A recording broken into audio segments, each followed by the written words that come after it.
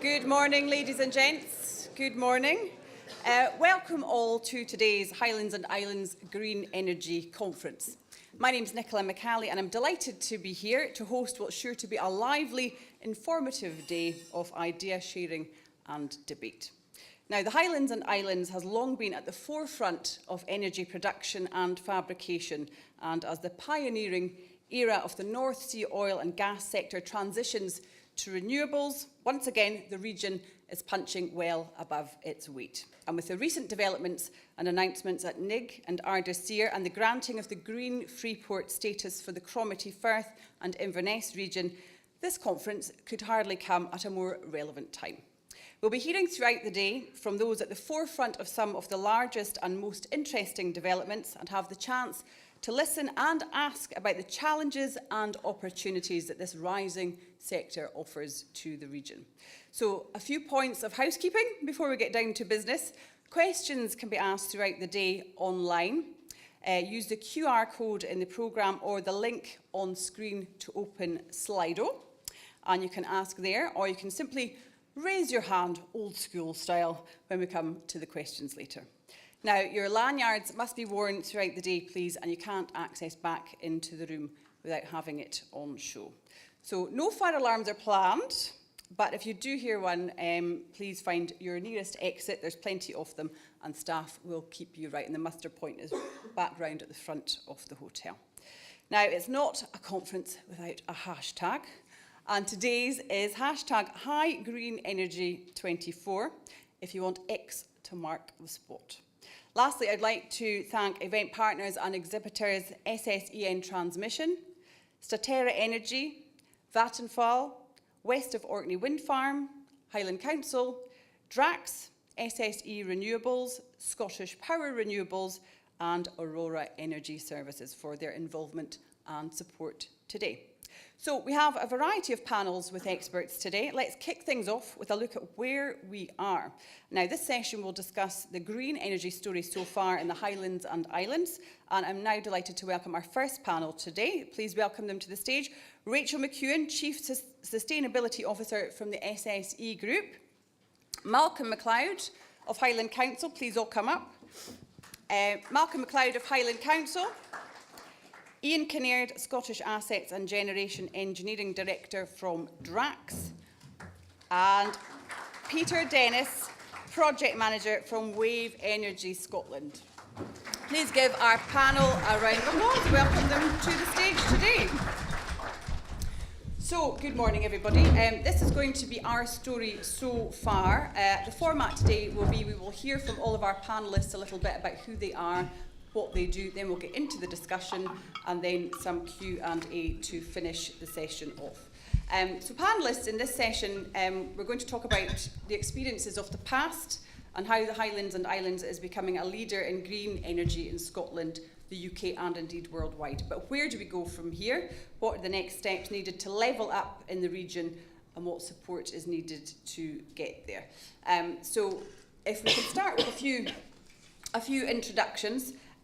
Rachel, are you happy to start there with a little bit about yourself and where you are today? Yes, of course. Thanks ever so much, Nicola. So I'm Rachel McEwen. My day job is Chief Sustainability Officer of the SSE Group, and I've basically been doing a variation of this job for the last 11 years and been with the company for 17 years. And it is really, really good to be here this morning. I'm a local girl. And I suppose between us on the panel, our job is to open things up and describe the story of Highland green energy so far. So I suppose my contribution is to articulate the scale of both the opportunity and the challenge of delivering an electricity transmission system that is capable of delivering net zero. So I thought, if it's okay, I would do 3 quick things. I will try to be really quick. Okay, the first is to note the climate context. The second is to describe what SSEN must do. And lastly, I do want to give a historical reference point too. So, the context of this, as I know every single one of us in this room knows, is the urgent and overwhelming imperative to tackle climate change. And we also know that there is no technical or plausible net zero pathway that doesn't involve the generation and transportation of, and this isn't a technical term, but effectively shed loads of renewable electricity from the north of the country to the population centres in the south.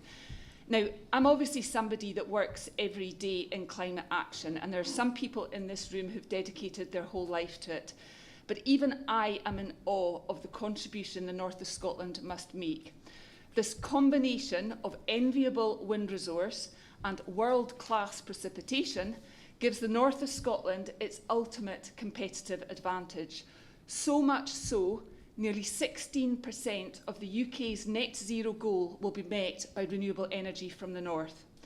And getting that power to the people requires a once-in-a-century investment in the grid. But I think maybe the scale of that investment in the grid deserves some sort of explanation. ASTI, which is a terrible acronym, but it stands for the Accelerated Strategic Transmission Investment. And what that is effectively a blueprint at a GB level for a modern net zero grid. In the north, it is a programme of 4 offshore direct current transmission circuits plus 4 major onshore links. The cost of that programme is likely to be around £20 billion, and they must be delivered by 2030. The truth is, very few new transmission circuits have been built in the UK in the past 30 years. There is one little heroic one, as you will know, which is Beaulieu-Denny. This is a 400 kilovolt overhead line, partly owned by ourselves and Scottish Power. That project started in 2002 and was completed in 2014. It took 144 months to complete, 48 of which were in local planning inquiry. To achieve the targets set by government, which are set for very good reason, to help meet the ambitions of generators, many of you are here, and for us as a company to meet our regulatory obligations from Ofgem, we effectively need to deliver 4 Beaulieu-Dennys in the next 78 months. Now, the scale of this and speed of this endeavour is almost without precedent, and I'm saying almost very deliberately. In the north of Scotland, there is a precedent from the 1940s and 50s, and as a company and in my department, we hold the custodians of the archive from that time. And we've taken an awful lot of care of those records because they tell a remarkable social and industrial heritage. So at a time of devastating depopulation, with an outflow of people from the Highlands and Islands that had been flowing since the clearances, the North of Scotland Hydroelectric Board was created and devised right in the middle of World War II. At the time, only 1 in 10 crofts had electricity, and the Hydroelectric Development Act of 1943 brought electric power to every hill, glen and island. It established 54 power stations, 78 dams, 200 miles of excavated rock tunnels and 32,000 kilometres of electricity network, most of which survives to this day. And I think for most of us, this is a heritage that we treasure, but it wasn't easy at the time. And one of the things in the archive is that it's got all the records of the community and landowners' letters of complaint and opposition. The local papers were absolutely full of fear and concern. And actually, one of the things that the archive also has is how it was responded to, or at least as an element of how it was responded to. And I'm very struck that the Secretary of State for Scotland at the time, Tom Johnston, took it as his job to evangelise for what he called the modern marvel of electricity. But it wasn't just the politicians. The technocrats were making the same case too. That you could effectively say we're technocrats amongst us. And Sir Edward McCall, he was the Chief Executive of NOSHEB, North of Scotland Hydroelectric Board. He went across Scotland speaking to everyone from the Women's Institute to angling societies, making the social and economic case for electricity. So, bringing this back to now, I think this point is as important now as it was then. The truth is, we need all hands on deck to both make the case for this climate action, but also to deliver it. Thank you.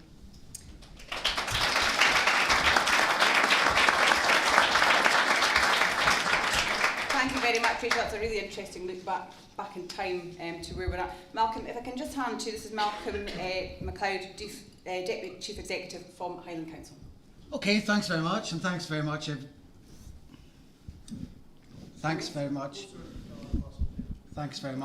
everyone.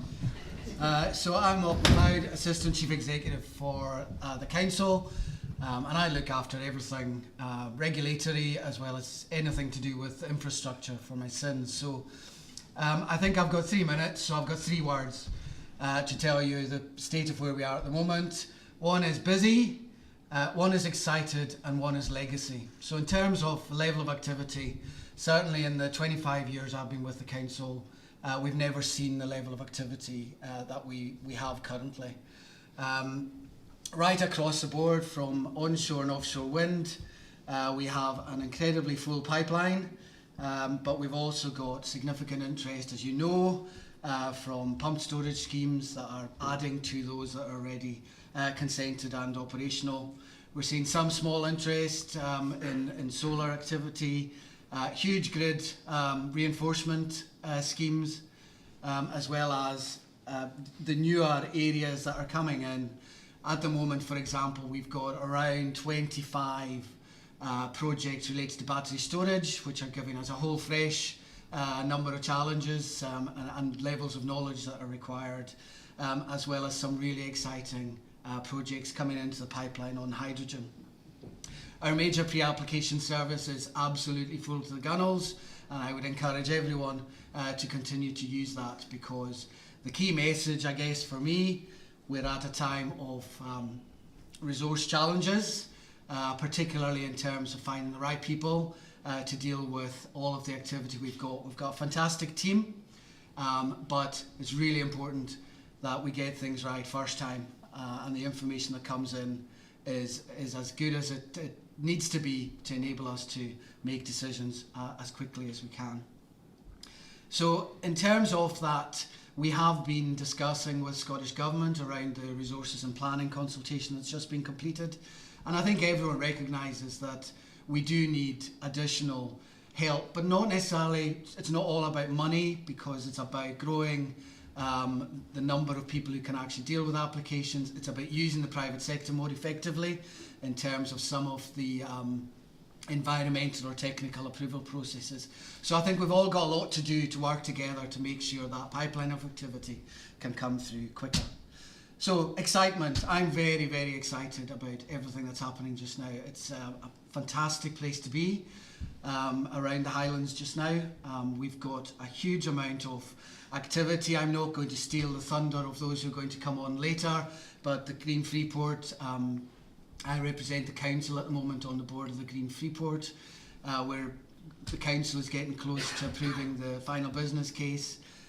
But that's one example of where public and private sectors have come together and come up with a vehicle that we hope will really fuel the rest of the activity that's happening, not just in the Freeport area, but across the region as a whole. And I think that message around public-private partnership is so critical. And I've been really, really encouraged, I have to say, by the efforts that are being made across the board on engaging early on some of the local supply chain issues, and in terms of some of the challenges that you're all going to face in delivering your project. And I would probably highlight, for example, the contractors in relation to grid reinforcement that have been engaging around housing matters in particular. And this is so critical for the next thing that I'm going to talk about. But it's about thinking outside the box, about working with us on maybe some housing voids we have in areas of low demand, or reusing buildings as opposed to just the perhaps traditional way of looking at get in and get out. And that's been encouraging, so I want that to continue. Thirdly, legacy. Critical. I'm a bit of a Highland Council dinosaur, I guess. I've been here a long time. Been here through the first wave of renewables. The question I get asked all the time is, did we get that legacy right? We've got a lot of work to do, all of us, and I think, again, What I hear all the time, as I'm sure you do, when you're engaging is housing, infrastructure, childcare, skills and training. These are the things that people want to see a real fundamental change on. And for me, that legacy part is going to be a really important part of our engagement with the private sector, our engagement with communities going forward, and I'm sure you'll hear more from the leader of the council later in the day. Thank you. Thank you very much, Malcolm. You're obviously a very, very busy man. We do appreciate you being here today. Can I now hand over to Ian Kinnaird from Scottish Assets and Generation Engineering Director from Drax Hydro. Thank you. Thanks, Nicola. Thank you for the introduction. And also thank you to Rachel and to Malcolm for sharing their stories so far. And I'm also looking forward, obviously, to hearing from Peter in a few minutes. I guess I would like to take the opportunity today to illustrate the progress that our industry has made, not just here in the Highlands, but across all of Scotland, and the opportunity that sits ahead as we move towards a sort of net zero future. I'm of course biased, but I don't think there's a better illustration of the story so far by looking back at our heritage of hydro in Scotland. In the middle of the 20th century, it was here in the Highlands that Scotland's renewable energy power story actually started, harnessing nature to create electricity. Today, though, there's an opportunity to build a new generation of pumped storage hydro plants and once again lead the UK in the development of a green energy transition. I mentioned Scotland does have a heritage in hydropower. Rachel has already mentioned Sir Edward McCall. He's well known, he's infamous throughout the hydro industry. But the Highlands, with its unique geography, lends itself to hydropower. Iconic projects that we have, like the Tummel Valley scheme, the development of our Cruachan power station, our pumped storage hydro plant, have not only powered our homes, but also demonstrated Scotland's innovative spirit over the decades. At Drax, we're continuing this legacy this year by investing £80 million in the existing Cruachan power station, upgrading units 3 and 4. The underground facility, which is affectionately known as the Hollow Mountain, is a marvel of engineering and never fails to impress. And it's also a cornerstone of our energy infrastructure here in Scotland. It also embodies the ingenuity and resilience that has defined Scotland's approach to renewable energy across the decades. But as we look to the future, the energy system is changing and there are challenges, and we have to ready ourselves as an industry for those challenges. One of those most significant challenges is ensuring security of supply and reliability of our power system. And again, Rachel's already spoke about the massive infrastructure projects that sits ahead of us to actually make the grid system stable. We need, as we move to more intermittent renewables like solar and wind, it's a real big challenge for the grid operator. So it nicely leads me into the importance of long-duration energy storage. Facilities at Cruachan are not just about generating power, they're also about absorbing excess renewable energy when it's available on the grid system and storing it, and importantly displacing fossil-emitting fuels of electricity generation off the system at a later date. Long-duration energy storage is essential for balancing supply and demand, particularly as we integrate more wind power into the system here in Scotland. When the wind is blowing, as I mentioned, Cruachan will absorb, and other pumped storage hydro plants will absorb that excess renewable energy, and then they can release it as demand increases or when the wind stops blowing. Moreover, long-duration energy storage supports the expansion of wind power here in Scotland. It's not a competitor, it's actually an enabler for more wind energy here in Scotland. Given the importance of that, you'll see outside in the stands, we are also looking to expand the current Cruachan power station by building a complete new underground facility. This is an investment of over £500 million in rural Scotland, and it's part of our heritage that we want to provide for the future generations in securing a green renewable energy future for everyone.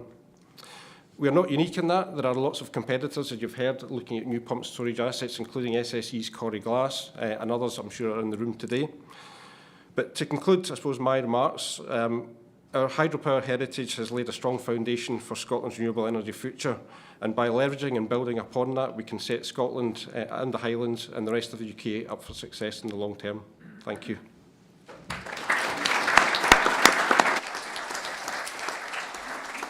Thank you very much, Ian, and so interesting to hear the key role that hydro continues to play in this sector. Lastly, but by no means least, I would like to hand over to Peter Dennis, who's Project Manager from Wave Energy Scotland. Thank you, Nicola. The story so far for Wave Energy Scotland started 10 years ago when the Scottish Government realised the resources around Scotland and the skills and experience that were within Scotland and wanted to use that to develop wave energy technology and gave us the remit of developing to utility scale solutions, which we have worked towards. And we've run a programme, an extensive programme funding across Europe, well over 100 different companies doing contracts and subcontracts with us. And we've run a programme for new wave energy types of devices and also some of the supporting systems such as power takeoff units, control systems and quick connection mooring facilities. And so that programme has been running and it's led towards 2 devices reaching the sort of top of that pyramid. It's been a very structured programme of funding. It's been competitive, it's been stage-gated. So whilst we've taken a lot of projects in at the lower level of that pyramid, we've filtered them through assessment and independent assessors have looked at those projects. We've reached 2 that were tested in Orkney in the last few years at a scale device, and they've been in the water for months to years for one of them. And that's led towards the stage that we'd really like to get to, which is looking towards private investment coming in. It's demonstrating these devices are capable of being in a pretty harsh saltwater and challenging environment. The engineering is very complex and difficult, but we're showing that devices can be there and they can add to the renewable energy mix for Scotland. And indeed, you know, worldwide, there's lots of other opportunities for wave energy around the world. And if Scotland can be a leading player in that technology, then it can sell those technologies around the world. What that leads us to now is the future opportunities, and we're looking at various different aspects now with wave energy. One is looking at what we're calling direct generation, which is using some pretty novel materials and flexible materials to make the whole device be the generator. And it's quite complex materials and quite complex electrical engineering, but the idea is that we can lessen the cost of steel and concrete and those kind of involvements and use these flexible materials, and the whole device is a generator. And I can talk more about that to anyone who's interested and comes to see me during this conference. We're also particularly excited about the idea of co-locating wave with offshore wind, and we've commissioned some research to show that there is, by sharing infrastructure and vessels and consenting and planning, all those kind of processes, there's a financial benefit both for the wave developer, but also the wind sector can receive a financial benefit. Some of that is due to the fact that wave energy often arrives at a different time to wind energy. So whereas a storm will blow through and the waves following that storm may come 2 or 3 days later. So in effect, there's a storage kind of aspect to it there. And that allows better use of the cables and the infrastructure that the wind developer might be putting in. So that's something we're actively pursuing now and seeing where that can lead us. But I think, in summary, you know, Wave Energy Scotland has worked hard for 10 years to get us to the point we are now. There's a huge resource around Scotland. There's a huge level of skill and experience in Scotland with the companies that we've been working with. And we look forward to taking that to the next stage and reaching our remit of utility scale wave energy in Scotland.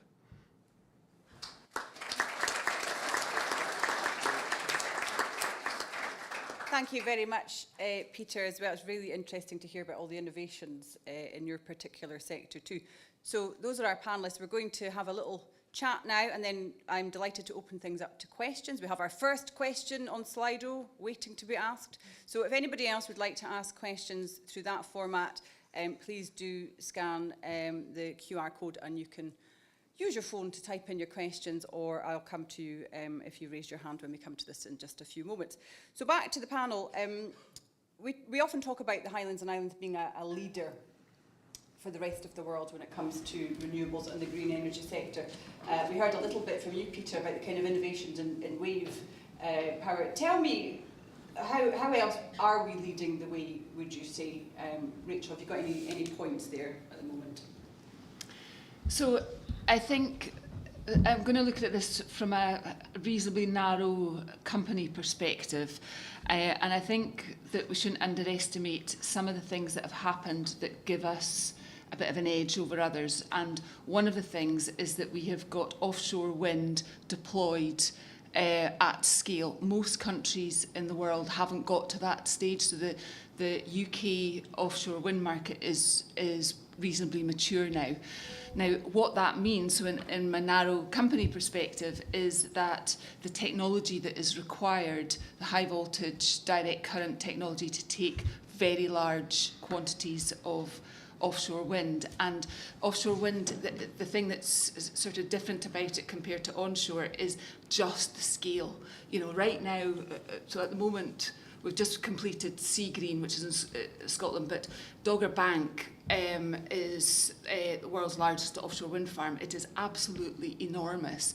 So what you've got, so that's quite a technical challenge, is that amount of energy, which obviously is reasonably sort of predictable, but not completely. Getting that onshore and then for that to integrate into the grid takes quite a lot of extremely clever engineering and expertise.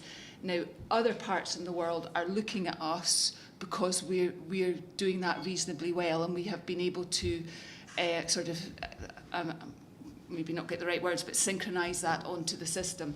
So that is definitely an area of expertise where we are ahead of the game, if that's the question. From my perspective as a sustainability person, SF6 is a nasty little greenhouse gas emission, greenhouse gas. It basically has the global warming potential 26,000 times carbon dioxide. So you don't want to release any of that, but it's an inert gas. So what that means is that it's got brilliant insulating qualities. So that keeps people safe from electrical arcing. Now, and what the transmission network is doing is putting some world first alternatives to SF6 onto the network. We've still got quite a lot there, so the job is to try and make sure it doesn't leak, but actually the long term here is to replace it, find an alternative that keeps people safe but doesn't have that global warming potential. So those are two quite specific, but actually I think maybe quite important in a global context. Thank you, Rachel. Anybody else on the panel want to pick up on that, where we're leading the way? Peter, we're hearing a bit from you about wave. Ian, when it comes to hydro, that's very seen as a traditional renewable, if you like, but you've got lots on the go there, haven't you? Yeah, we do have lots on the go, and one of our colleagues from SSE Renewables referred to hydro earlier when we're outside in the hall as the sleeping giant. You know, it's built into the heritage. People drive past these plants and don't really recognise sometimes that they're there. But these assets remain extremely flexible in the grid system, providing a whole host of ancillary services for the system operator. You know, managing system constraints, providing voltage and frequency control, and the investment into these assets, some of which, as I say, are approaching 100 years old in cases. It means that they are still modern and they still play a really important part in the grid system. And Malcolm, you have the unenviable task of sitting across all these applications coming in, but there's a lot of, it's such a broad industry, isn't it? It must be quite difficult to keep on top of it sometimes. There's so many different sectors within the sector, if you like. Absolutely, and I think I touched on some of the areas that are coming, and in terms of being a global leader, I think we're right at the cusp of having that, such an enviable mix of different energy types, particularly if we do develop some of the hydrogen market, which I know is some way off, but we're perfectly placed to do it. So I think there's the mix of energy generation we've got, notwithstanding grid challenges. There is the levels of foreign direct investment we're beginning to see coming in, both in terms of the different schemes that people in the room are representing, but also in terms of some of the supply chain activity. And I think that's the sort of, we're at that tipping point where finally we're beginning to see these, Sumitomo was probably a good example of where actually we're able to attract these types of developers. And clearly there's huge excitement around, for example, Ardisia about what that could become as well. So that to me, going back to what I was saying, it's the mix of energy types, but it's also the fact that that's now being backed up by that real supply chain benefit. And I think that's where the Highlands and Islands needs to be. And Peter, you touched on some of the innovations that are happening in the wave sector, and you said people can come and ask you a lot more about that. But can you just kind of widen it out a little bit and tell us a few of the other things that are happening with you? Yeah, one point I'd like to make is that even the procurement approach that Wave Energy Scotland has used for its programme has been quite innovative, and that's allowed us to fund projects at 100% when that might have been difficult in using other routes. And that's been so attractive that actually Europe's looked on at that and thought we'd like to do that as well. And there's now a programme called Europe Wave, which is a joint between Scotland and Spain and Ocean Energy Europe. And they are now funding the next generation of wave energy technology, the next scale of devices. So they are funding projects that are going to be constructed next year and will be tested, but either in Spain or up in Orkney as well. The other point I suppose I'd like to make is that it's so important to be first or early mover on this. You know, Scotland's had a great history with wave energy. There's other countries, other companies, other organisations around the world are pushing at the door of it now. And it would be a real shame to lose out to some of those in the same way that maybe the wind industry lost out to developments in Denmark or whatever else kind of thing. So I think we're on the cusp of a real opportunity to push Scotland for this rather than and take the lead on it. Yeah. Thank you very much indeed. So I think we're going to open up to questions, and we have quite a few coming in on Slido. If anybody would like to ask a question as well, and they're maybe not so technologically advanced like myself, please feel free to put your hand up and we'll come to you as well. So I've got a question here from Donald Forsyth who says, how can we secure long-term benefit / quality jobs in the Highlands post the construction and investment phase of the transition to renewable energy? I'll put that to the panel. So how can we secure long-term benefit or quality jobs in the Highlands after the construction and investment phase of transition? Yeah. So I think I've kind of touched a wee bit on making sure there is a supply chain benefits after just the construction. So I think it's really important we begin to see these downstream activities being based in the Highlands, and I think that's what will really be transformational for us.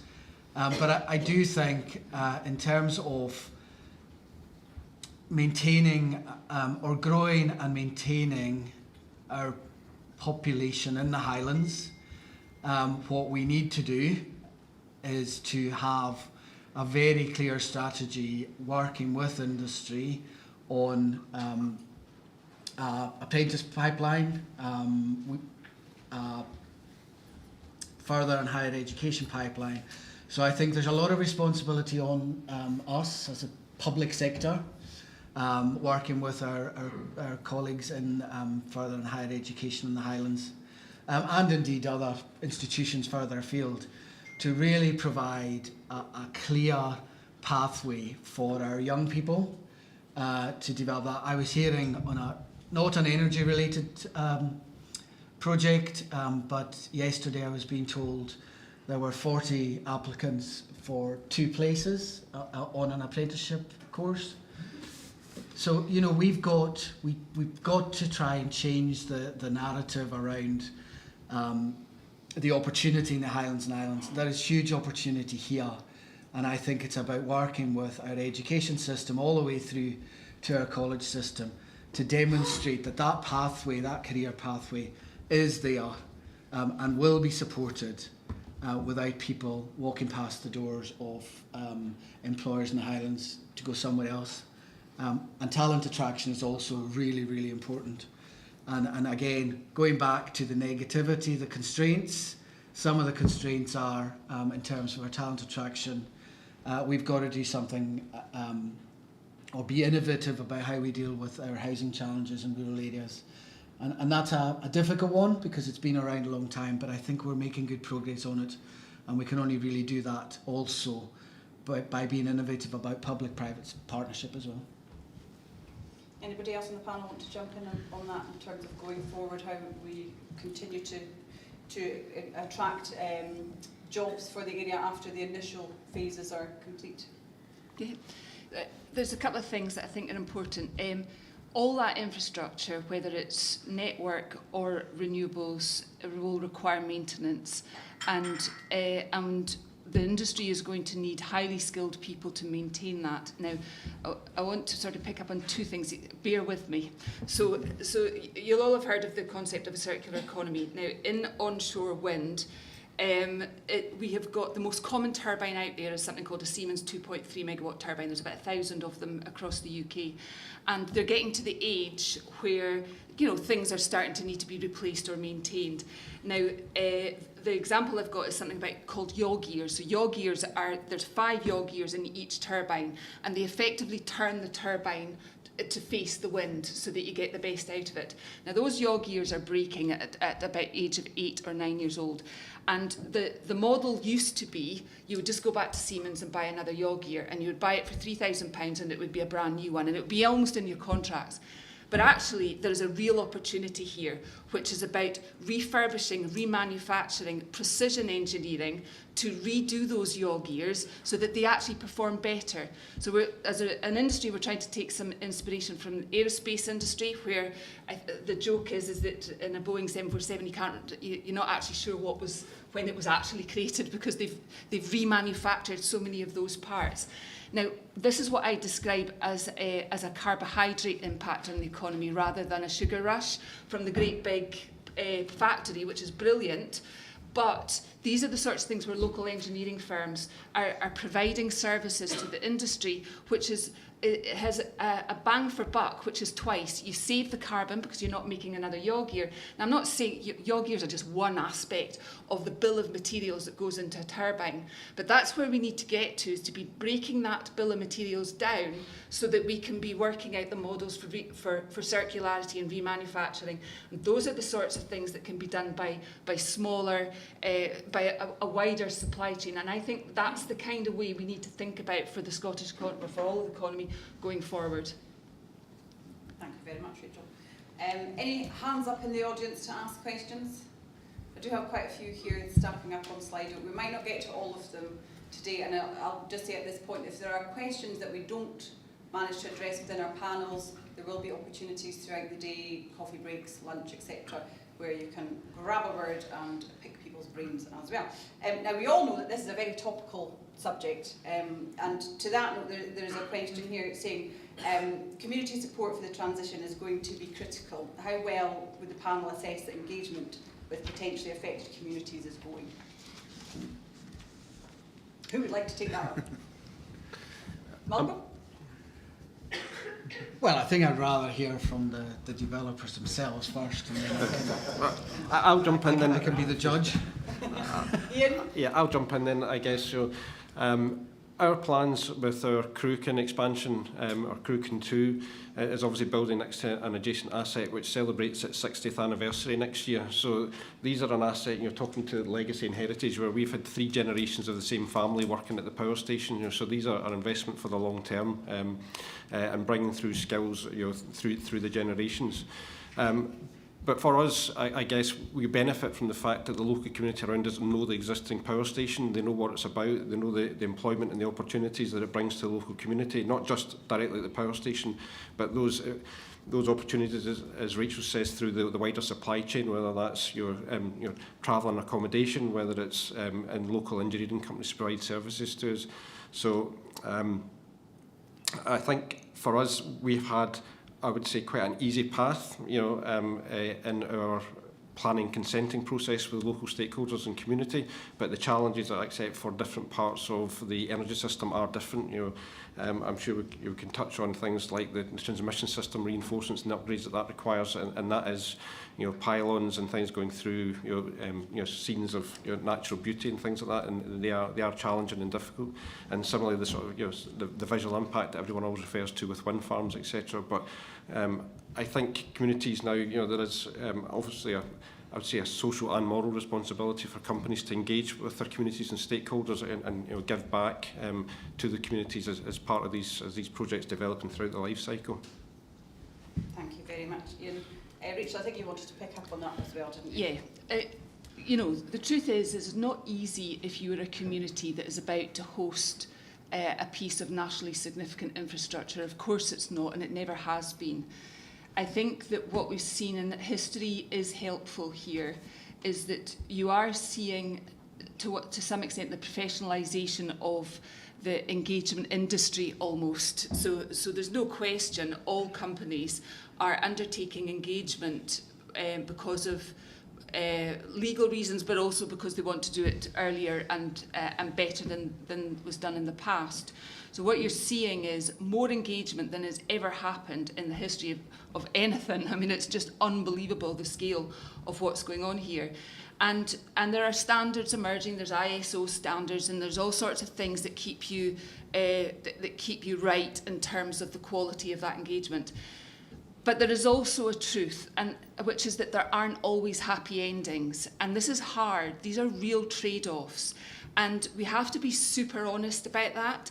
I sort of believe that part of the answer to this is radical transparency, almost, because these are hard things. But we also know there are sort of glimmers in this from history, which is new normals are established, and sometimes the process of pinning down the place where it's going to be developed, that can create as much pain and heartache before it's done, because there's sort of lots of options. So I think it is really tough. Like I'm for all of us, you know, developers, and that it's not easy, but we have to do this in a way that is respectful, putting ourselves in the other's shoes, really listening, doing everything that we can to mitigate the issues, and be honest about the times when we can't, and that's what we're left with. Malcolm, thank you very much for that, Rachel. Malcolm, you wanted to say? Just, I mean, I think the question was about how well. I think the reality is, you know, it's probably mixed, and part of the reason is because very often people are coming in on individual schemes, and the community, the local community, and the kind of wider Highland community don't always see that big picture. So I think we've all got to get better about setting the context correctly, that this is part of a much bigger picture, because very often it can just be focused on the very local issue, and you don't necessarily see all the other parts of the jigsaw that are required. So there's definitely something around that, and you know, being clear about what the community is here, because there are very local impacts, but also there are more, I suppose, area-wide impact and opportunities that come from that. So I think there's still a lot of work to do, a bit of work to do in terms of go back again to making sure that the legacy isn't just something that, you know, disappears the minute that the infrastructure is in place. And I think that's the key way of doing this, and it might be that it's going to take a lot of work, for example, looking at perhaps more shared investment schemes where people can really see that long-term benefit flowing into our local areas. That'll make a difference, but certainly, you know, there's far more engagement and ongoing engagement than there has been for many years, and it's just about keeping working on it and making sure we're identifying the right scale of community for different projects. Thank you very much, Malcolm. Just our final question before we wrap this panel session up, and it's with regards to innovation and research. And the asker is asking, what links are being developed with universities and manufacturers to develop sustainable materials and resources for green energy projects? I open it up to you, Peter. I can take some of that. Wave Energy Scotland is certainly working with plenty of universities and academic institutions as contractors in its projects and in its programme. And it's a key part of Wave Energy that there's a big cost for the device in the steel or concrete, often it's steel that they're manufactured from. And any innovation we can do to reduce the quantities of steel involved and use materials that are cheaper is a huge part of what we want to do, and is why I was talking about this direct generation opportunities that we're developing. And we have we part fund some PhD students working with us and with academic institutions looking at some of these projects and these technologies. So Wave Energy Scotland has always been about innovation. It's run an innovative procurement programme. It's come up with innovative technologies and solutions in the field of wave energy, some of which are being taken on by other marine sectors now as well. And it will continue to do so. And those links with academic institutions provide us with information and research and details that we need. And it provides great projects and interest for the people doing that research. You know, it's a really exciting piece of engineering and industry, and people want to work on it for those reasons, even though it's difficult and challenging and it's a harsh environment and all those aspects. Thank you, Peter. Rachel, you're furiously scribbling there. Do you have something to add on this? I mean, from a company perspective, we've got probably hundreds of relationships with universities. I think just to pick up on the point I made earlier about the circularity point, so we've got a partnership with the University of Strathclyde and the National Manufacturing Institute for Scotland around these principles of circularity, and alongside lots of others called SUSWIND.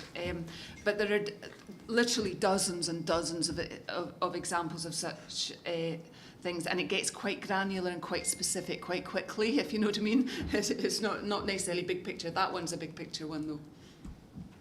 Thank you very much indeed. Anybody, anything else to add on that last question? Malcolm. Sorry, can I just also say, you know, I know the question is about the links into colleges, so, you know, one area I think, again, we can all work better on, because all of these things are happening, you know, in terms of making links, creating that pathway through to further and higher education. But it starts actually back in our education system. And I think industry and the public sector have a duty to try and make it easier for that engagement to happen. You know, there are a plethora of different STEM activities right across our area, for example, which are all effectively trying to do the same thing.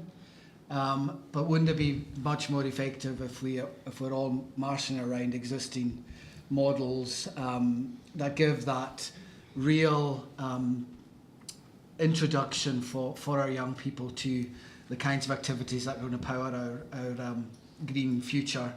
And I would say, you know, initiatives like the Science Skills Academy, which has been, you know, funded through the public sector. It's now at that point where it's giving that full immersion for every primary school child in young person in Highland.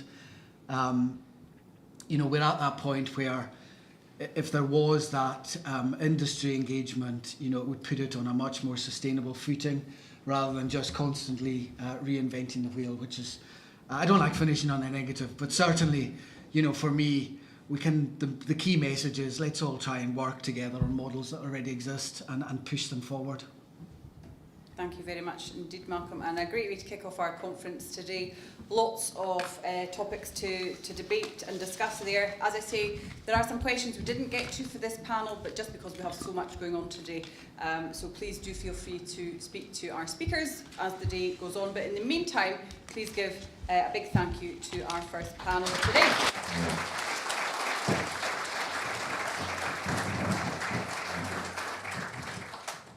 A huge thank you to everybody there, and certainly lots for people to discuss as the day goes forward.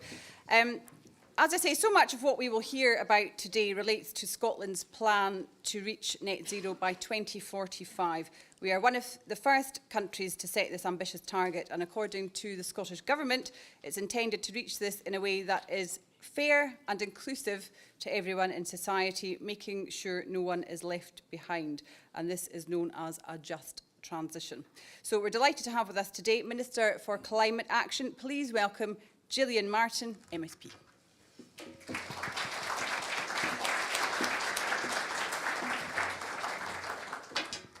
Thank you for inviting me again. I was here last year. It's all gone past in the blink of an eye.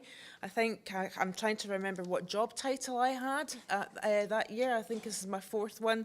I'm now Climate Action because effectively, having been Energy Minister and then Just Transition Minister and then Environment Minister, they decided just to put it all in because everything that's in my portfolio is effectively about the action to get us to net zero, but it's also a lot to do with the action to get us to sustaining our new economy and a very vibrant economy at that. And that's a sort of the economic aspect of things, I suppose, that's probably the main thrust of what I want to talk today. There's really no more appropriate place to talk about all these initiatives and drives than the Highlands, because you are already front and centre in what we're trying to do here. We've made huge progress in the last 10 years. Scotland's capacity for renewable energy generation has rapidly increased from 6.2 gigawatts in 2013 to 15.3 gigawatts in 2023. That's about 150%. The Highlands and Islands and the north of Scotland as a whole are leading the way on that. About 30% of the onshore electricity generated in Scotland was in the Highlands and Islands in 2022. And the success is not just down to the abundant natural resources around, it's a testament to the innovation and the leadership of the sectors that's made this region its home, but also the plethora of supply chain companies as well that are keeping everything, the show on the road. In terms of offshore wind, it has the potential to be transformational to the economy of the Highlands and Islands. We really do have everything to gain here. And we want to make the most of the massive potential. We're determined to grow Scotland's supply chain and have already committed to investing up to £500 million to anchor the offshore wind supply chain in Scotland. But I also want to mention some of the conditions that you'll be familiar with about the licensing for ScotWind and INTOG projects. Very much baked into that is conditions around local supply chains being the first port of call. That is something that we were not able to do. Mainly, well, we didn't have a Scottish government or parliament at the time, but when oil and gas was starting to sort of like become a major industry in Scotland in the 1970s, supply chains sprung up around that, but there was no sort of conditionality around that. We need to make sure that the supply chain that have serviced and grown up around oil and gas is able to pivot to renewables as much as possible.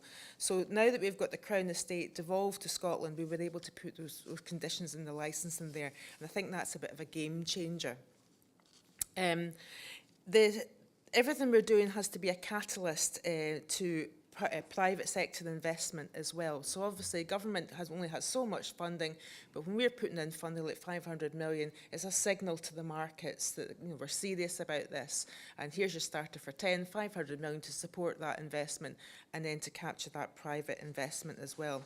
In May, of course, I don't have to tell anyone in this room, there was hugely significant milestones in the Highlands and Islands with regards to the infrastructure and the supply chain for the renewables revolution, Ardesir port development investment and the groundbreaking ceremony for Sumitomo's subsea cable factory in Nig as well. Big signals to the rest of the world that Scotland is the place to do business. Get investment from Sumitomo from halfway around the world coming to Scotland to manufacture their cables because they know that it's a worthwhile investment and more will follow. Full capacity, the Ardesir site's potential to enable around 3,000 jobs and reskilling opportunities for the community over the next 10 years. And once fully operational, it's going to be the largest dedicated offshore wind facility in Scotland. And the HVDC cable that Sumitomo are currently building will create hundreds of good sustainable jobs in the Highlands and be the first of its kind in the entire UK. These accomplishments in the last month alone, although say the last month, they've been years in the making, they serve to powerfully demonstrate that Scotland's becoming a renewables powerhouse, but the epicentre of that is the Highlands. And onto onshore wind, obviously Highlands and Islands stand to benefit from that as well. Onshore wind deployment across the UK is increasing, but in Scotland we have committed to double it. Now, I've been listening to that conversation in the last panel. It's not without its challenges, of course. But if we take, for example, the Viking wind farm in the Shetland Islands, that's 443 megawatts and it will be the UK's largest onshore wind farm. They have done phenomenal work in engaging the community. A few times I've tried to go up to Shetland to actually see them. They're winning awards for their community engagement, but I keep on getting gazumped by successive cabinet secretaries and first ministers because it's too good a story, so I get downgraded and they get to go and see it. I will hopefully make my way up there in summer. But we want to go so much further. We've set an ambition for 20 gigawatts of installed capacity by 2030, and you'll all be familiar with, around about this time last year, we signed the onshore wind sector deal, and that includes actions for both governments and for industry that will accelerate deployment and secure, but very importantly, and again, thinking of what I call at the end of the last panel there, secure benefits for Scotland's communities. Because that's actually the only way we're going to get this done. We need to bring the people of Scotland with us. They need to see the benefits in their everyday lives about what is being developed in our country. But whether it's in wind, wave, solar, offshore, onshore, the energy transition obviously presents opportunities, but we're only going to realise those opportunities if we've got better, bigger capacity in the grid.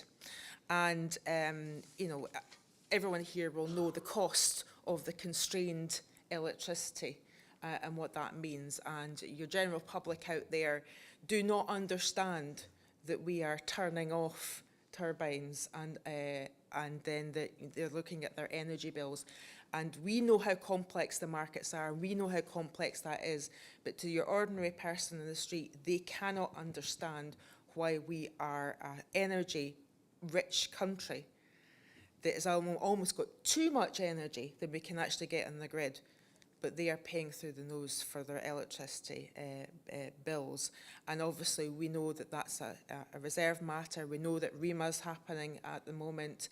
There has to be reform there, because if there's not reform there, that countries like Scotland are generating potentially a substantial proportion of the UK's green energy, but the people who are hosting the infrastructure are not seeing the benefit for that. In fact, in the Highlands are probably the most, people in the Highlands are probably the most fuel poor of anyone across the UK.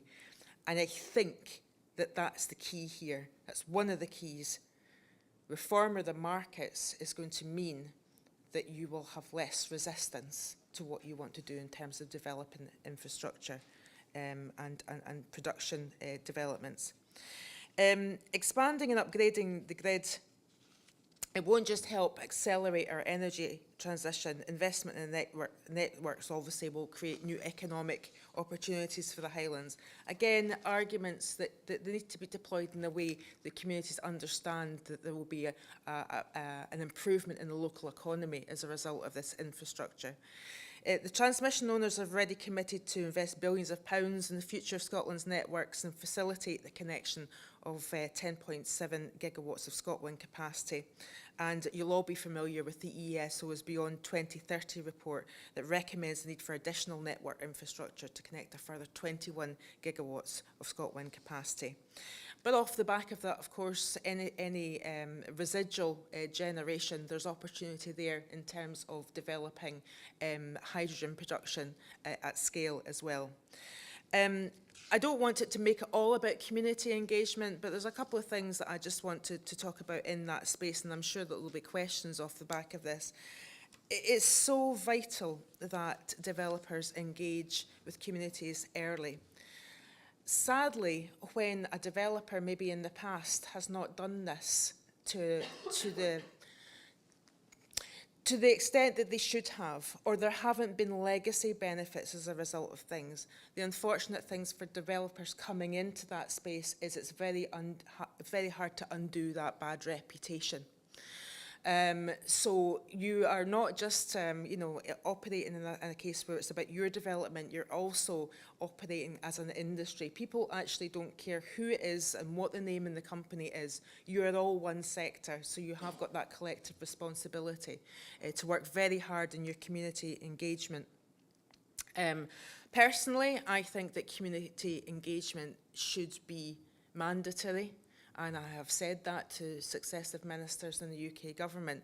But more than that, I think that there has to be almost a collaboration in producing guidelines as to how that community engagement should look. And that should, and you're all very well placed to know what has worked, what has not worked.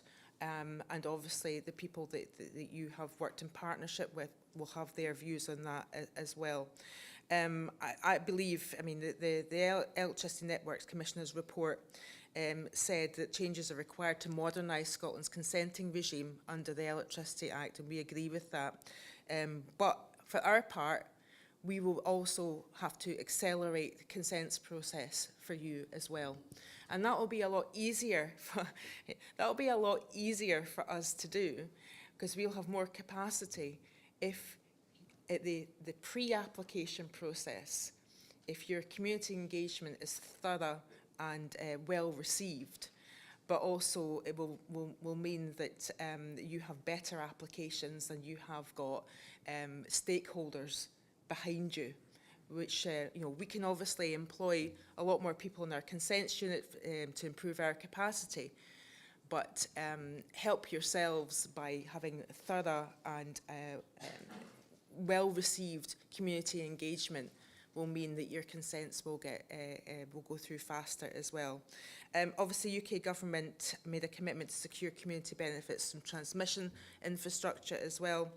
But I think we have to be really inventive about what we do. The housing gets mentioned an awful lot in the Highlands, and offers that transmission operators, but also developers as well, could be making to communities in terms of, asking them, what is it in your community that you need? What would make the biggest difference to you? And then working with them and coming up with, making suggestions as to where you could invest your community benefits in a way that is going to leave a lasting legacy for the community, but is also going to mean that they're fully foursquare behind you when you put your application in. That's going to be a game changer. So share good practice with one another, share good practice ideas with me, because obviously I meet all of you, and I think we will get there. But it's a very hot topic, and of course I'm happy to answer any questions. Thank you.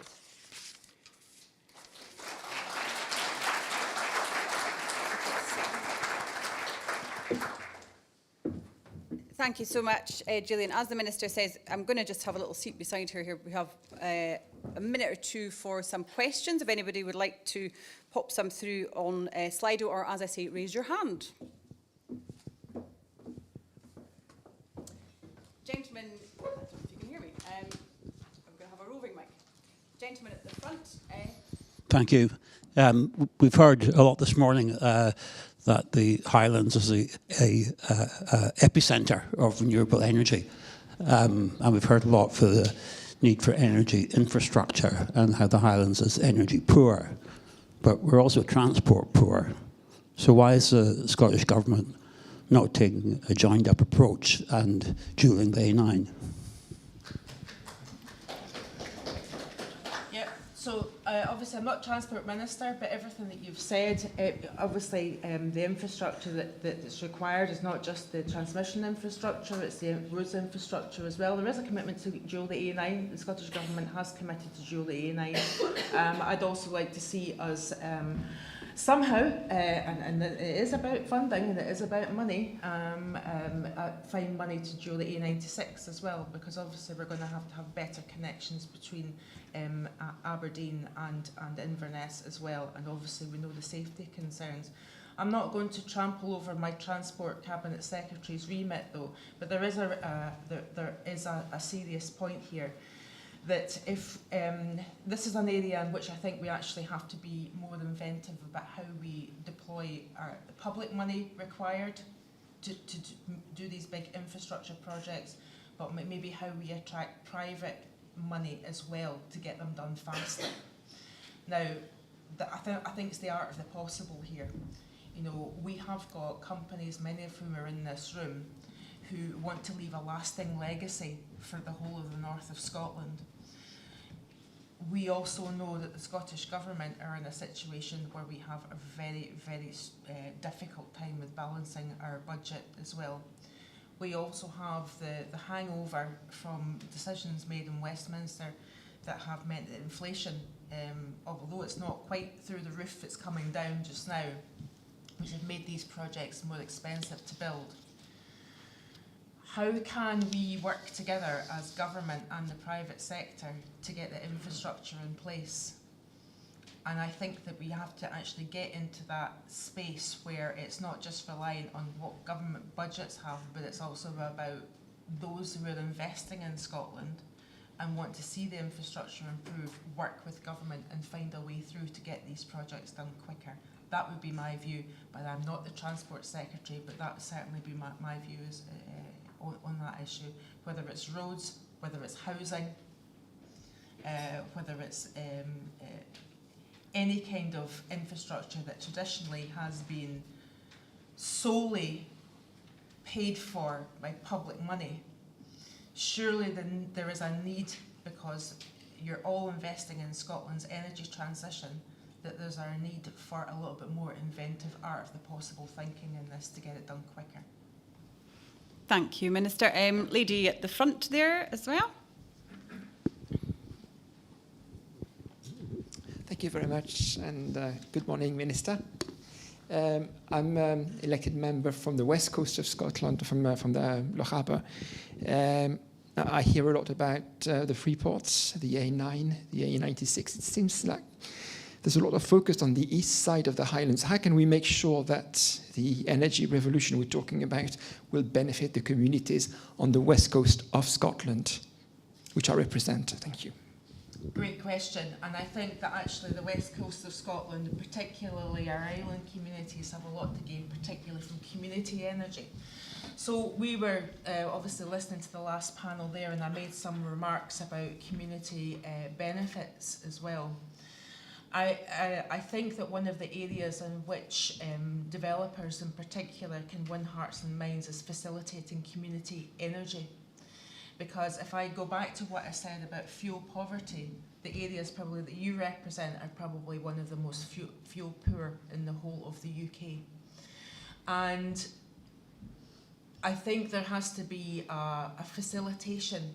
Now, developers have got the knowledge and I've got the expertise, but also have some of the funds available where they can work with communities and say, right, what are the things that are in everyone's everyday life that is a negative? And probably in your communities it would be our energy bills are too high, my housing stock is not as good as it could be. I think there's a lot more that can be done in the community energy space here. Obviously, government, we just recently committed, I think it's like £70 million more to facilitating cares. But when there's developers that maybe are wanting to put developments into the north of Scotland, they could be working with communities to say, would you like a community energy scheme that we do the kind of like legwork in partnership with you? We've obviously got the buying power in terms of all the components required to do that. We've also got a grid connection. We can make sure that you maybe the turbine that maybe becomes your community energy scheme gets a grid connection as well, and you're getting the funds off the back of that. You could also be looking at the housing stock and what people might actually need. You know, might there be opportunities for having the installation of air source heat pumps into some of the houses in the villages that you serve off the back of any community benefits. Things that are making a tangible difference to people's lives. certainly, I'm an East Coaster, so I'm over in my constituencies over in the northeast. We've got, fuel poverty as well, but we probably have a better housing stock than you have as well. So things are a lot easier in terms of like adaptation to those houses to get them to be sort of like clean energy. So I think again it's about the inventiveness of both the transmission operators and the developers, and looking at the communities in Scotland that need a bit of a hand up in terms of people's like cost of living and everyday lives. They're the energy experts, they've got the expertise. Although we've got CARES Scotland as a body which facilitates and helps communities build their own community energy schemes, it still takes a couple of retired people for it to become almost like their full-time job to get these things off the ground. But imagine how transformational it would be if developers said, well, we've got this person here who's going to work hand in glove with your community and get this off the ground and take a lot of the kind of stress and the kind of administrative burden off of them. Again, don't wait for permission to do that. You don't need permission to do that as developers. But there's some of the ideas that I have about the justness of the transition, but also helping the community engagement and providing long-lasting legacy benefits to communities, rather than the sort of we'll refurbish your community centre, we'll build a play park. They've all been done. Time to get a little bit more into people's households. Thank you, Minister. I think you must have been reading Slido without looking at it, because there was a question just coming in there about the longer term benefits for communities, rather than just when a project is finished, something that will be tangible throughout the life of the project. I would also say, and skills were mentioned briefly in the last panel, and I was listening intently to that, is that obviously the developers and the transmission operators and the supply chain need skilled people. And I think, certainly I obviously know North East Scotland College very well. They're very interested in attracting private partnership and almost sponsorship into new courses as well. And I know that the Highlands and Islands, University of Highlands and Islands are in that space as well. I work very closely with the Further and Higher Education Minister, Graham Day. And we both feel that there's nothing in regulations, there is nothing that says that there can't be private-public partnership in expanding the offer that is there, in the skills offer that's there in colleges and universities. And I think, again, be a little bit more inventive in that space. You were pushing at an open door. Thank you very much indeed for joining us today. We know you're extremely busy. Please, everybody, a big thanks to Minister for Climate Action, Gillian Martin. Thank you so much. So, ladies and gents, a very informative morning. I'm sure you'll all agree. You'll now be relieved to know that it's time for a coffee break. So we will be back here in about 20 minutes. So lots of time to go and have a chat about what we've been listening to this morning. So we'll see you soon. Thank you.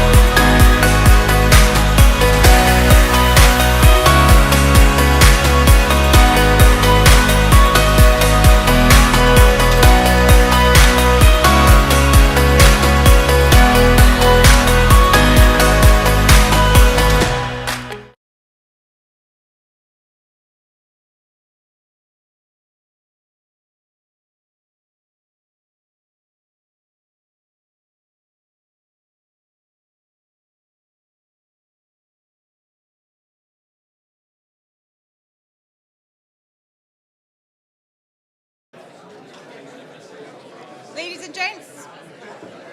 Ladies and gents. Ladies and gents. Welcome back. Trust you're sufficiently caffeine fueled or not, depending on your personal preference. So let's get straight back to another speaker, discussing a responsible developer's perspective, delivering wind farms and maximising benefits. We're going to hear from Frank Ellsworth from Vattenfall, which I am reliably informed means waterfall in Swedish. Yes. And after Frank has delivered his presentation, there will be again an opportunity for some questions. So please feel free to pay attention and pop some questions onto Slido for after we hear from Frank. So please give a warm Highland welcome to Frank Ellsworth from Vattenfall.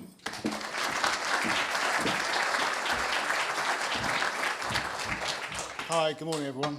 There's a slight technical issue and I can't see these slides so well, so give me a second.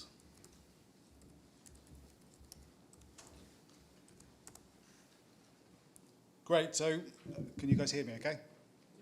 All right, so what I wanted to do today was discuss what the development process is like for a developer, the steps we have to go through, and then some of the opportunities that there are for sort of maximising the benefits from onshore wind in particular, but it's also applicable to other energy infrastructure as well, benefits for the workforce and the supply chain in particular.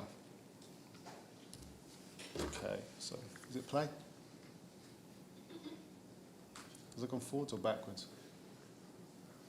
So firstly, for those that aren't familiar with Vattenfall, Vattenfall are a large utility company in Northern Europe, employing 20,000 people. As a utility company, it covers energy generation from onshore wind, from offshore wind, from hydro, gas, and nuclear as well. It's involved in distribution networks, so much like Scottish Southern. It's involved in heat networks and a few other bits and pieces you'd expect from a utility company. And it's also 100% owned by the Swedish state. And I think the point to take from that is corporate responsibility is taken very seriously.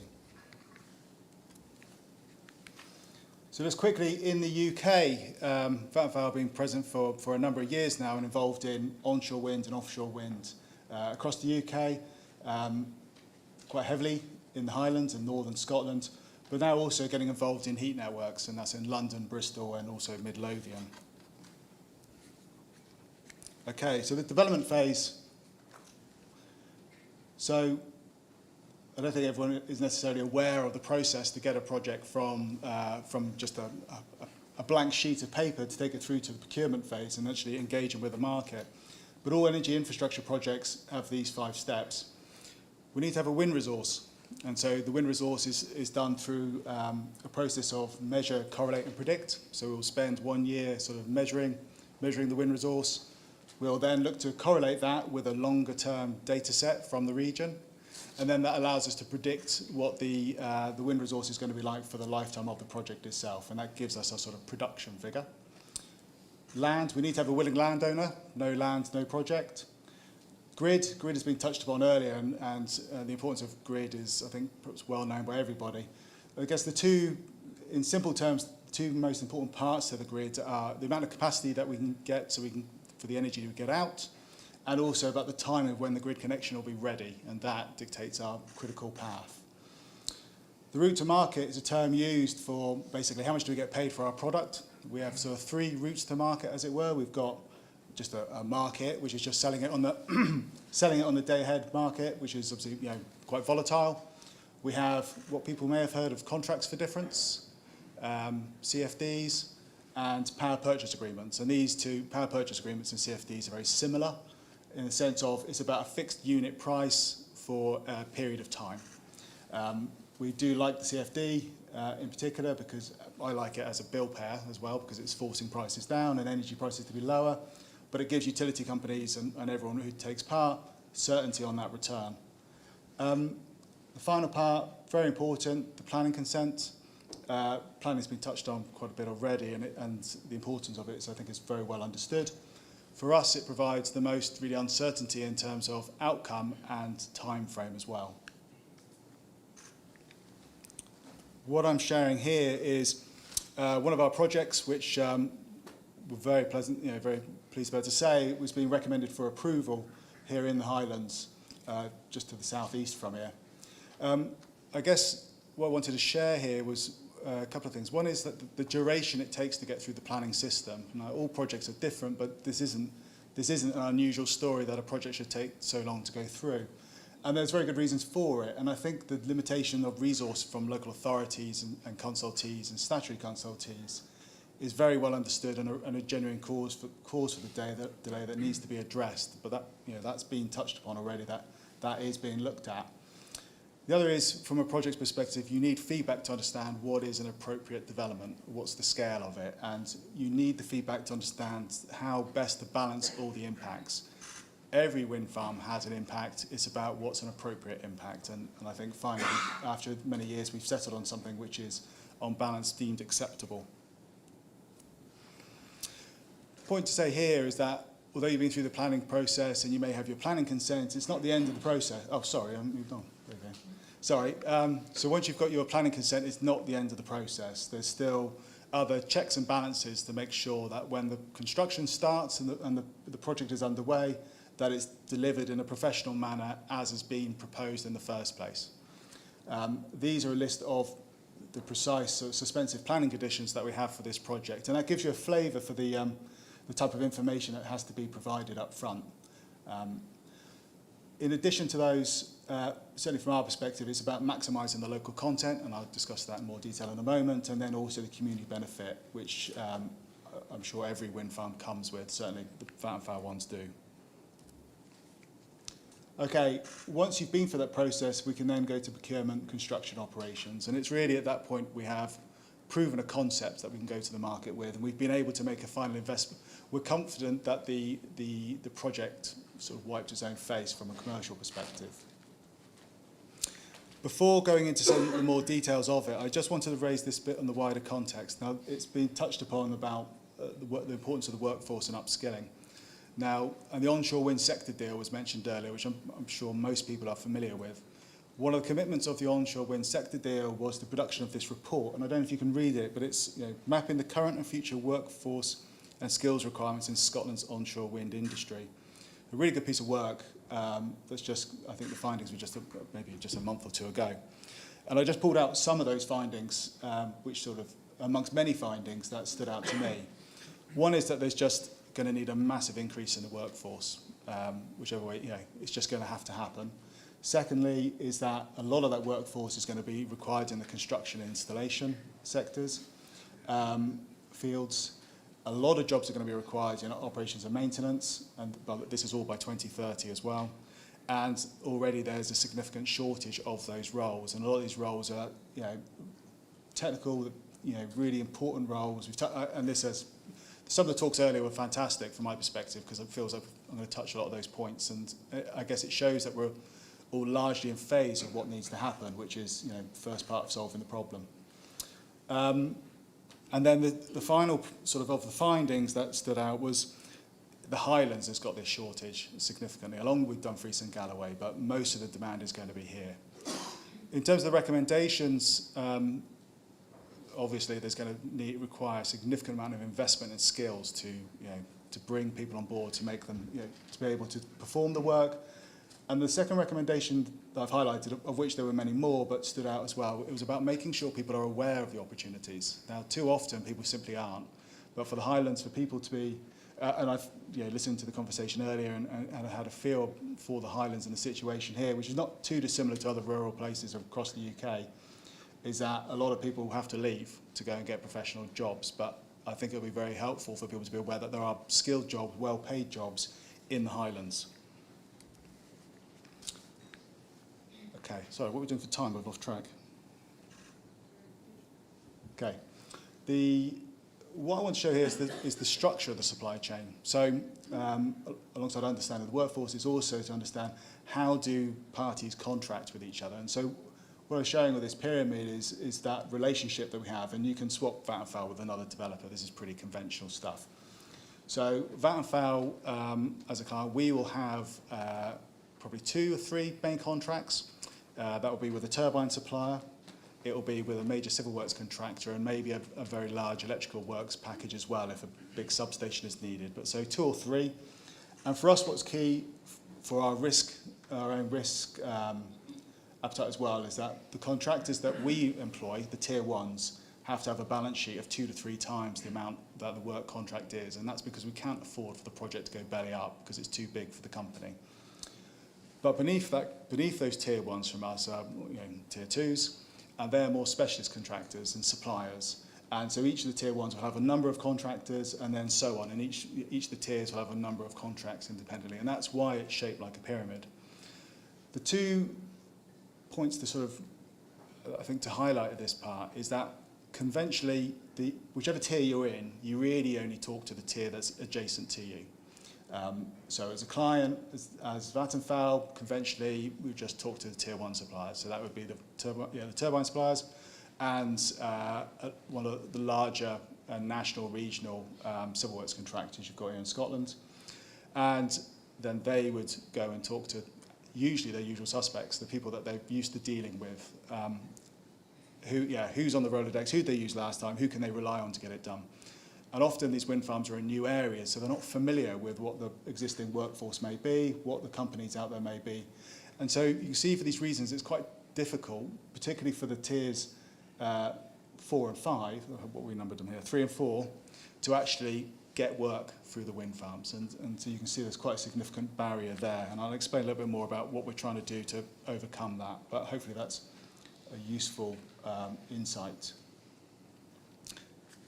Next slide is here to show you, based on our South Kyle wind farm, which sort of straddled East Ayrshire and Dumfries and Galloway,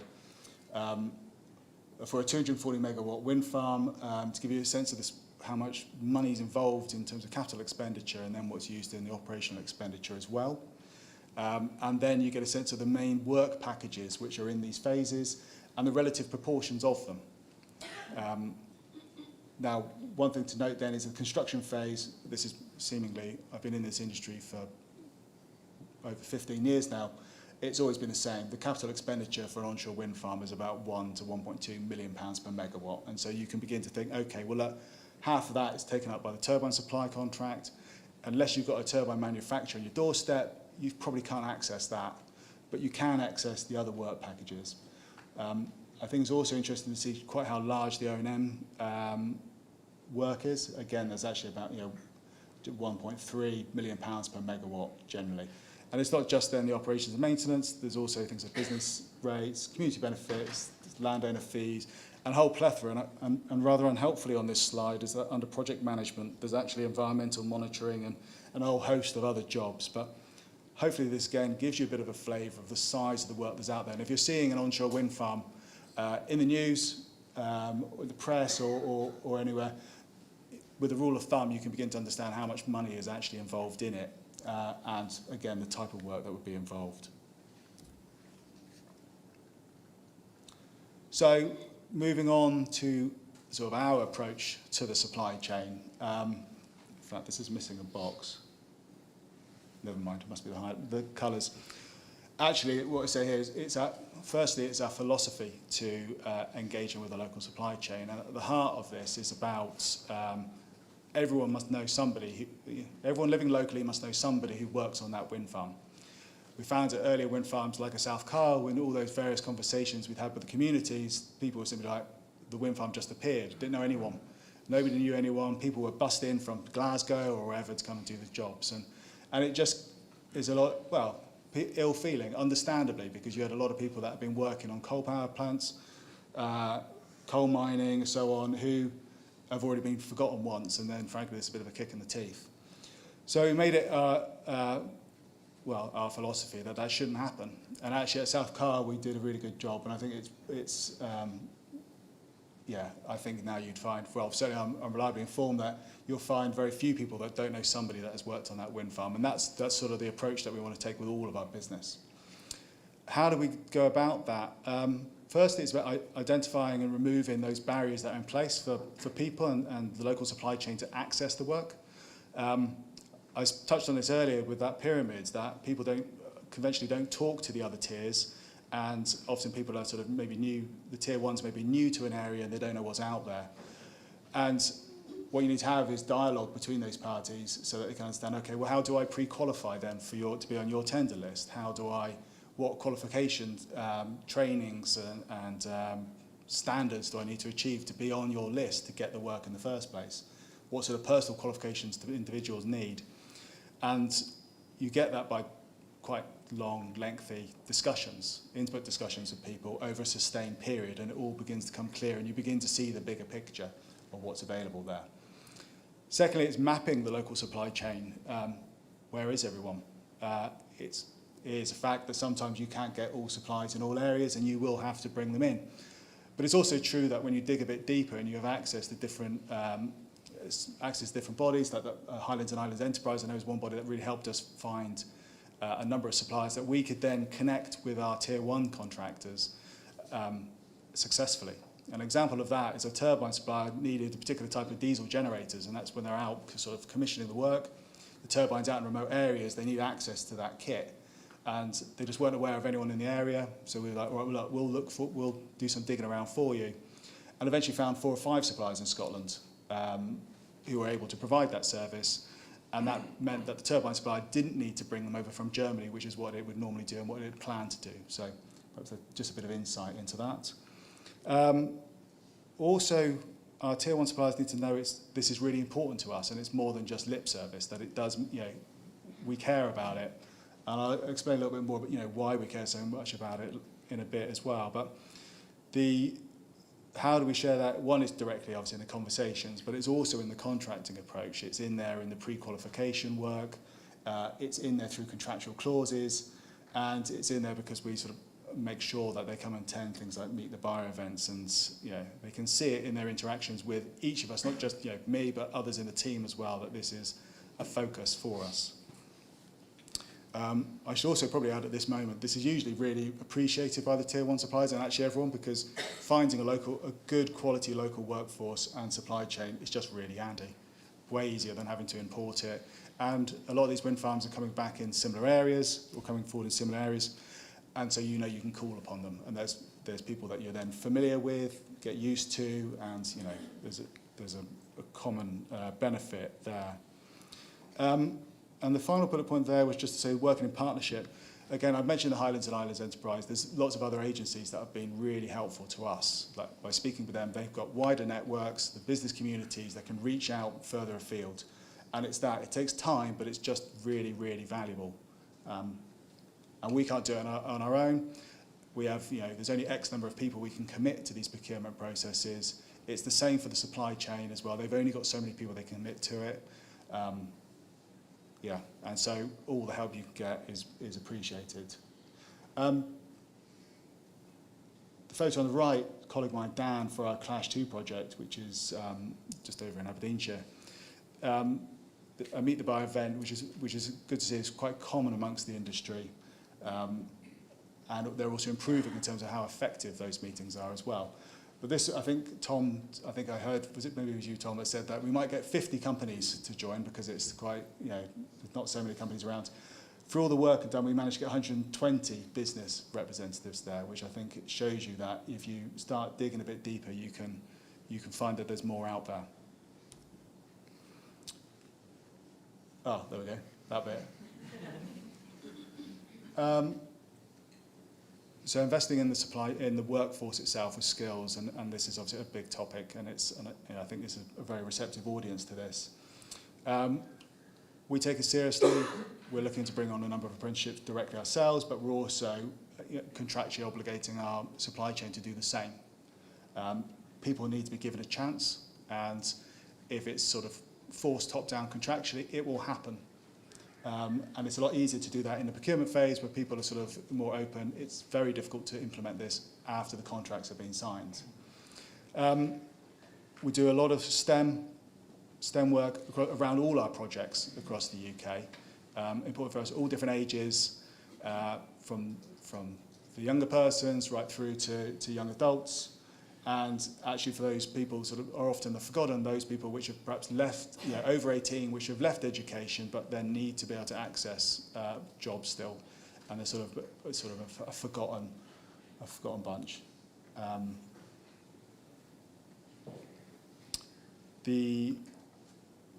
again, this isn't something we can do on our own. We do have quite a few people that are dedicated to doing this, but again, we're sort of working with these other agencies that let them understand what it takes to be involved in this industry, what are the jobs, what are the skills needed, helping them sort of implement that into sort of the trainings that are happening around the place. I think one of the speakers earlier, it may have been the chief or deputy chief exec of the Highlands, was saying about that more, actually getting that information and getting it properly into syllabuses. So people are earning it as part of a core part of their sort of education rather than it being a sort of a sticky platter or a bolt-on. Very enthusiastic about that concept, much more deeper integration of the skills needed for the workforce. And I know in South Wales we've done that, has exactly happened. Some of the materials we've produced for our wind farm, like the Pennycombe wind farm, have gone directly into the skills syllabus down there, and that's obviously brilliant, so it's highly applicable, and more of the same would be good. I think it's also helpful for the teaching staff as well. Teaching staff, obviously it's hard to stay on top of your job, do your teaching, and still be aware of all that's needed in a sort of modern workforce. So a lot of work to be done. A lot of work to be done there, but you know, with these bodies listed down here, we were just really fortunate that, as I said earlier, it very much is pushing on an open door. So what does it mean? What can it mean economically? So this is a snapshot. We commissioned an independent report by Bigger Economics, and it's a snapshot during the midpoint of the South Carr construction. So you saw the figures earlier, 200 odd million quid was going to be spent in the construction, but this sort of midpoint, sort of mid-spendish point, snapshot taken, and this is what we want to see. This is about money being spent in Scotland, staying in Scotland, supporting Scottish jobs, and the same in the regions as well. And also, you know, you'd like to be able to see that more locally as well. But what you can see is it's very significant figures can remain in the regions. I said earlier, like, so why are we doing that? And we have the corporate responsibility of being Swedish state-owned, no surprises there. But this statement is sort of where we want to get to. We recognise, and I think this perhaps captures a point that was made earlier in terms of the nature of the engagement, that if people see and feel the benefits of an onshore wind farm, they are actually the most supportive of onshore wind. And we've seen that from our own polling from projects in England, which we know is quite hostile. That the biggest advocates are there, which are actually familiar with the projects, and it's done when they are actually aware of what's happening. They're not so interested or so supportive if nothing's been done for sort of legacy benefits, and they're not so supportive if they haven't seen it either. So it's also about making people aware of the benefits, and yeah, it should be quite a reciprocal. Yeah, you get what I'm saying. You get where I'm going with this. So we do this because we obviously have future business that we're interested in, and our projects to us are our shop window. They allow people to see what we're doing is actually more than, you know, we're not just paying lip service to something. You can see it. You can talk to people near our wind farms, and they will show you they're supportive of it and that we actually do a good job. So it's commercially for us, it just makes a lot of sense with this approach.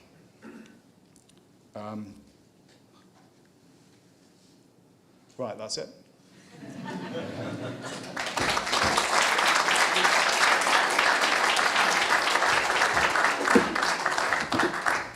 Thank you very much for that presentation, Frank.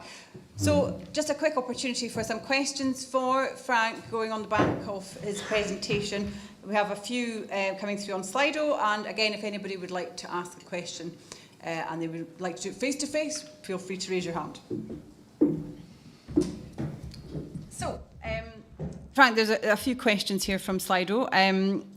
One of them you touched on briefly there about STEM.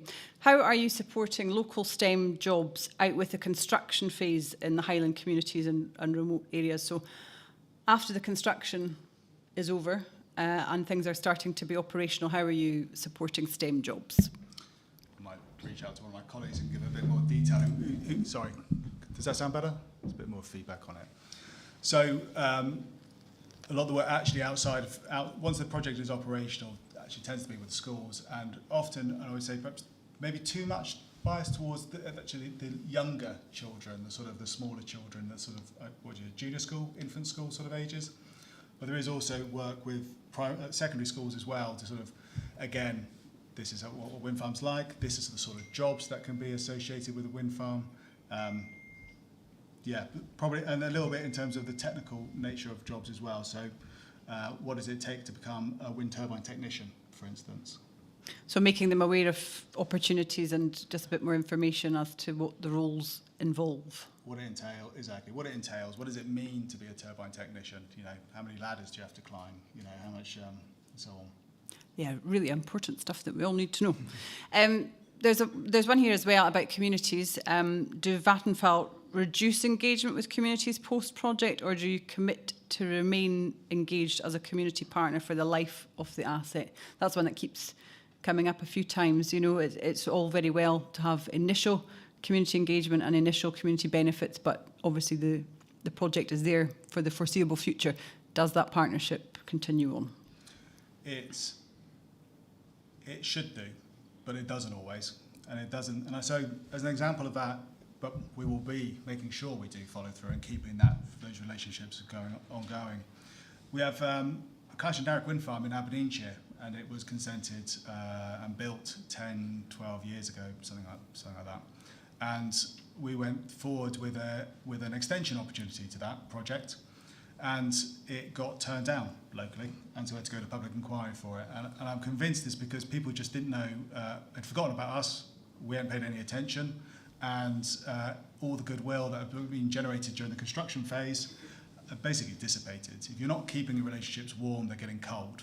And so I think we actually felt to our cost that if you don't keep the relationships warm, if you don't stay engaged, you're not going to have that. You're going to have life's going to be much harder for you later on. If you invest the time and effort into it, then actually there's a lot more benefits for everybody involved by being involved. So. The final one for this session, Frank, this is the really gritty one here. How many ladders do you have to climb to get to the top of a turbine? I guess it depends. It depends. I can't remember. I think normally if you've got 4 tower sections, you should expect 4. 4 tower sections, you should have 4 ladders. Oh well. But actually, there's often a lift. There we go. There we go. There we go. Thank you so much for... Oh, somebody's waving over in the corner. Sorry, you're stuck in the corner. I couldn't see you there. 2 seconds. We're just getting a microphone to you. Stand up, not that okay. Much difference. One of the slides you put up earlier on was entitled "Consultation doesn't end, or engagement doesn't end with consent." Yes. And then it listed a series of activities upon which further engagement would happen. I am right in thinking, aren't I, that in fact that's not something you're doing purely out of the goodness of your own heart. Those are often activities required as part and parcel of consent. Yes, they're suspensive planning conditions. Yes, so they're conditions. Obligations and commitment. And it's nice when conditions are met. Yes. Yeah. Yeah. That's all I just wanted to emphasise. Yeah, it's really important to have checks and balances. It doesn't help us for projects which aren't delivered properly, aren't delivered professionally. It just gives the industry a bad reputation, and it just makes work hard. And when you get if you get one bad example, what happens is other people hear about it and put more conditions on you on other projects later, and that it costs time, it costs money, it's complicated. Yeah, you want it to be done right. Thank you very much. Just final question, Frank, just because we have so much to get through today. And as I say, if anybody wants to pick Frank's brains, you can come and find him in our next break. So this is just the final one for this session, and it's with regards to Vattenfall's pipeline projects. Do you think that all of Vattenfall's pipeline projects can be delivered through the existing workforce? And if not, what does the government need to do to help? The answer is no, it can't. No, there's not. There's too much, and you can. And the talks earlier, there's some really good. I thought some really good talks earlier by the earlier panelists. There's just so much that needs to get done. Like it's overwhelming how much work needs to get done, and it's going to require an awful lot of people to get trained up for it. It's going to need an awful lot of people to sort of transfer from other sectors to be able to deliver it, and it has to happen yesterday. But even if we don't meet 2030, if that's a particular deadline, it's still important to do it by 2031. The pressure doesn't stop to get it done, and if we just got to keep working at it. Thank you very much.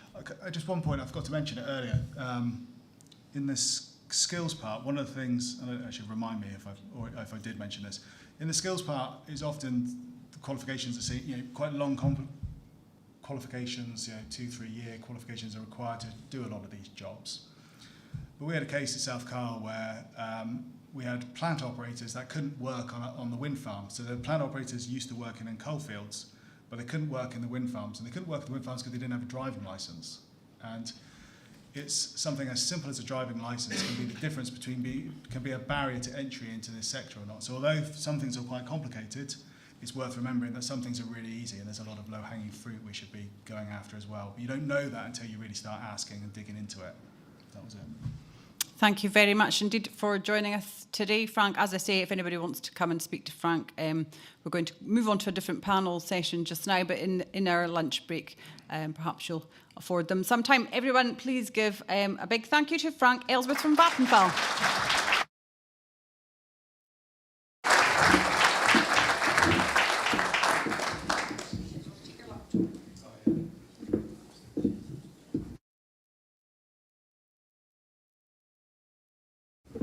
So thank you to Frank. We're now going to move on to another panel, and this is hosted by the West of Orkney Wind Farm, and we're going to discuss offshore wind, ports and infrastructure.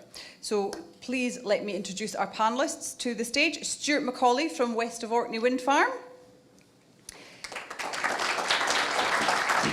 Callum McPherson from Cromarty Firth Green Freeport. Carol Drastic from Associated British Ports. We have a wee change in our programme because Joanne from Cromarty Firth Port Authority is unable to attend, so we now welcome Katarina McKinnon from the Crown Estate Scotland. Welcome one and all. As I say, this session is brought to you all by the West of Orkney Wind Farm, and we're going to be discussing the economic opportunities of offshore wind and how it will impact the region. So I'm going to start off by asking our panel again to introduce themselves and tell us a little bit about what they do. So Stuart, if you would like to kick things off, we'll go from this end of the table towards me. So over to you, Stuart Macaulay, West of Orkney Wind Farm. No, thank you very much, and thanks everyone for attending today. Stuart Macaulay, so I'm the project director for the West of Orkney Wind Farm.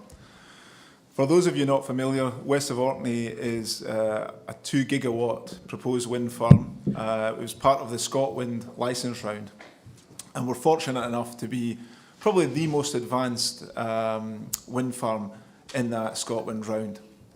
So fixed bottom and sitting about 25 kilometres off Orkney, 25 kilometres off the Caithness coast.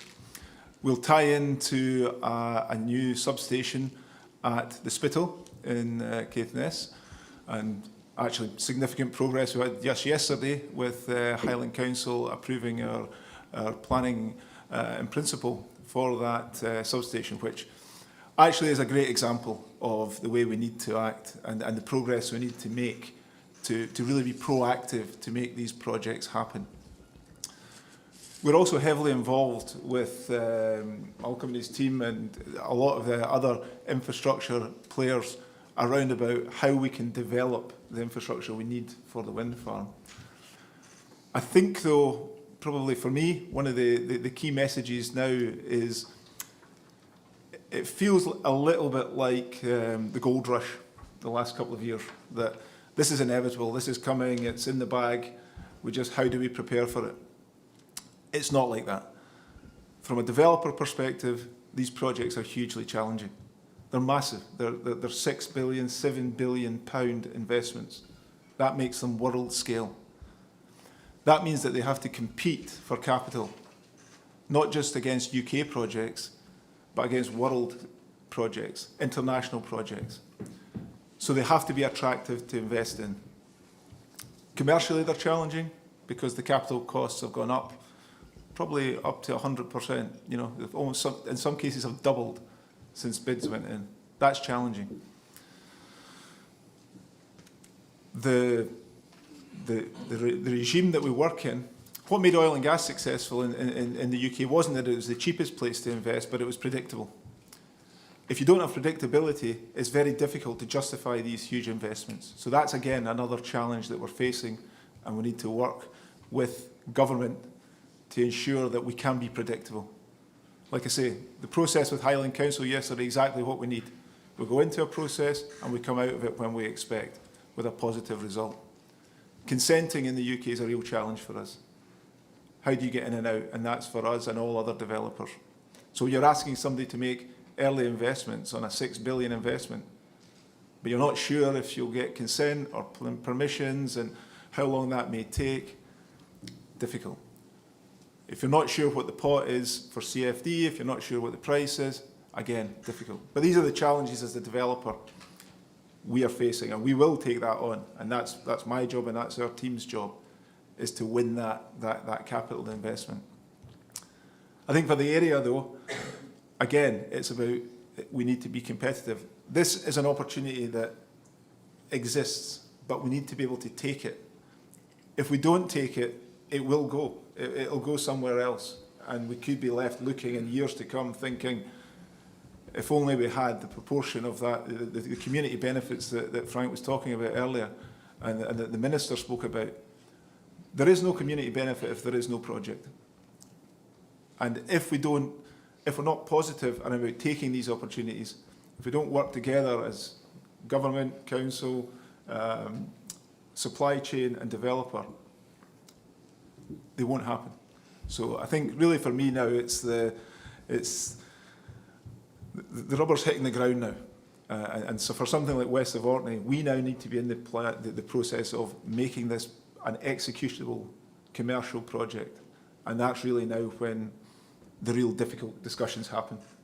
How do we get the commitment from government? How do we support supply chain? How do we make sure the north of Scotland, where we have world-class resources, we've just done our wind measurements, we've got the highest wind speeds of any wind farm in the UK, probably any wind farm in the world at the moment.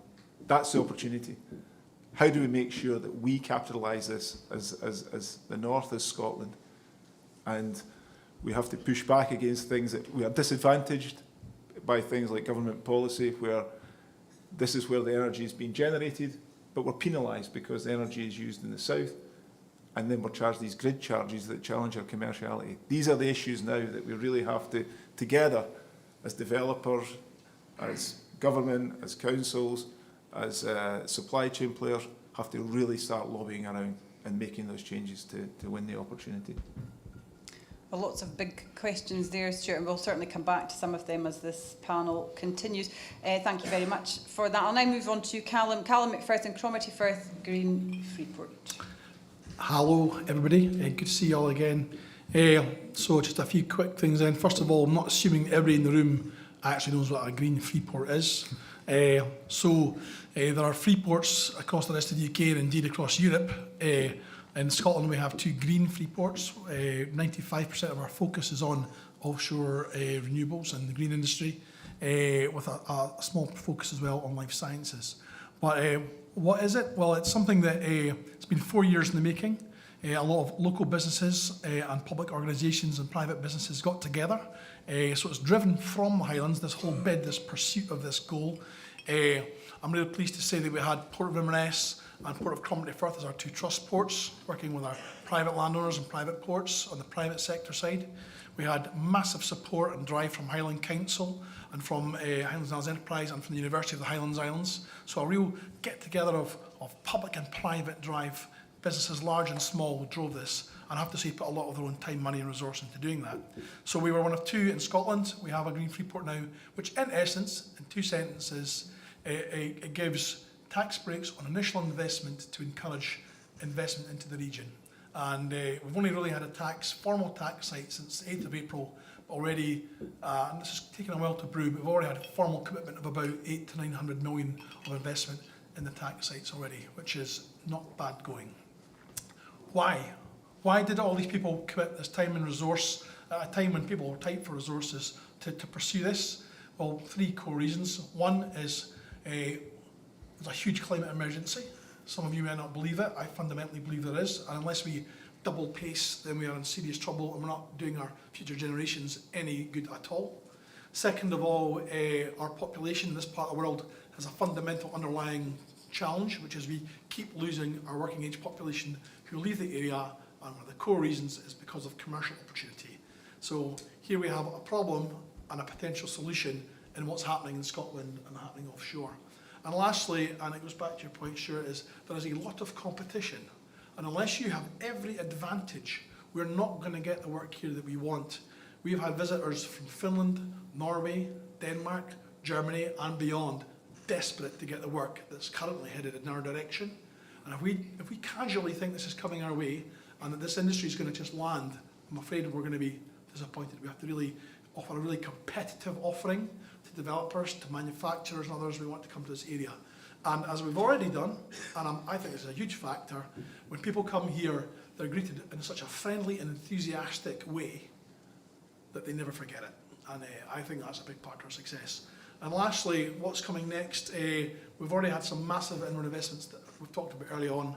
The next big thing, and it's been touched on, that I think you will see coming forward is local supply chain, real focus on that. And by the way, I'm spending time in Orkney and all across the West Coast and Fort William and everywhere else in between, because this is so big, it's going to need everybody, girl and boy and everyone else with a tool to get involved in this, okay? So, this is huge for not just the Highlands or the Central Highlands, this is something for the whole of the north of Scotland and beyond. And lastly, you're going to see the biggest apprenticeship and workforce development initiative in this country, the biggest it's ever been. And I can assure you that between our partners in the Highland Council and our other agencies and ourselves in the University of Highlands and Islands, we're going to come at this really hard and fast over the next few years, because we absolutely need to. Thank you very much indeed, Callum McPherson. No shortage of enthusiasm there, Callum. Lots of exciting times to come there from what Callum is saying. I'm now delighted to introduce Carol Drastic from Associated British Ports, who will give us maybe a wee bit of a slightly different perspective coming from how things have been done elsewhere. Yeah, good afternoon. Carol Drastic. I'm responsible for pursuing growth opportunities at ABP. For those of you who don't know ABP, so we are one of the largest UK port groups. We own and operate over 21 ports in the UK. We have 2 ports in Scotland already, in Ayr and Troon. And now we are developing a new port project on Cromarty Firth. Offshore wind is one of the growth areas for ABP. We already do have footprint in that space in the fixed bottom. So we do host Siemens Gamesa in our port in Hull, where they produce the blades for the big wind turbines. Grimsby, Lowestoft, one of the biggest O&M ports, serving the wind farms on the east coast of the UK. And the real big opportunity that we see is floating offshore wind, because I think the UK has a little bit missed the train on fixed bottom. A lot of the jobs and the value creation is actually happening outside of the UK. With the exception of the Siemens Gamesa factory, basically all of the supply chain is outside of the UK. But with floating offshore wind being a new industry, really, emerging industry, the global supply chains are not established yet. There's an opportunity actually, if UK is one of the first ones, to establish some of the supply chain in the UK, and that's really what we are focused on. So we are developing a big floating offshore wind port in Port Talbot in Wales that would be serving the Celtic Sea floating offshore wind opportunity. And for us, we really see 2 big markets in the UK for floating offshore wind. One is the Celtic Sea, the other one is Scotland, ScotWind and Intog. And we have gained lots of, know-how and competence through discussions with developers in the Celtic Sea that we decided, well, it would be a shame not to put it in good use in Scotland. We have looked at the Scottish ports around here. We see there's definitely a need for more infrastructure to be built to support the ScotWind projects. And we have identified Cromarty Firth as probably the best kind of a cluster of ports, because you have lots of legacy assets with lots of oil and gas experience, which can be easily transferred to serve the renewable energy sector. But we also see that the infrastructure that's there today is not sufficient, because If you look at some of the CGI images of the ports when they have these floating offshore wind turbines, this just doesn't give it justice, because the size of these structures will be huge, and the need for space, port space, will be enormous. So we do hope that we can contribute with some additional infrastructure that will complement the cluster of ports in Cromarty Firth. It is a great opportunity, but as you said, it's not given. I mean, the seabed licenses were awarded, but it doesn't mean that the project will actually happen, and that's kind of one of the main challenges for the supply chain as well, not having visibility on the pipeline of projects that will actually happen. Thank you very much indeed, Carl. We'll come back to you on some of those points as well. And lastly, but by no means least, please welcome Katrina McKinnon from Crown Estate Scotland, and over to you, Katrina. Thanks, Nicola. Hope you can hear me okay. And thanks to West Orkney Wind Farm for the invitation to join the panel today. So I'm Katrina McKinnon, and I'm Development Manager with the Offshore Wind Development Team at Crown Estate Scotland. So my role is to manage seabed option to lease agreements. So I work directly with projects like West Orkney throughout that development phase of their project.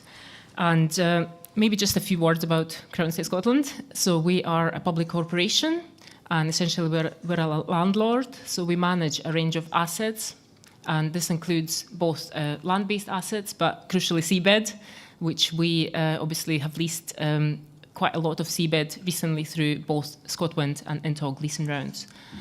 So we've created that huge pipeline, but we also not just let the developers get on with it, we also work with projects. So in particular in my role, we work with tenants, we identify challenges and barriers to deployment, and also that informs our enabling work, be it on grid or supply chain development.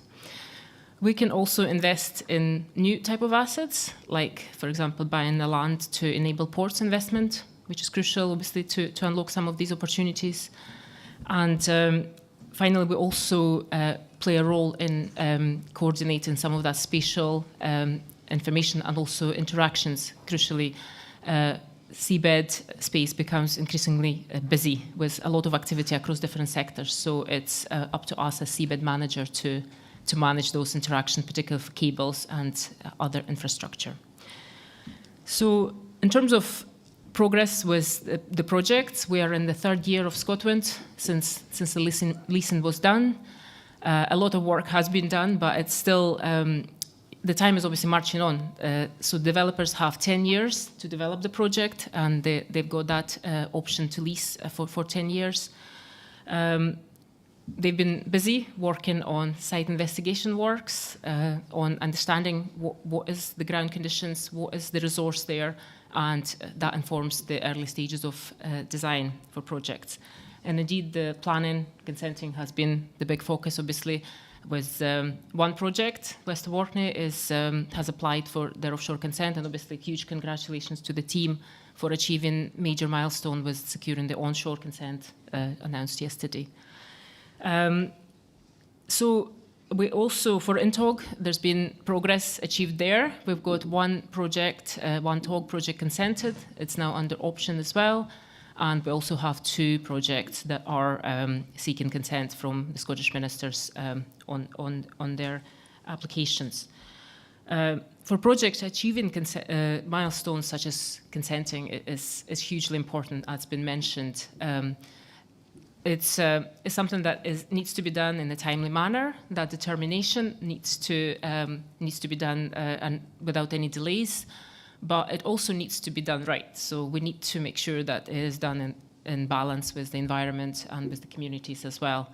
And this is something that, is obviously we need that robust process that is not open to challenge later.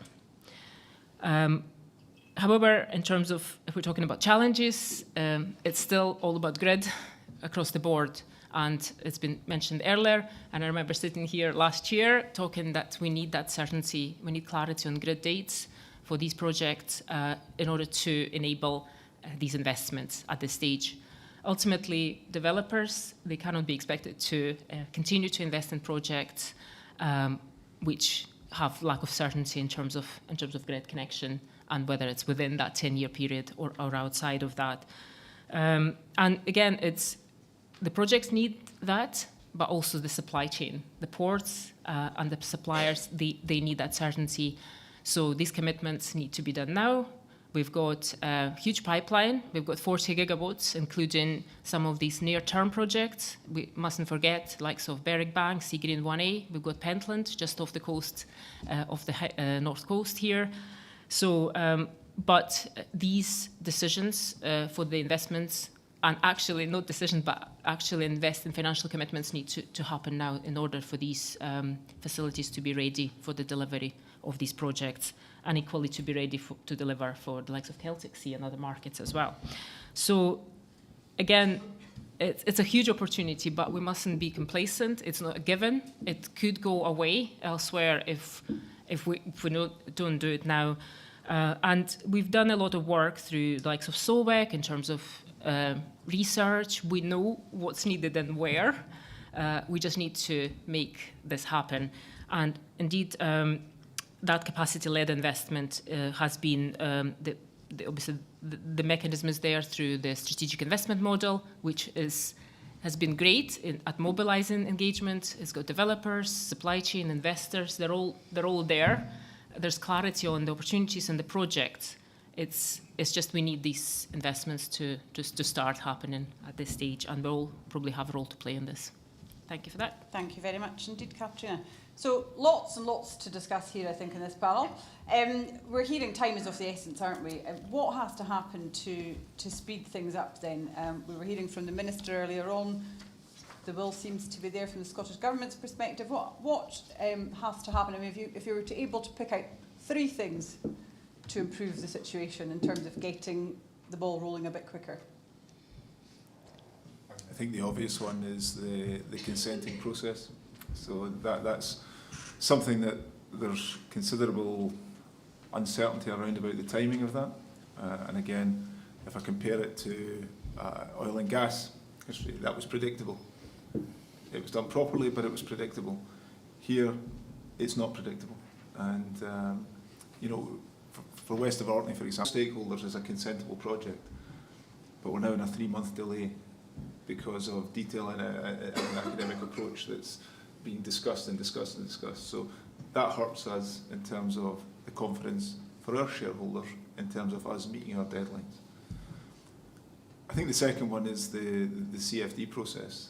That I can understand that introducing competition is good for the consumer and driving prices down, but there is a point where you have no predictability again. So I understand the supply chain's frustration in saying, well, you know, if you're going to develop, we need to get the infrastructure ready. From a developer's perspective, we've no idea what the size of the pot will be. We've got to compete perhaps against 2 or 10 projects for a sum of money that we're no certainty around.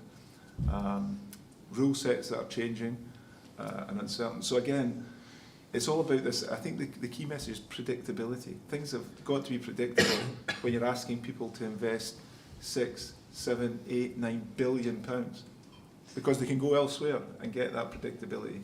And it's not there's national competition, but we now have international competition. So we are in the lead in terms of offshore wind, but other countries are catching up, and they will be competing to grab that. And it's international investment that we're competing for when you're talking in billions of pounds.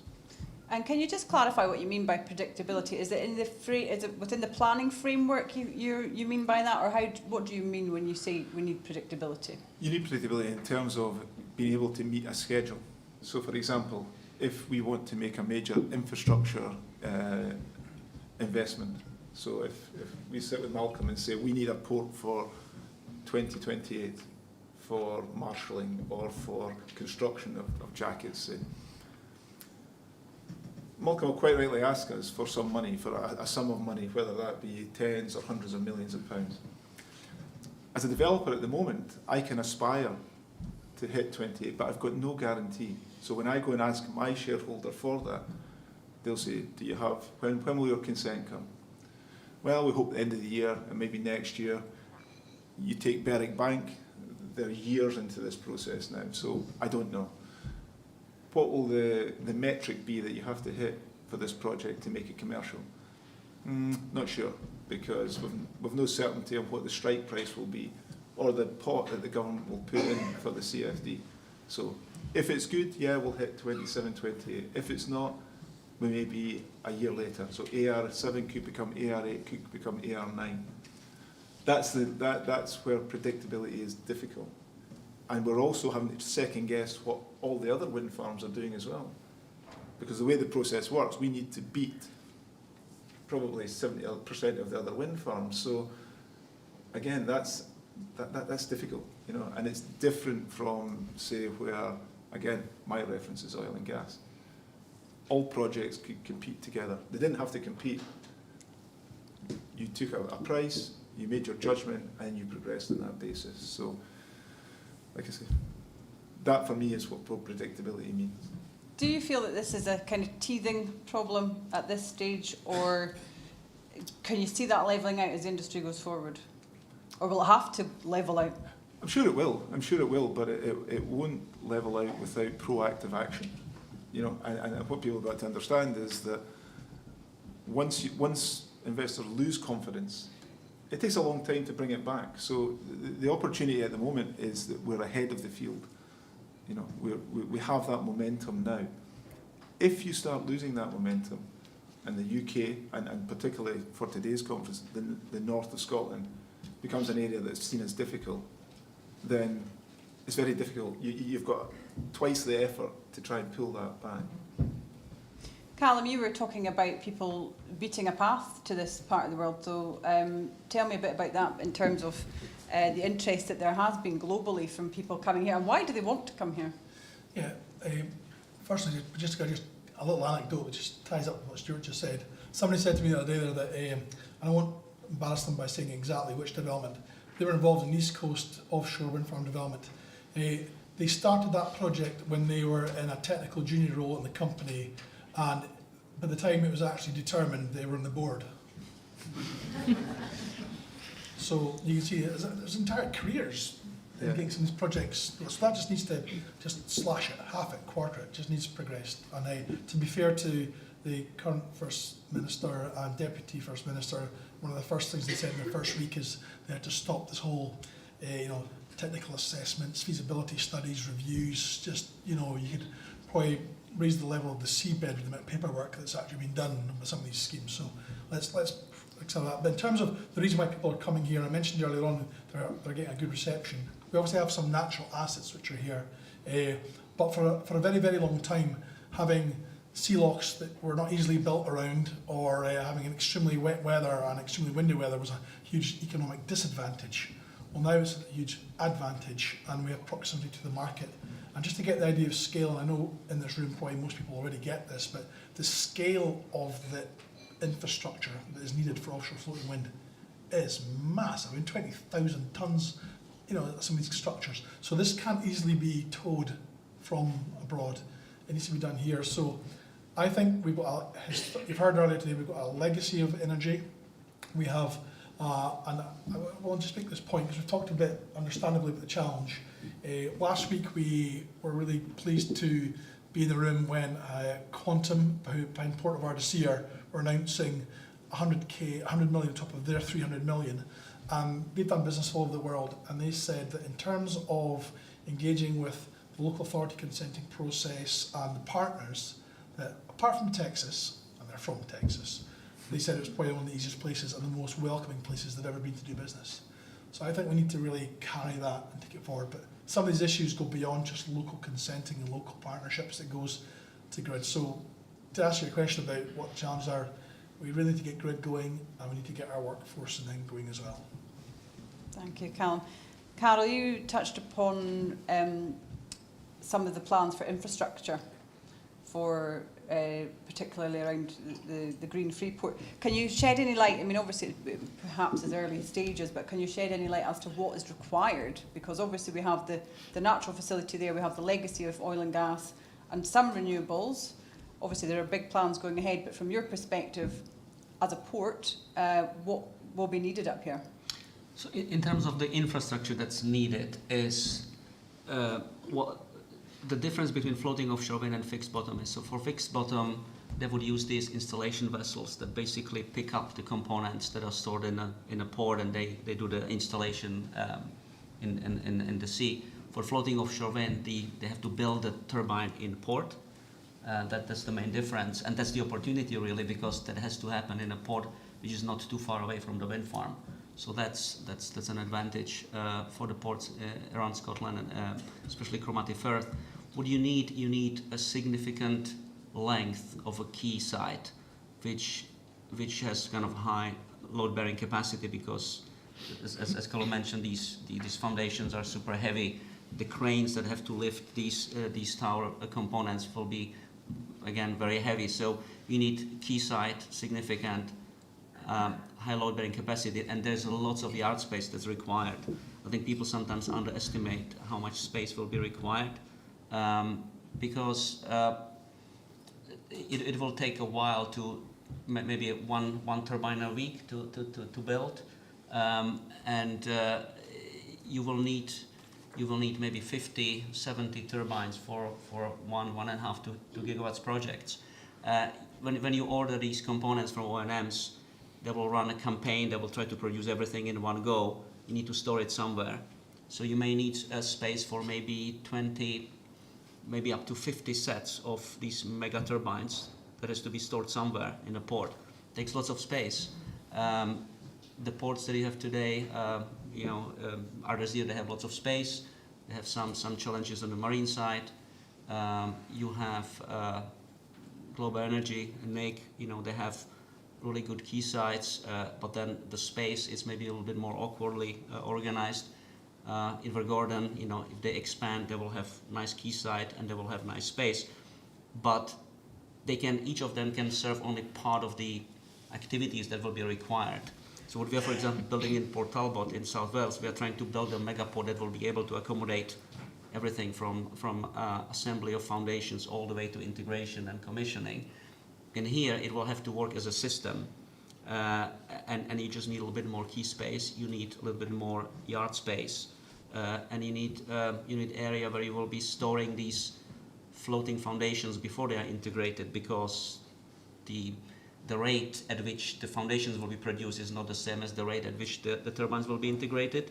So you need some kind of buffer stock. So you need lots of space in the Firth as well to store it. So we are looking at the developments the other ports are doing to identify what is kind of the role that we can play, how can we kind of plug into this.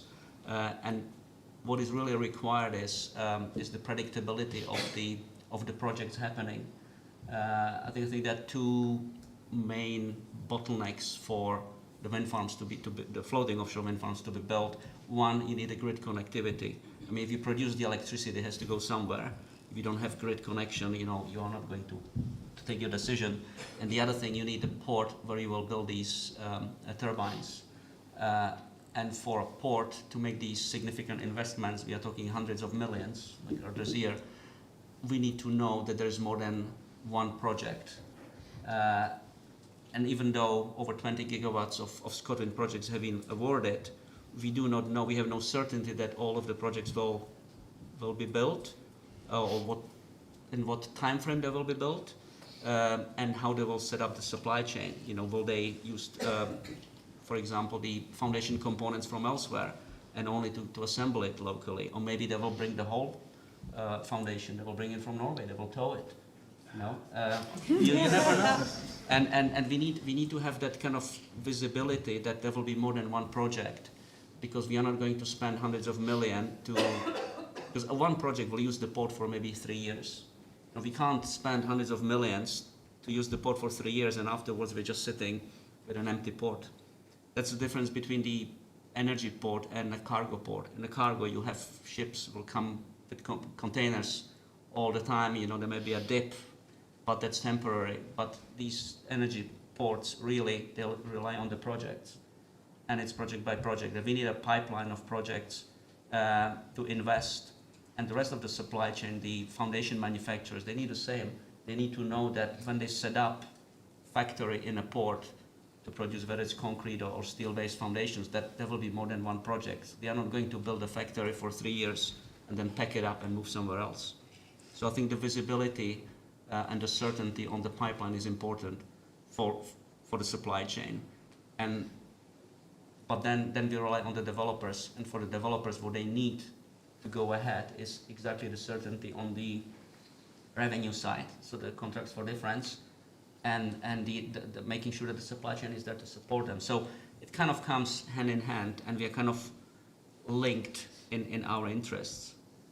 So there's lots of chicken and egg and getting Little ducks bit, in a yeah. row, and I will steer away from the avian analogies.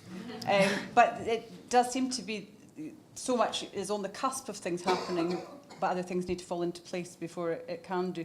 Katrin, you spoke about the importance of the grid. That seems to be at the crux of a lot of this. Yeah, absolutely. And I mean, it ties in with the point that Stuart made about that certainty, and I guess others as well, because ultimately grid is on that critical path for all these projects, and they need to work back from the grid connection date and develop the project, design it, and make those commitments. And the lead times for these investments obviously are quite long for the supply chain to be available, for the ports to be ready. So you have to really work back from that grid connection date. So, but work is ongoing, and there's been some progress achieved in the last couple of years since obviously the option to lease were awarded. So we're seeing that information is trickling through, but we just need to speed that up, because any delays, any further delays with those will really cause issues. And again, it's that point that work could go elsewhere because others will just jump on the opportunity. And again, the certainty we have enabled it with the seabed, with the visibility of that pipeline. So it's not we're not talking about 1 or 2 projects like 10 years ago. We're talking about 40 gigawatt now with pre-ScotWind, ScotWind, and NTOG projects, and they all are on somewhat similar timeline. I mean, there are some near-term opportunities with pre-ScotWind, ScotWind. They all want to build 2030, early 2030. So that grid connection, and obviously that enabling infrastructure to obviously colleagues here from the transmission operators, we need to ensure that enabling infrastructure is in place as well. And ultimately, we also need to bring communities on board as well, because there'll be a lot of onshore impact as well as obviously offshore. So it's because that planning and that consenting timelines, it's something that I guess we can have more control. We can make decisions in Scotland here, and we've got our net zero target, so we need to make sure that that process is as smooth, as quick as possible as well. Callum. Just sorry, the fatal optimist in me has to say something, because we've talked about the challenges there. Just another anecdote, if I may, speak to Hugh Mitchell, who's the chairman at Port Crumley Firth, who spent 40 odd years in oil and gas. And he reminded me when I was talking about just these issues, and I know you've spent time in oil and gas as well, 40 years ago in Aberdeen, they weren't ready.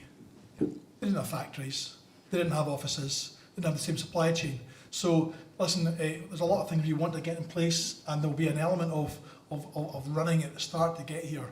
But I'm really optimistic that if we do work together and where our eyes are open on the challenges in this, I think we'll probably maybe do better than Aberdeen did 40 years ago, which was, I mean, they only got the bypass a couple of years ago. So, you know, when I lived in Aberdeen, so I can complain about it. I spent a long time in Aberdeen, so I can grumble about it. So I think there is going to be an element of chicken and egg, and it's going to take a few steps, and massive step by you and your team yesterday with the Highland Council getting that approval of one of the front runners. So these things will happen, and there will be an element to catch up, but that's in a way to be expected.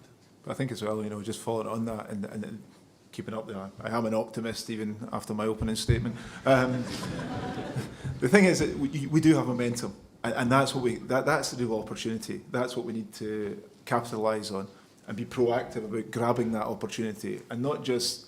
My concern is sometimes it sounds as if it's a done deal, and what are you going to do when you've got this in place? It's not. We need to keep on working to get it. Good examples, again, going back to the council yesterday, that's exactly what we need. That gives confidence. To support SSEN, actually, our experience in grid has been very, very good. What we did, though, is we sent in an application very early. And there's been time to work through that in a controlled manner, and we have a grid connection for 2029. Again, that's a huge tick in the box for an investor. They can see it's now real. You're knocking these milestones over. It gives more confidence that when we go and say, listen, we need to support Malcolm, some Cromarty Firth investment, they can say, oh, okay, we can start to see things are in place. So the opportunity is definitely there, and it's, like I say, it's in our hands, it's in the developers' hands, it's in everyone's hands to grasp it. So I'm going to open up to any questions. I've got a few on the Slido, but if anybody wants to raise their hand, please do feel free. Gentleman at the very back of the room. Hello, Gareth Davis from the Orkney Renewable Energy Forum and Aquaterra up in Orkney. And it's been a fascinating start to this session, and I think one of the things I was going to add is that I think there are some great lessons to learn from what this region has done previously. This isn't the first energy revolution that's happened. There was the oil and gas before, and in different ways, particularly the islands, grasped that opportunity by getting the Orkney and Zetland Act through Parliament, which gave those local authorities new and different executive powers to those that exist in other local authorities. So those are unique civic agreements, if you like, about responsibility that were appropriate 50 years ago. And maybe now, in this world that we're in, it's appropriate to look at that level of governance and think about how changing our way that we govern things on a local level could help unlock some of the risks and deal with those that you're talking about. And I think for some people, localism might sound adding risk, but I think if you look at what those island groups have achieved with those powers, it's hard to say that that hasn't been a success. So I think that's possibly something that could be positive. I mean, there's lots of positives here as well. I think, we've talked rightly here in Inverness about the Cromarty Firth and other places in this region as part of the solution. And as a manufacturing base, it is the place in Scotland where these things are going to be manufactured. I think, as you talked about, the capacity that's needed under Intog and ScotWind, and you mentioned about 1 turbine a week. If you actually look at what the UK needs to achieve net zero, it probably needs to produce a turbine a day for 20 years. And therein lies one of the challenges, but also one of the opportunities for this region, because I think if we could get Invergordon and the area around here to focus on construction, and you talked about the integration and some of these other activities, we've seen that in Orkney and Scapa and in Shetland and some of the Vos there, close to the places where these turbines are going to be deployed, these are the places where that part of the jigsaw needs to be put in place. And I think at the moment, the discussion's getting too focused in one particular solution being the answer to all the problems, but it probably isn't. And if we don't have the vision now to look at what the long-term solution looks like and allocate the right responsibilities to the right place, we may not end up with the right answer. And there was a comment about and engaging with the communities. So one of the things I would make a plea to is that at the moment the communities and the local supply chain are the parts of the business that aren't in any of the forums that are set up by government to deal with this. And we really need to urgently address that, because these are the places that actually have the solutions that can de-risk projects. They've got the local knowledge, the local understanding, and frankly, they've lived with renewable developments for 25 years. So virtually everything that we've talked about here has been dealt with locally for 25 years. The grid, the infrastructure, the conditions, the harbour infrastructure, all of that is stuff that the local community is trying to work on. So let's try and mobilise that experience and the solutions that people have to make this easier for the developers that are coming along, but also for the other parts of the chain that are needed, because there are solutions there that are not yet being used. So I just wonder, whether there's a mechanism through which we could unleash that potential, in the context that we're looking at. I mean, I could kick off with that, and given I've only been in the job 7 months, I'm certainly not going to try and take any credit for what the project have done to date. But I would say that the way west of Orkney has got to the point we're at today, I think it's exemplary in terms of how local engagement should work. And if I look at our suppliers already, where we've engaged the local supply chain, so if you take Orkney, You know, we're using EMEC, we're using Exodus for our environmental statement. When we did our Met Ocean surveys, it was all local suppliers, marine. These were the companies that we were engaging with. University of Highland and Islands, we're in collaboration with them. So it's on the developers to engage with the local community, and we can make that happen. And I actually think West of Orkney is a good example of where that's worked well. And we've had a lot of collaboration with Orkney Island Council, with the Highland Council, with the Chambers of Commerce, with local businesses, and the opportunities are there. So I think, for me, that's a good example of where it can work.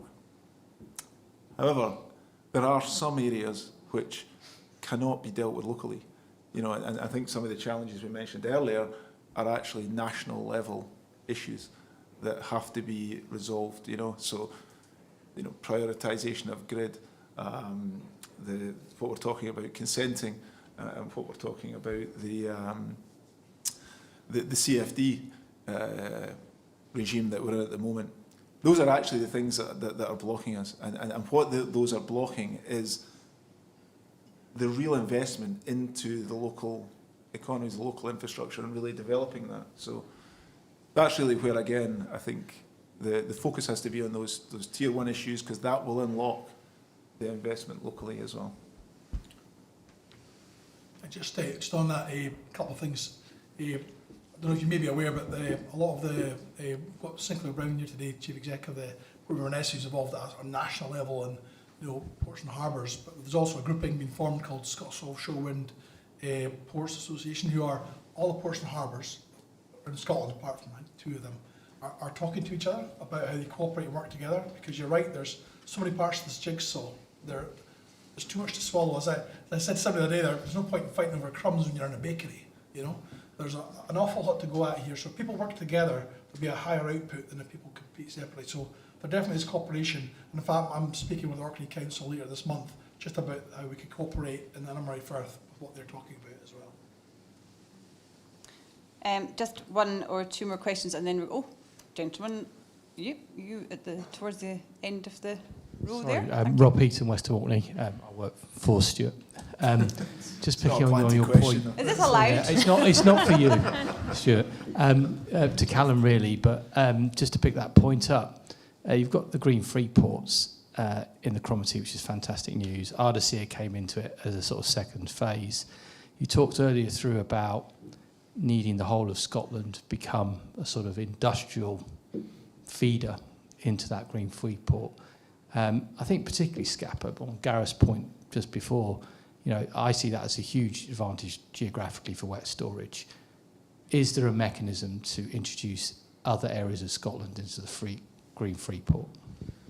So first of all, there's obviously the wee one down near Edinburgh, as I call it, fourth port, free port, just to wind them up. So there is another free port, obviously, in Scotland. Carell mentioned in his comment about a system approach rather than a facility by facility approach. So there are discussions happening with those ports and others. So they won't necessarily all have the investment incentives that you have in a free port, because it's a very defined thing, and there's an Act of Parliament that sets up the individual free ports. But in terms of the bigger prize about cooperating, they are now talking. But at the same time, making sure there's a competitive offering to the marketplace, because obviously you need to make sure developers and other people see an element of competition and everything there. So that is happening already, and there are lots of different supply chain initiatives happening. But honestly, I think we need 1 or 2 of these to kind of really hit the ground. And once that demand starts leading, because there's a lot of people asking, well, when and how and why. And I think once a few of these really hit the ground, then off the back of the onshore wind, and by the way, there's a lot of ports and harbours already involved in onshore wind, of course. It's just seeing that grow from there. But there will be an involvement, but technically not in a free port incentives model. But there'll be cooperation to try and maximise the output of our shore-based facilities. And as has been said already, 1 or 2 big bottlenecks is there is a massive shortage around the UK of deep quayside that can handle what's coming. So I think there's a role for everybody.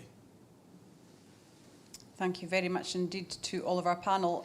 Lots and lots of questions, lots of things to chew over. And on that note, we're going to break for lunch now. A huge thank you to all of our panel today. There are some questions that came through on Slido. We didn't quite have time to get to them, but please feel free to come and chat to anybody, any of our experts today, if there's anything in particular that you would like to know. We'll be back here in just around an hour's time. Again, a big thanks to our panel.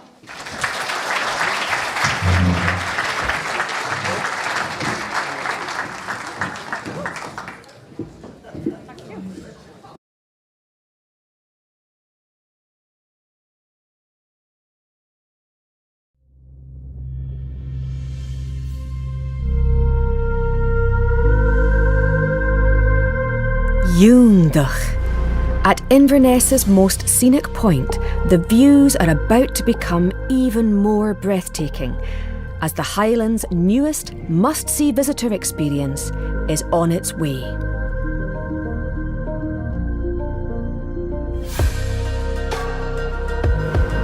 Outside and in, night and day, the Inverness Castle experience reveals the spirit of the Highlands at every turn. From the planting of heritage flora in the fabulous Gaelic-inspired gardens to the imaginatively told stories of the land.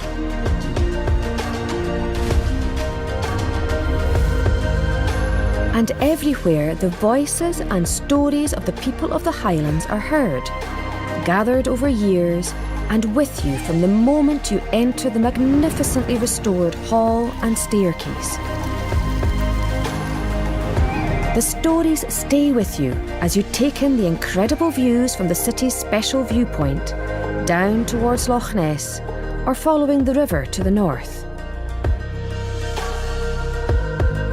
The magic of the area is recreated in thrilling new installations throughout the castle. The storytelling tradition of the Highlands, the Shenachie, is at the heart of the Inverness Castle experience, as authentic stories of the Highlands are brought to life with colour, life and excitement, and the city's beautifully restored rose window acts as a portal for your journey. The spirit of the Highlands lies in people's connection to the land. Whether you live here or are visiting, no one is unmoved by what they find. From mountain to coast, riverside to forest, everything is alive with stories from now and from the past. People in the Highlands have always interacted with and been a vital part of this living, breathing landscape. And the land's inspiration is found in how we live, how we come together to celebrate, in our sport, our culture, our ceilidhs. The Inverness Castle experience brings this to life vividly and enjoyably for all visitors, young and old, new to the area or long established. Everyone can recognise themselves in the celebration and the exploration. Everyone can find a connection to the area, some literally through family or ancestry, others spiritually, as they recognise an approach to the life they embrace, and others through shared interests such as fashion or some of the area's iconic elements, including tartan. But people and community remain at the heart of the Highlands and of the Inverness Castle experience. The area has spectacle and grandeur, and the South Tower experience fittingly ends with an incredible, immersive spectacular, a breathtaking ride through the landscape of the region. This is the spirit of the Highlands, Júndach.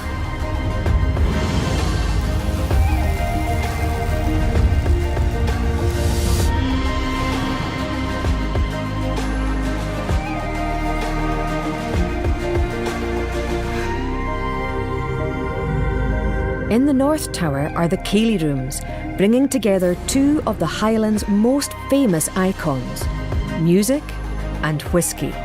Throughout the day and long into the evening, with the very best of the area's food, drink and live performance.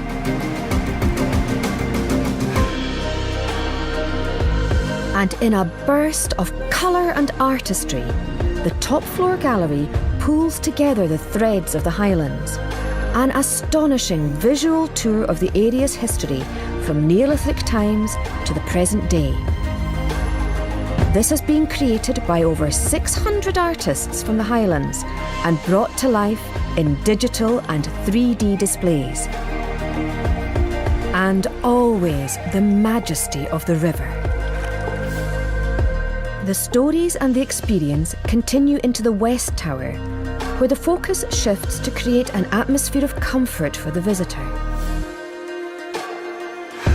Or discover the most recent use of the buildings as the city's courthouse and former prison.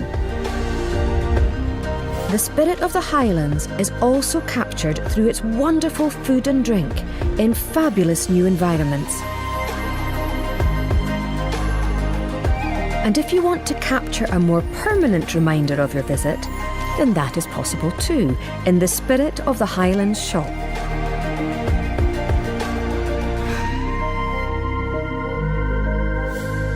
The Inverness Castle Experience, the Highlands must-see attraction, opening in 2025.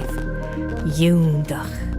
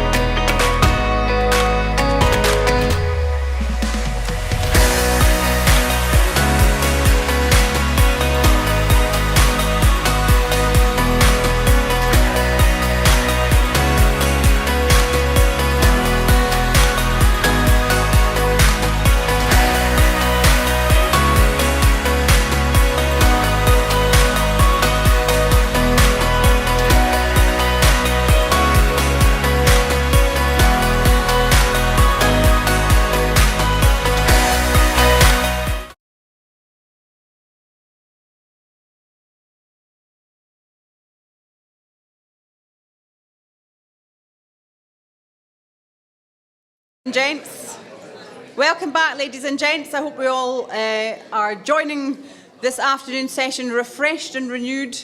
A great lunch, so big thanks to the team here at Kingsmills for keeping us all fed and watered. So welcome back to our afternoon session. So far we have heard about so many of the challenges and the opportunities that Scotland's just transition is offering the Highlands and Islands. So I'm now delighted to invite Highland Council leader Raymond Bremner to give a keynote address, and I'm sure we're all keen to hear more about how the Highland Council balances the task of taking the region forward in this new green energy era.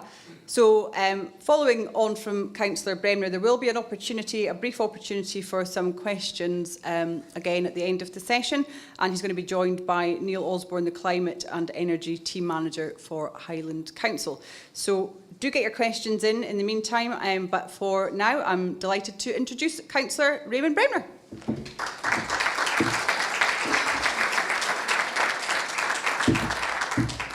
Many thanks. Thank vorige vule. We call the revenue.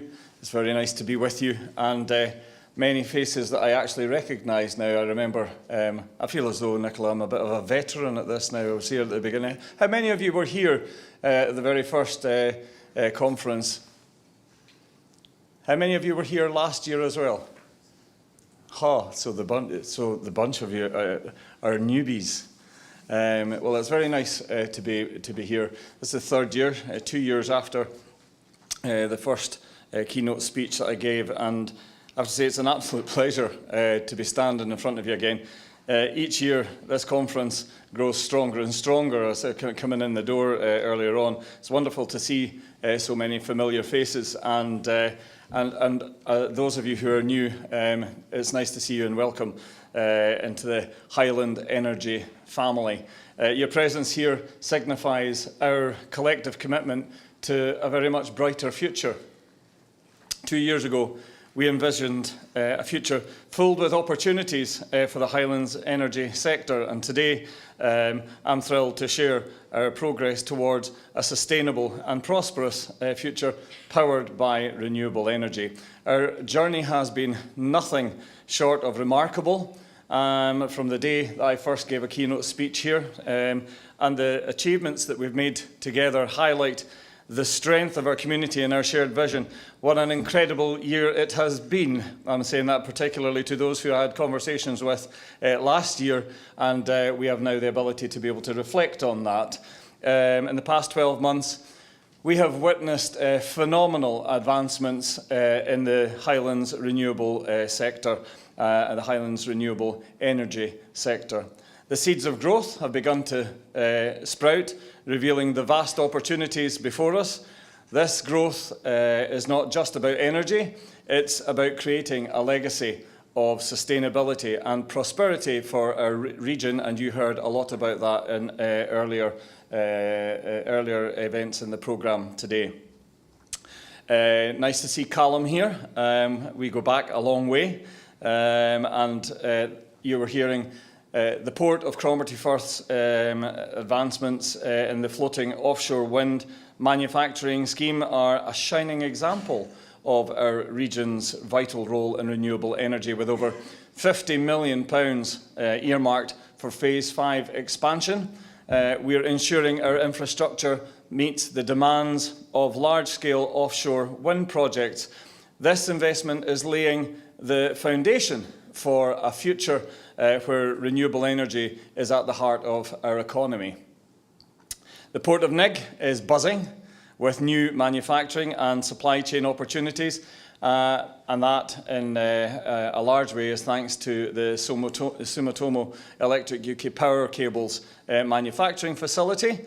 This development will not only bring jobs and economic growth, but also positioning us as a leader in cable manufacturing for the offshore wind supply chain.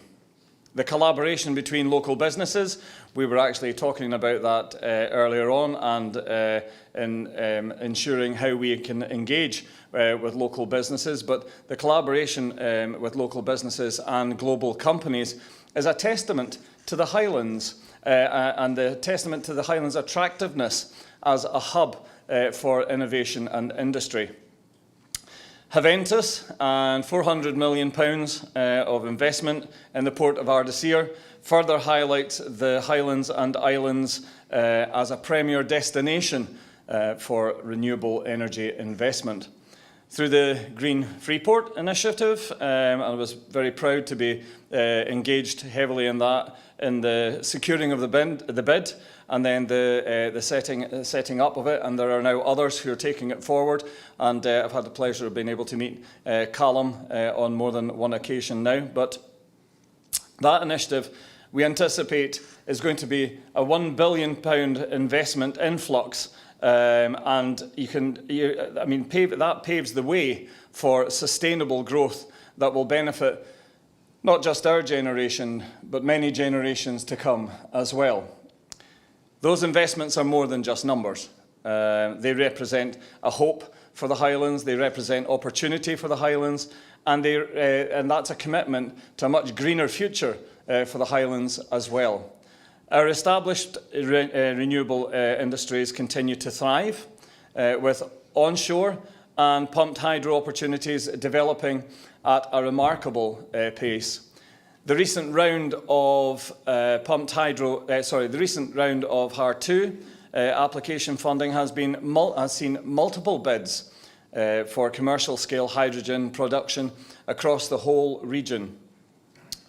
This diverse energy portfolio ensures that the Highlands, and that's what's important about this conference, the Highlands remain at the forefront of the renewable energy revolution. When I stood here 2 years ago, that was one of the main things that I was emphasising, of where we are in Inverness and our vision for renewable energy and energy opportunities in the Highlands.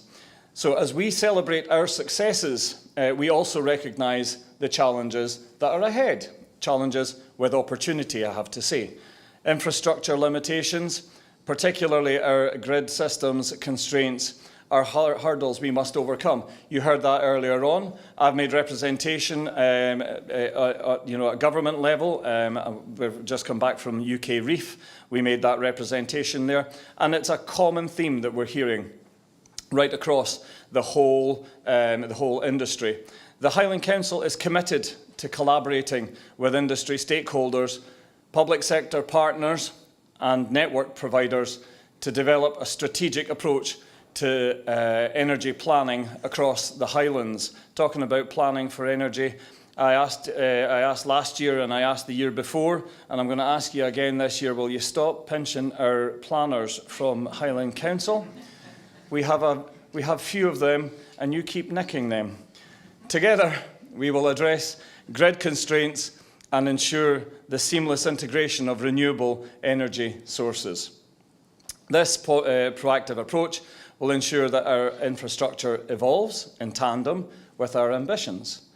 A key aspect of our transition to renewable energy is building a skilled, adaptable workforce. Again, something that we've talked about in the past two conferences, and something that is high on our agenda today. The Highland Council's Future Highland Delivery Plan, which I'm glad that I said we would be doing things at Highlands Council, and we did, and that has been one of the things that we've been looking at over the past year.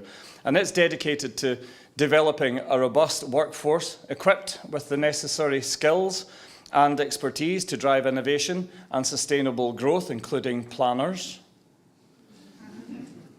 We call upon industry leaders to join us in adopting an employer's charter, focusing on engaging young people in education, reskilling our existing workforce, and nurturing local talent to build a future-ready workforce capable of thriving in our evolving economy. Interesting to hear West of Orkney talking about investing in young people right down into primary school age and preparing their mindset for what's going to be the opportunities for them in the future. Our economy must also thrive locally. That's one of the things that we are constantly talking about at this energy conference, the local benefit and the local opportunities. For generations, various industries have prospered by utilising the Highlands assets. The opportunity before us is different. We have the resources to deliver energy continuity and security for a much longer term. This is our chance to create lasting economic resilience and prosperity for the Highlands. Isn't that exciting? Isn't that exciting? Yes. Thanks. See, they've fed you and watered you now, so. With great opportunities, though, comes great responsibility. Those who benefit from our resources must accept stewardship of our infrastructure and our communities. While community funds have been doing fantastic work, the 5,000, crikey, nearly did myself out of money there, £5,000 per megawatt is invaluable to the communities already benefiting. How many I had a conversation with this about last year. However, we have to ensure that support is more equitable to deliver a just transition for everybody. We need to think creatively and inclusively about how we distribute the benefits of our energy resources. We have so much of it in the Highlands, so there is the great responsibility that's on us. Existing commitments to community benefits must remain, but we need to develop a regional fund, whether through fixed contributions, whether exploring shared ownership models, or introducing new mechanisms that allow communities to invest in a strategic fund. We need to give our communities more control, and we need to give our communities more options. This is about empowering local voices and ensuring that every community can share in the prosperity generated by our renewable energy projects and the renewable energy projects that they see all around them. So as we transition to net zero, we have a responsibility to ensure everyone across the Highlands benefits equitably, focusing on key areas like housing, connecting people and places, improving employment opportunities. Thanks to everybody who have had the opportunity to chat about that over the past year, and you've come to see some of the places where those opportunities exist. Affordable and sustainable housing is critical for our growing workforce. Improved connectivity will ensure that our remote areas, I'm going to change that to our rural areas, because if anybody knows, I think that Edinburgh is remote from me, not that I'm remote from Edinburgh. And that our rural areas can participate fully in this economic transformation. If anybody recorded that last bit and sends it off to the Parliament. Enhanced employment opportunities will drive economic growth and social well-being across the region. We propose setting up a strategic fund partnership comprising public agencies, industry representatives, community partners, to steer our investments in the right direction. The partnership will ensure that our investments are strategic, that our investments are impactful, and that they are also aligned with the long-term needs of our communities, that they're not just one-offs, that eventually in 10 years' time you actually don't know what that looked like in the first place. So to bring this to life, we have several clear goals, and I'm just going to take a little bit of time, very briefly, to list them. We want to establish the strategic fund partnership to oversee the central fund, to create financial models for housing investments to ensure that everyone has access to affordable, sustainable housing, identify the opportunities to enhance the Highland Investment Plan. Another thing I'm really proud of, the fact that the Highland Council has now launched that £2.1 billion Highland Investment Plan, driving economic growth and social well-being and creating jobs and providing for jobs for not just for now but for many years to come. To promote integrated shared ownership models for renewable energy projects, ensuring that local communities can benefit directly themselves from these initiatives. Lead local area energy planning with SSE to ensure, are you picking this bit up? Are you writing a lot in that? Are you writing that down? I'll give you a copy of this at the end. To ensure that our energy planning is holistic and inclusive. Where's SSE's reps here? And oh, little wonder I thought you would be running out the door. Develop a sustainable workforce through the employer charter, focusing on education, on reskilling, and local talent development. Align socio-economic benefits with strategic community priorities, ensuring that our investments address the most pressing needs of our communities. Update and enforce our community benefit policy to ensure that the benefits of our energy projects are distributed equitably and to review them often enough to know that they're working. Together, we can develop the Highlands as a major contributor to national energy security and by fostering collaborative relationships with our investors, our communities and public agencies and aligning with government policies, we can drive long-term growth, energy security and environmental sustainability. Together, we're not just powering our homes with renewable energy and making sure, I can't remember, was it Jim earlier on that turned around and says, right, whose kettles are we going to be looking to make sure that they can switch on tomorrow?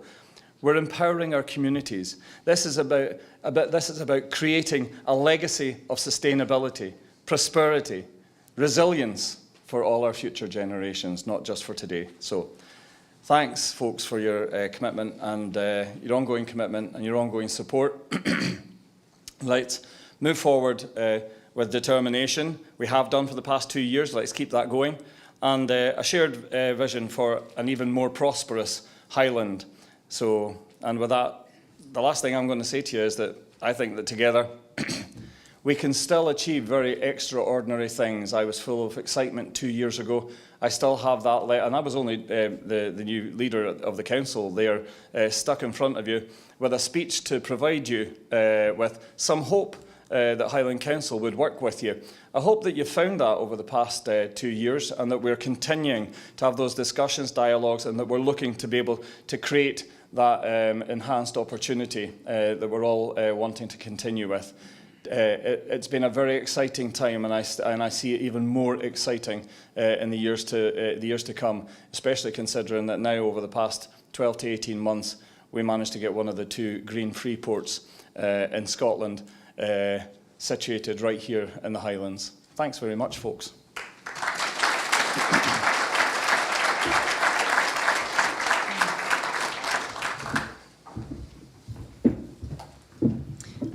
Thank you, Raymond Bremner, and Raymond's going to take his seat there, and also joined by Neil Osborne too, and I will sit down too. So, gents, I don't know if we can, that's us now. Raymond, you were outlining a lot of different things there. I mean, we'd like to throw this open to the audience as well. If anybody has any questions, I've got 1 or 2 on Slido, but please do raise your hand if anybody would like to put a question to either Raymond or to Neil, who's here in his capacity as Climate and Energy Team Manager. So we were hearing there, Raymond, you touched upon the fact this is the 3rd conference, and it seems since the first one, so much has happened. But there is so much still to do, isn't there? And I guess the question is kind of trying to keep up with all the opportunities that there are available. Yeah, I don't think it's just keeping up with all the opportunities, because I think that everybody's up for taking those opportunities and running with it. I think that by the fact that we've got so many new people in here, that we see that as finding out about those opportunities. We have, you can see what we have achieved over just in 2 years in terms of the amount of investment that we've seen come into the Highlands. The fact that we managed to secure the one of the 2 green free ports, that was a very proud moment. And when we go to conferences like UK Reef, I'm not long back from there. I've been there with some of you in the last year as well. And the level of representation and the level of profile that I think that the Highlands has massively increased. And I hope that you share that consideration as well. because when we're out there banging the drum for the Highlands, and once we see that one investor puts their toe in the water, believe me, a second investor will follow not far behind them. They want in on the act. They want in on the opportunities. And that's not just at Green Freeports, that is to do with all levels of green energy. And I think that we could point to them over the past 2 years where that's actually happened. And I said that at UK Reef. I said to them when we were talking about the opportunities that prevail, you know, the saying, build it and they will come. Well, if you secure it, they will come, but it's how quickly you move with that. And I think that sometimes we have to increase the pace, because before you know it, while you might think that you have 12 to 18 months, Callum, I'm talking to you, while you might think you have 12 to 18 months to be able to get yourself set up and to be able to get yourself in a position where investors can then come on board, you might find that the investors are actually knocking on your door far faster than you thought. And as soon as they're in there, others will want to come in as well. And I think that the Highlands is in that position and has been for the past couple of years. And we need to be prepared that that is going to be the case moving forward, and at a faster pace. It will bring challenges because we need to be able to plan faster. We need to be able to create infrastructure. We need to be able to build. We need to be able to do lots of things that have the ability to be able to, I've talked about them in my speech there just now. Skills, making sure we have the right skills, making sure that we can house them, making sure that we can train them, making sure that we can provide them bigger and better opportunity. The list keeps on going, Nicola. How is that able to be achieved, do you think? There's so much ambition and there's so much will, but how can things be speeded up? I think that, again, going back to the speech that I had there just now, setting up collaborative partnerships to be able to make sure that we're working together collaboratively, that we're not actually tripping each other up, so that we're understanding where the gaps are and how we can fill them. And to make sure that what is, you know, and yet at the same time allow it to be competitive enough to be of maximum benefit to our local economy, so that nobody is shut out. So it's not just all for the big boys and girls. I very nearly got Noted. that wrong. Yeah.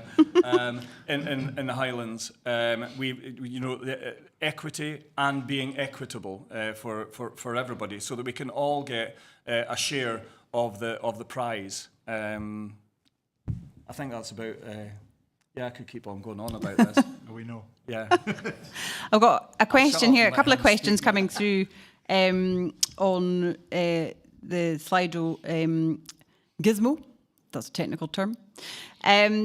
What tools will Highland Council deploy to ensure developers contribute more to the area, given that many believe that £5,000 per megawatt is enough? Will you impose planning conditions? Well, I've got a different answer than him, because I'm political, and £5,000 per megawatt is never enough. And I've shared that, with others. But in terms of what we do with that I think is the important thing for me, and making sure that there are lasting, long-lasting legacies that we and our families and our communities can look back on and know and recognise and see it tangible and material enough for them to appreciate. Oh, and another word, sustainable as well. It's pointless putting money into investing money in our communities into community benefit without seeing that it is sustainable. Before you know it, you've spent it, it's gone, and that's it. Would you like to say something, Neil? Tell us about the many challenges, Neil, because I mean there are so many plates being spun here, or the will to spin so many plates, but it must be very tricky to navigate it all from the council's perspective. I mean, a number of the speakers have touched on it today. We have an immense opportunity across the Highlands, but equally we face a number of challenges. We know we have one of the highest populations in fuel poverty in the UK. We have a dispersed community that we need to understand as we move towards a net zero, how that impacts across communities and how we attract people to actually remain in the Highlands. And I think being able to work together as a partnership, we've seen how that works in terms of how we've developed the Green Freeport. The public-private partnership has been very successful in how we've developed that model. I think we look at this as a region-wide opportunity, and how we develop the renewable energy potential of Highlands now is a real opportunity to leave a legacy to the Highlands for the future. And you spoke about the sense of responsibility here, because this is something that will not just impact the next few years, it's decades going forward, whatever happens at this juncture in time. What is the responsibility, do you feel, from the developer's perspective and from Highland Council's perspective for the region? You want to take that? I think at this stage, I mean, we've heard it today, that the opportunity is huge. It's bigger than any of us could cope with individually. I think it's understanding how we can develop that partnership working. And I think what we've done within the Highland Council over the last 2 years is start to understand what we feel our role is. And we have a responsibility to the region, but we want to work with the private sector now to understand how we can develop that to get the maximum impact across the region. I also think that we need to make sure that at every step that we take along this journey, including all the steps that we've shown that we've taken over the past 2 years, we had this conversation with some of you at lunchtime. We need to take our communities with them. They may not fully understand all the time. They may not accept what the exploitation, if you like, as they see it, of those energy opportunities. But I think that our communities have moved on over the past years in terms of their level of understanding, and in terms of their level of knowledge, and in terms of our younger generations coming through and their expectation for us to set up a brighter future for them. And that's not by meaning the Central Belt and other populated areas. That's by ensuring that we protect the ability for them to have a prosperous Highlands and a prosperous rural Highlands, because the challenges of servicing that rural Highland are going to get bigger as we go on. But I think that what we've got in terms of community benefit and in terms of opportunity has the potential to deliver answers in terms of how we support those demands and those challenges to our communities and our populations going forward. And I think that if our younger generations see that that is an answer, then they will be on board, and they will increasingly grasp the opportunities that we've got that we can deliver on. Just time for one more question from the back of the room. If you could just raise your hand again, Jane. So. Jane, we've been able to hear you shout since...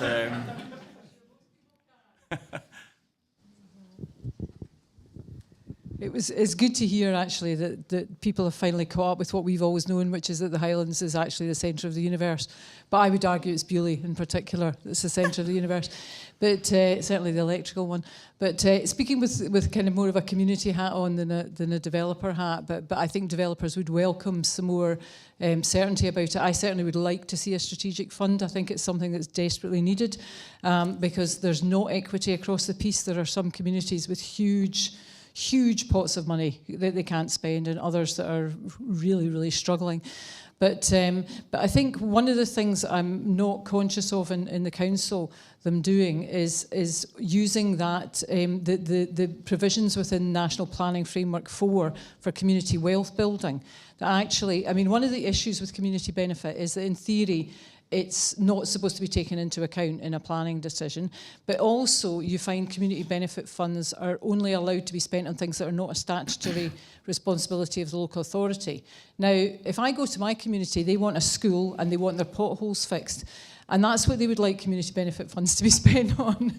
So it's really so would about... but I can't say that. Well, I know, but it's really just about how could you use that provision within National Planning Framework 4 to do something a bit more imaginative. Thanks, Jane. I share some of your views there, but as many of you know, I actually sit on the North Planning Applications Committee. Hence why it was much safer to be at this conference today with West of Orkney sitting in the chair this morning and being able to speak to them quite freely after yesterday. So, but because of that, I'll allow, sorry, I beg your pardon, I'll invite Neil to answer that so that I can keep myself distanced from that. Thanks. I think in terms of what the Council's looking at the moment, we are looking at mechanisms that we can use MPF4 to unlock some various options. We have been speaking to a number of developers about how we can change the mechanisms and how we can work with them to allow us to work together to deliver some of these projects. I think we've certainly had some great success with the SSE in terms of looking at fuel poverty. They've provided funding to a team within the council that operate essentially outside the council looking at fuel poverty in private housing, and they've successfully utilised blended funding to maximise the projects that we can do within that space. I think there's opportunities across the piece that we can start to look at it as a region-based fund and how we can access that and make it work, and that's the reason why we want to establish this fund in conjunction with developers. I think as we build this out and having that collaboration and understanding where the need is, how we deliver projects that meet that need, and that it becomes something that's much bigger across the region. Thank you very much. Thank you, Jane, for that question. We'll have to wrap this part of the afternoon up. There's lots more to come. Thank you so much to Councillor Raymond Bremner, Leader of Highland Council, and to Neil Osborne as well, Climate and Energy Team Manager for Highland Council.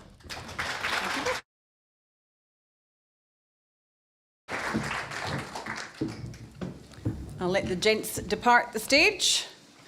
Thank you so much. So we're now moving on to another panel this afternoon. This is Balancing the Grid, the challenge of our net zero future. And I'd like to invite to the stage Lewis Elder, Director of Statera Energy, Christiana Logan, Director of Customers and Stakeholders from Scottish and Southern Networks Transmission, and lastly but by no means least, Gareth Davies, Chief Executive Officer from Aqua Terra Group, brackets Reflex Orkney.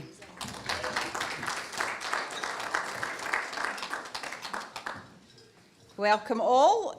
So the panel this afternoon is going to discuss green infrastructure in the Highlands and Islands, balancing the grid, and what community support networks are in place or needed to achieve success. So lovely hailstones outside, try not to let that put you off. So 4 seasons in 10 minutes here, but what we'll do with the panel to start off with, I will ask you all to give us a bit of an overview from your own perspectives, and I'll start by inviting you, Lewis, to talk first. Great. Well, good afternoon. I'm Lewis Elder, Director at Statera Energy. I've set myself a bit of a challenge here to try and explain Statera, grid balancing, and the technologies that will help us with grid balancing in 5 minutes. So wish me luck.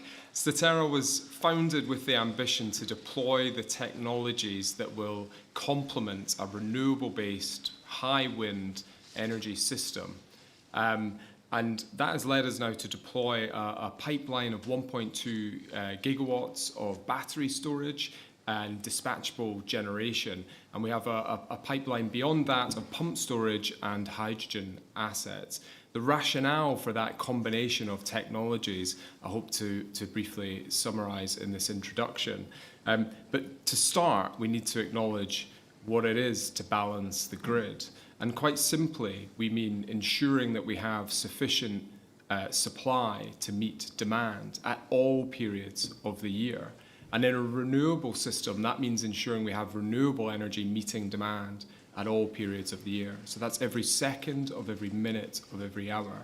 So it's quite a challenge. And what makes that most difficult is that wind is our primary, or will be our primary source of electricity generation in the future.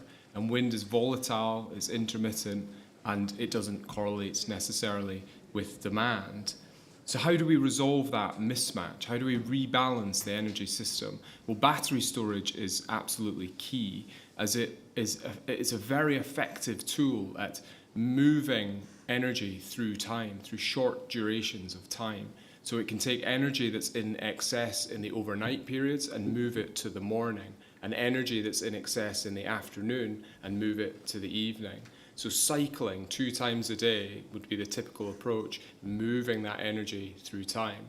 In addition, we need some form of dispatchable generation because sometimes the wind just isn't there and you need something that can ramp up very quickly to cover those shortfalls and keep the lights on. However, those 2 technologies alone will not get us to a fully decarbonised energy system. And there's 2 other issues I should briefly explain. The first one is that we're moving to a world where we'll have vast amounts of excess renewable energy beyond our demand.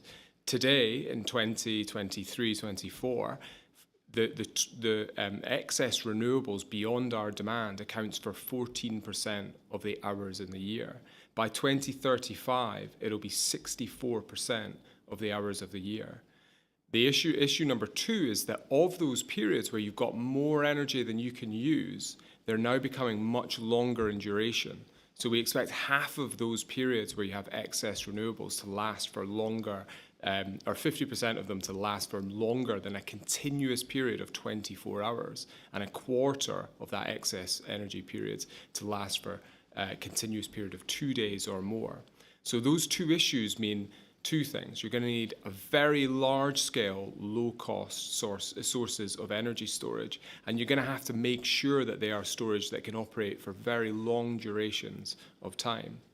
And we think the technologies that will help us with that are pumped storage. It's a very, very low-cost way of storing vast amounts of energy and shifting that across time, whereas a battery works intraday. It takes the energy, it shifts it through a single day, maybe across a day or 2. Pumped storage is very effective at moving across days and maybe a week or so in extreme events. In addition, hydrogen operates very, very effectively at soaking up all that excess wind. Once you've filled all your storage, no demand needs it. We need something that makes use of it. And hydrogen is a very effective tool and quite elegant in the fact that it takes excess renewable energy, converts it into hydrogen, so into a gaseous form that can then be stored and converted back to energy at some point in the future when we need it. And that hydrogen electricity in to power out squares the circle on decarbonising our power system. So it's those 4 technologies acting in unison that we think is the route to balancing a future energy system. Thank you very much, I think Lewis. we got there. Yeah. Quite succinct. Great. Christiana, can I move on to you now and ask you to give us a kind of overview from your perspective? Certainly. Thanks, Nicola. And thanks, Lewis, for setting out your perspective on balancing the grid. So I'm Christiana Logan. I'm the Director of Customers and Stakeholders for SSEN Transmission, which you've actually already heard a fair bit about today from our own people and from others.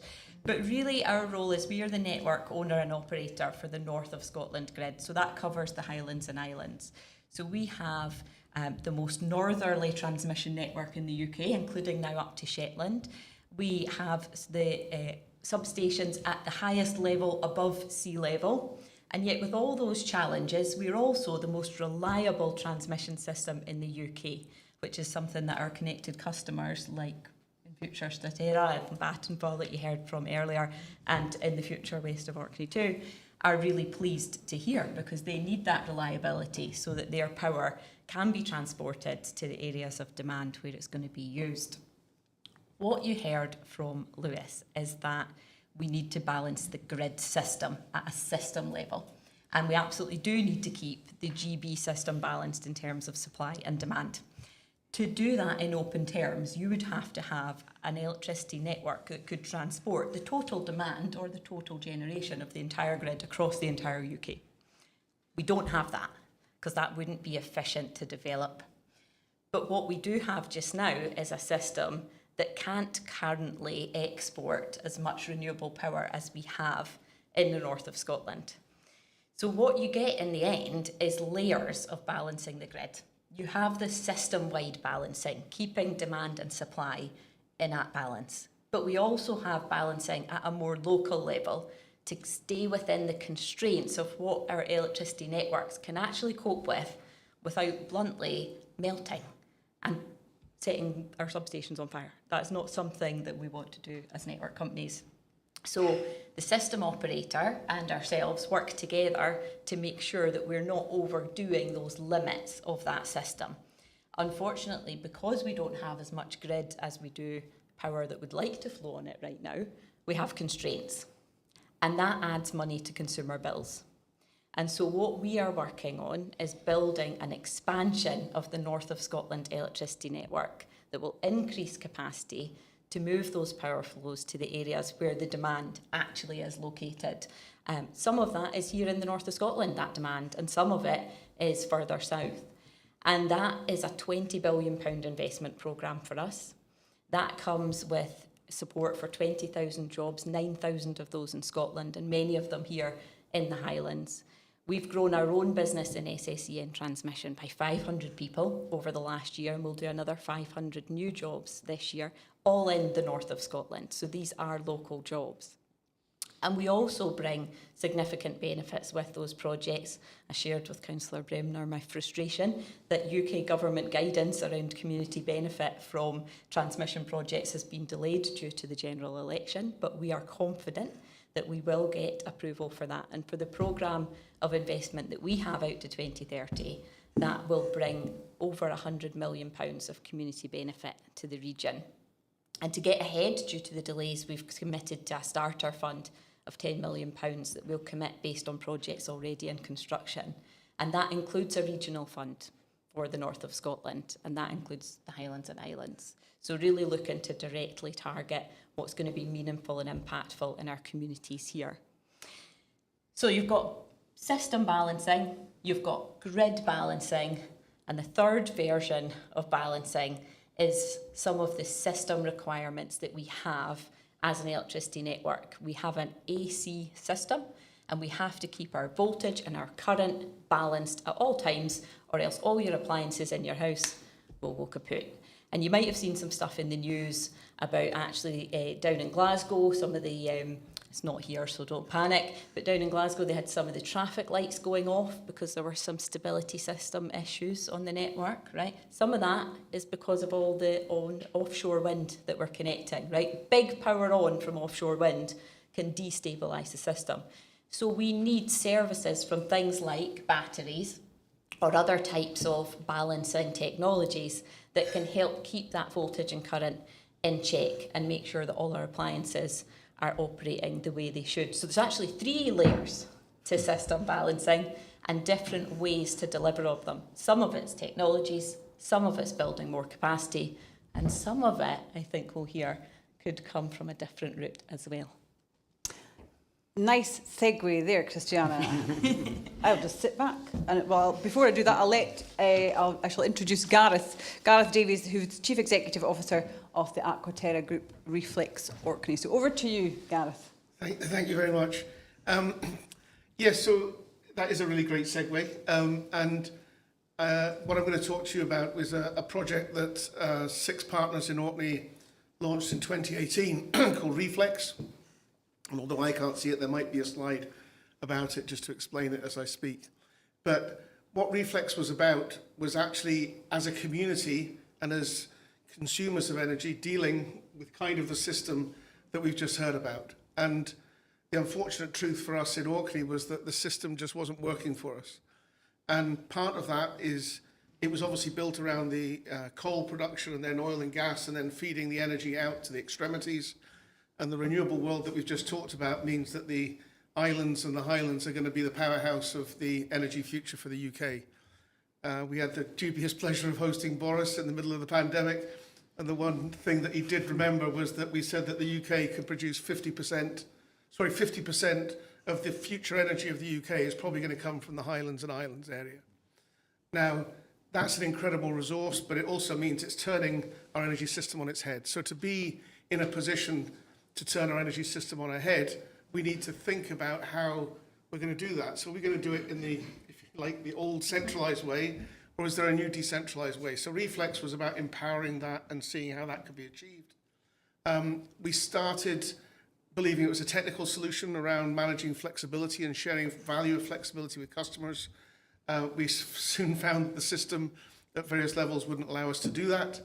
And so we ended up exploring a number of non-technical solutions. The technology's there, the batteries are there, all the different bits are there. We just don't have the ability within the legal framework and the procedures that are enacted on the network at the moment to deliver them. So Reflex was about doing that. We've got 1,000 members in Orkney who are living that dream, if you like, sometimes living the nightmare.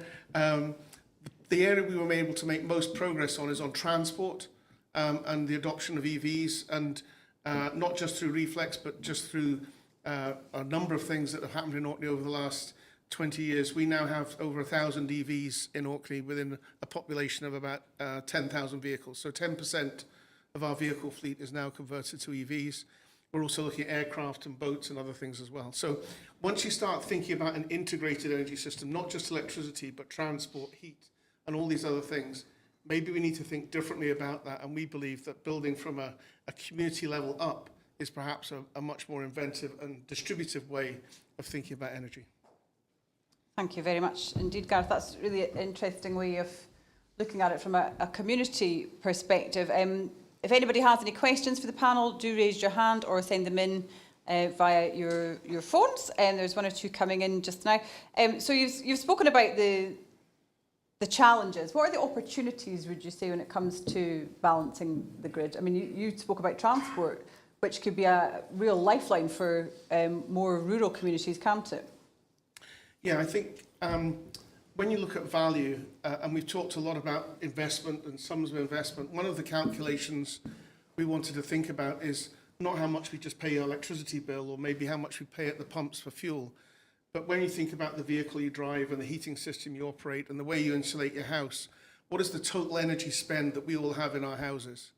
And in Orkney at the moment, we estimate that on average, that's around £15,000 per household in a year across all of those things.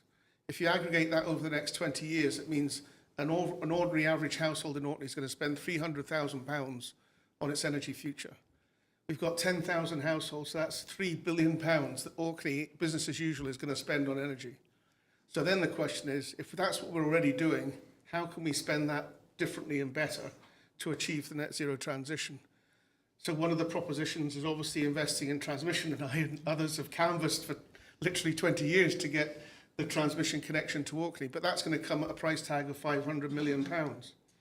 So is that £500 million to get a grid connection to the mainland the best way of investing that money? Or perhaps if we had a strategic local storage solution, would that be better? Or is it a mixture of both? And I think that's maybe something we can explore here, but it's one of the conundrums that I think we have as a community, is that how do we explore those futures, our energy futures, in a way that doesn't just push us down the route of tinkering with what we've got at the moment? Is there a revolutionary way we can think about it which addresses some of the, the political ambitions you've outlined for the Highlands? We share them in the islands as well. We need to address that. And from both your perspectives, how does that feed into your objectives, the kind of thing that Gareth is talking about? How could you get involved on that kind of level? Shall I go first? Of course, yeah. So thinking specifically about the islands, but this actually applies to many rural areas across the north of Scotland where the network capacity historically hasn't been that big because it wasn't designed to have these sort of systems in operation. One of the things that's been a frustration, I think, for many community developers has been the grid connection process and the restrictions on how much they can do when they're looking to balance locally, create more demand and bring some local generation on to meet that demand. And what will happen is ourselves and the system operator will say, but you might sometimes export some energy and there isn't space for that on the grid, so we can't let you do that. And I can very much understand the frustration that causes, because the whole point of that design is to not export to the grid, to balance locally and make the most of it. And so what's going on in the industry at the moment is a programme of reform to that connections process. And one of the areas I'm personally most excited about is an introduction of a new system where there will be technical limits at the supply point, where the system goes from a distribution level, which is your local electricity networks, to the transmission level that we look after. And essentially, those distribution companies will be allowed to manage and meet that flexible demand and generation locally and we won't have to be involved up to that threshold, at which point, if you need more transmission, we'll have to go and build it. And that we get back to the first conversation. But that will give so much more freedom for solutions like Gareth's describing across all of our rural areas and urban areas too. And from my point of view, it means that our team can focus on the big projects and the system balancing that our system's really designed for, without having to do assessments on what are small-scale projects that, bluntly, we'd rather not have to assess. So that's a really exciting step forward, and I think creates a whole fresh set of opportunities for these sorts of projects across the region. And is the infrastructure there to allow that to happen at the moment, or and what's the kind of timescale for that kind of thing, would you say? So the regulatory processes and rules are as much the challenge there as the infrastructure itself. We will have to build some technical solutions to be able to manage to those limits and make sure we don't accidentally breach thresholds and cause issues. But really it's about changing the codes that all of the network companies have to adhere to introduce this as an option for the future. And what's great is that our regulator Ofgem is absolutely behind these initiatives now, and the Electricity Networks Association, all network companies are working collaboratively through that to make this happen. And we have a monthly meeting with government and Ofgem to update on the progress of these programmes, and they've been tagged as an accelerated programme to make sure that what can be a slow process normally happens at pace. Gareth, you wanted to come back in there. Yeah, and it's really great to hear that there might be some more regulatory flexibility happening, because there's always too much control on that. But I think one of the realities for us has been down from the transmission level. At the distribution level, Orkney is the land of what are known as saggy wires. So you talked about the melting of the substation. Well, in Orkney, the problem is that our wires are not strung high enough, so they sag too low when they get hot. Now, that might sound like a bizarre reason why we have a constrained grid, but welcome to our world. So the challenge then is to get the investment focus on that. That's been a problem for 20 years now in our system. And part of that reason is that we've literally had our system humming, if you like, because Orkney's got so much renewables. We achieved 100% renewable electricity in 2013. So our past is essentially the rest of the UK's future. And what we've seen is that the capacity of the system to absorb the increase in demand that's going to come as we move through the transition is something we need to really address. So in Orkney, only 15% of our energy use is electricity. 85% is as fuels for hydrocarbons. So if we're going to reach a decarbonised state, we're going to effectively lift our electricity demand by 85%. You know, nobody's talking about our distribution network growing to that degree, and that's before we even think about transmission. Transmission. So I think that we have to think about what are we going to do at a distribution level, and that's where storage can perhaps play a part, because then we've got a choice of having distributed storage and locally centralised storage, which may help relieve some of that pressure that we're seeing on the system and the constrained losses that we get as well.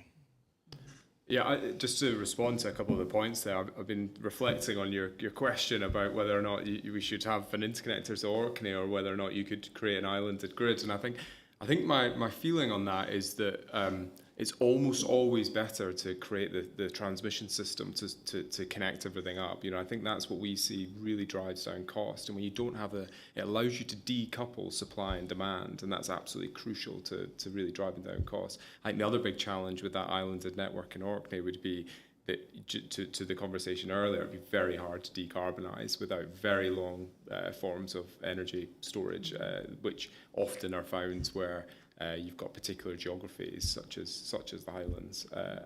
So yeah, I think it would be very challenging. I was worried you were going to kind of put me on the spot and ask me to build a solution in 200 days like Elon Musk famously said yes to and tried to deliver against. But yeah, and Christiana, the points in connection reform, yeah, absolutely, it can't come soon enough. You know, we think flexibility should be prioritised in some of the queue management, because bringing on flex early then allows you to facilitate more renewables. You know, it can help alleviate some of the issues on the grid and get more renewables on. So very keen to see that happen. I think we were exhausted by the treatment of battery storage, where the assumption on how a battery operates on the system was that it was both importing and exporting at 100% all of the time. which it could never do, which has now been addressed, I think. Yeah. So yeah, very pleased with all the reforms that are coming forward. And on the subject of battery storage, that seems to be something that's coming more to the fore now. Do you think maybe a bit more explanation and clarity is needed for the wider public, for them to understand exactly what the whole theory is behind this? Yes, yeah, absolutely. It's as I demonstrated maybe in my 5-minute intro, it's more challenging to explain how it operates in the system than it is to talk about renewables. And renewables come on as green energy, and everybody gets that. But we're now getting to a stage with renewable penetration where we need to get very, very good at reallocating that energy to the times that we need it to make sure that it's made use of. So yeah, look, I think we as a market leader in battery storage have some responsibility in doing that and trying to educate the wider public on the role of battery storage. But then again, pumped storage and that kind of evolution, as I say, it's not just battery storage that we think will be the solution to our storage issues. We've got to bring other forms of very long duration storage into the mix as well. Yeah, just to add to that, I think we shouldn't underestimate the power of us, basically as citizens, to change. And I mean, every EV is a battery. It has that. We've got, as I said, 1,000 vehicles in Orkney that are batteries. We've got another 200 households that have adopted solar battery systems in the last 2 years. So we haven't had any problems with that. We had another 150 that were ready to take that up, but they weren't allowed on the grid because of some of the controls that were put on it. So I actually don't think this is a consumer problem. And I think battery technology will evolve as well. At the moment, there's a lot of publicity about lithium-ion batteries and the fire risk associated with those. I definitely suspect that within 5 years, certainly 10 years, we're going to have different chemistries which are totally different to where we are at the moment, and that's going to alleviate some of those problems. So, yeah, I think very often the consumer's put up as the barrier. We haven't found the consumer as the barrier. The barrier is the system. And that's from the sharp end. That's actually dealing with customers. If anybody would like to ask a question before we wrap this panel up, please do put your hand up. I do have a question on Slido, but I think I would actually like the gentleman to ask it because I think he'll do it more justice than I will reading it off the screen. So Martin, it's to do with costs. So Martin, I don't know if you're around, if you want to pop your hand up. There you are. We'll get a microphone to you, Martin, just in the middle of the room there. Just so I can make sure that I'm getting the gist of your question properly, that's all. Hello, can you hear me?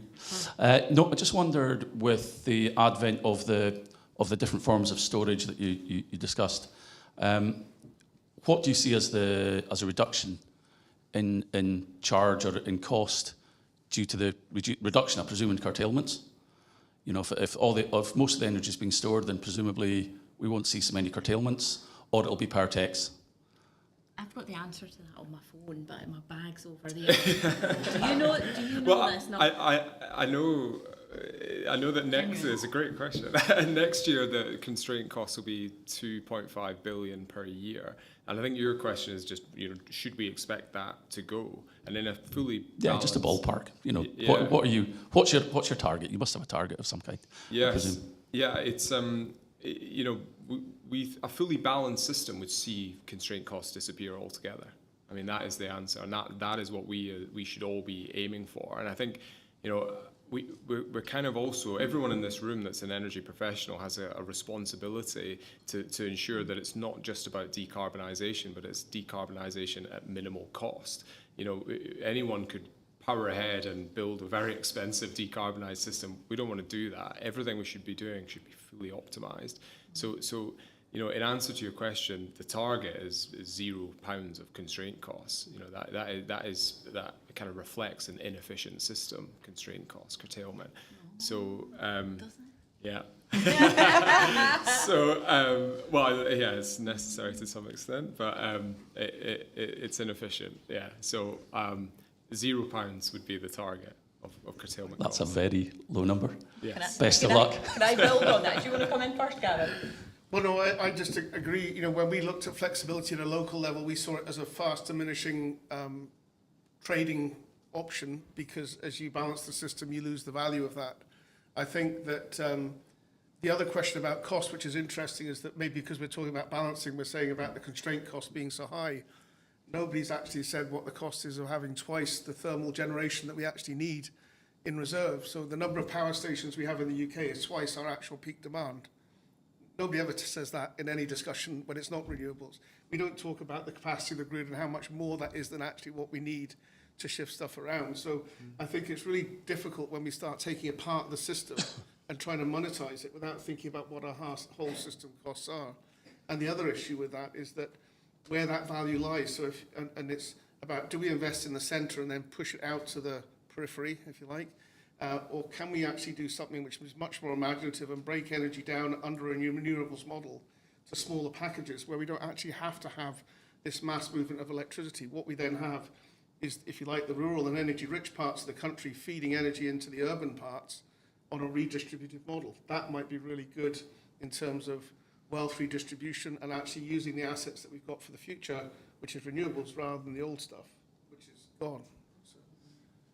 I was going to pick up one of the points you made there, Gareth, about the diminishing return that you get from the investment. And zero constraint sounds like the right target, but actually some level of constraint is probably efficient, because getting to zero would cost more than what you're spending on the constraint. And I think there is a tipping point there.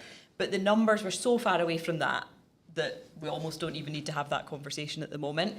Right now, the projects that ourselves and the other transmission owners are building out to 2030 will save over £13 billion of constraint costs off consumer bills. So that is absolutely worth doing. And the number that's on my phone is how much more constraint costs will be saved through other measures, including flexibility. I think it's another over £5 billion. So these are huge numbers. So the investment right now, it makes absolute sense. But there will be a point where more investment actually is more expensive than having a small constraint. Because especially with renewable generation, you wouldn't build a system, to your point, to deliver on 100% all of the time, because most of the time it's not operating at 100%. So if you've designed your system for the fact that they mostly operate at 40%, then when they are operating over 40%, you might have to constrain. But it's still efficient to do that, because having built it for 100 and it only does that a very small amount of the time wouldn't make sense. And getting the right balance of that between when to invest and when to constrain is the job of our system operator. And that is a tough job for them. And those are the cost-benefit assessments that they make when they decide what system build we should have. So that is a constant ongoing process, layered on top of spatial planning, future energy scenarios, demand planning of how that's going to grow and change in the future. And so that process is really thorough. And when people come to me and say, why on earth do you need to build this grid? Nobody's done a cost-benefit assessment of this. I'm like, they have actually, and it's quite involved, and the system operator's been really thorough about it. And we're not doing this to meet 100% of wind farms or 100% of the batteries that want connected. We have designed an efficient system, and that's what we're looking to build. One very quick point, if I may. What we'd love to see as part of that process when we do the cost-benefit analysis is not just comparing the network against the cost to constrain, but against the alternatives that could provide a similar role. And you know, that's been missing throughout regulation for a long time, allowing batteries to compete with networks. So if you've got the idea to reinforce between point A and point B, maybe that doesn't need a network reinforcement. Maybe it's actually more cost efficient to just put a battery at one end and manage the flows more efficiently. But Ofgem have really struggled to create any kind of way of allowing networks to compete with batteries in that way. So, you know, kind of building on your points, we'd love to see that cost-benefit analysis expand to allow all technologies to compete. I know you're going to be running I know we are running over. We are running over. We are running over. Very, very, very briefly, Gareth. Just to say, alongside that, house insulation, that should be in the cost-benefit model as well. Reduced demand, it makes every solution easier. Very succinct. Great. Thank you so much to all of our panel. That was a great session and loads to talk about. We're going to move on to another session in just a moment. But just to say, Christiana will find her phone if you really need to know that number. There will be an opportunity at the very end of the day to have a coffee and a chat with folk to catch up on any of the points that you want to dig a little bit deeper into. But for the moment, I'd like to say a big thank you to Christiana Logan, Lewis Elder and Gareth Davies.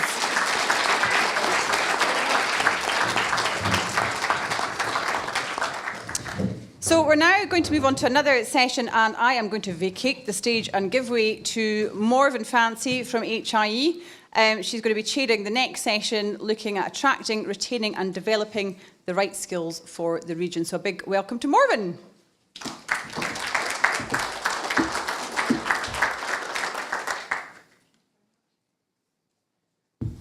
Invite our panel up now so we can just get settled and have a seat. And while they're settling in, I'm just going to make a few, say a few words from my own perspective while you get yourself settled. So thanks for inviting me along today to chair this session.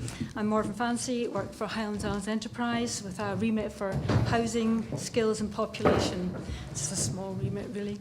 It's been a great day so far, and I've no doubt that today's People Power panel, the alliteration, which I'll introduce to you shortly, will continue to provide update, challenge and hopefully some solutions to this fantastic green energy transformational opportunity that the region is in the grip of.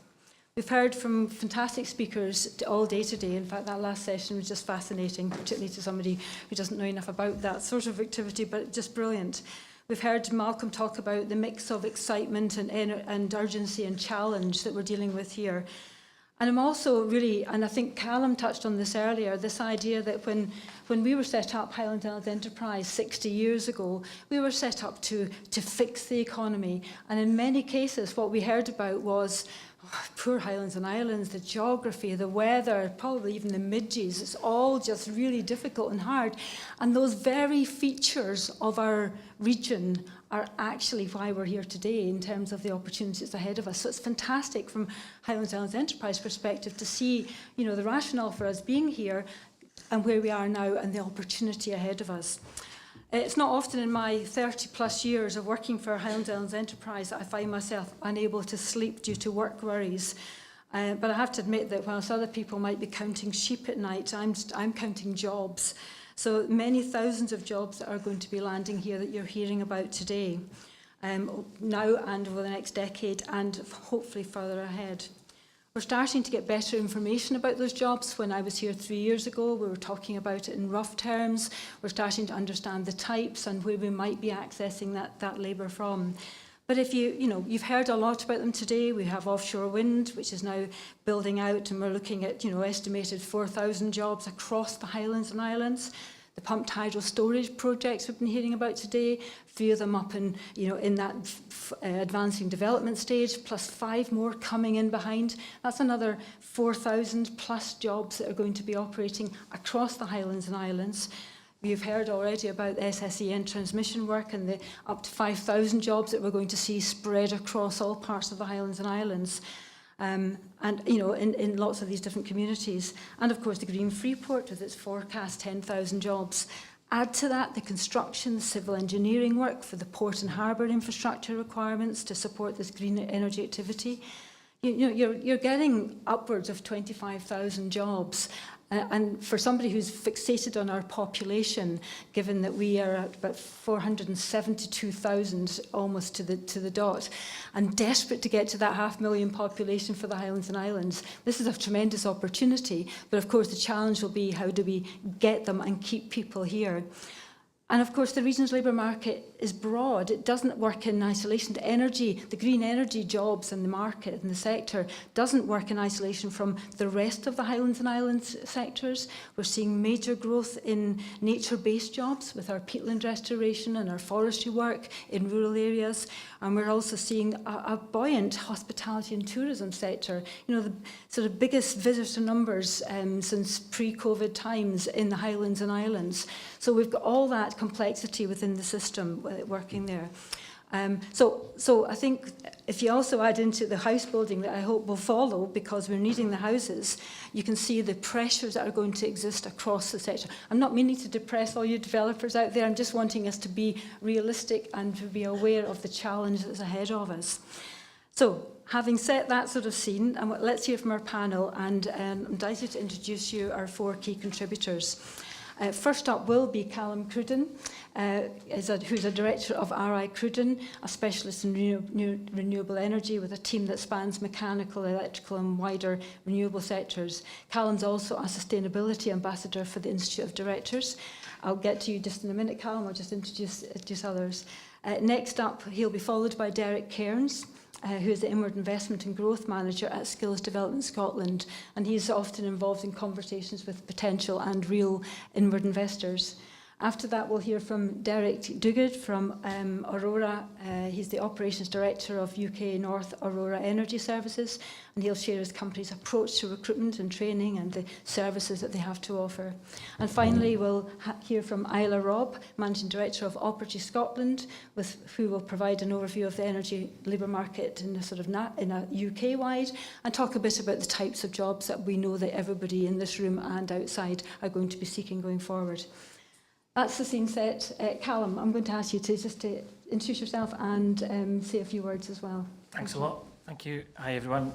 My name's Callum Cruden. I'm Director at RI Cruden, based here in Inverness. We're a mechanical, electrical and renewable contractor, and we're here to talk about the skills shortage and the people shortage we have in the Highlands area.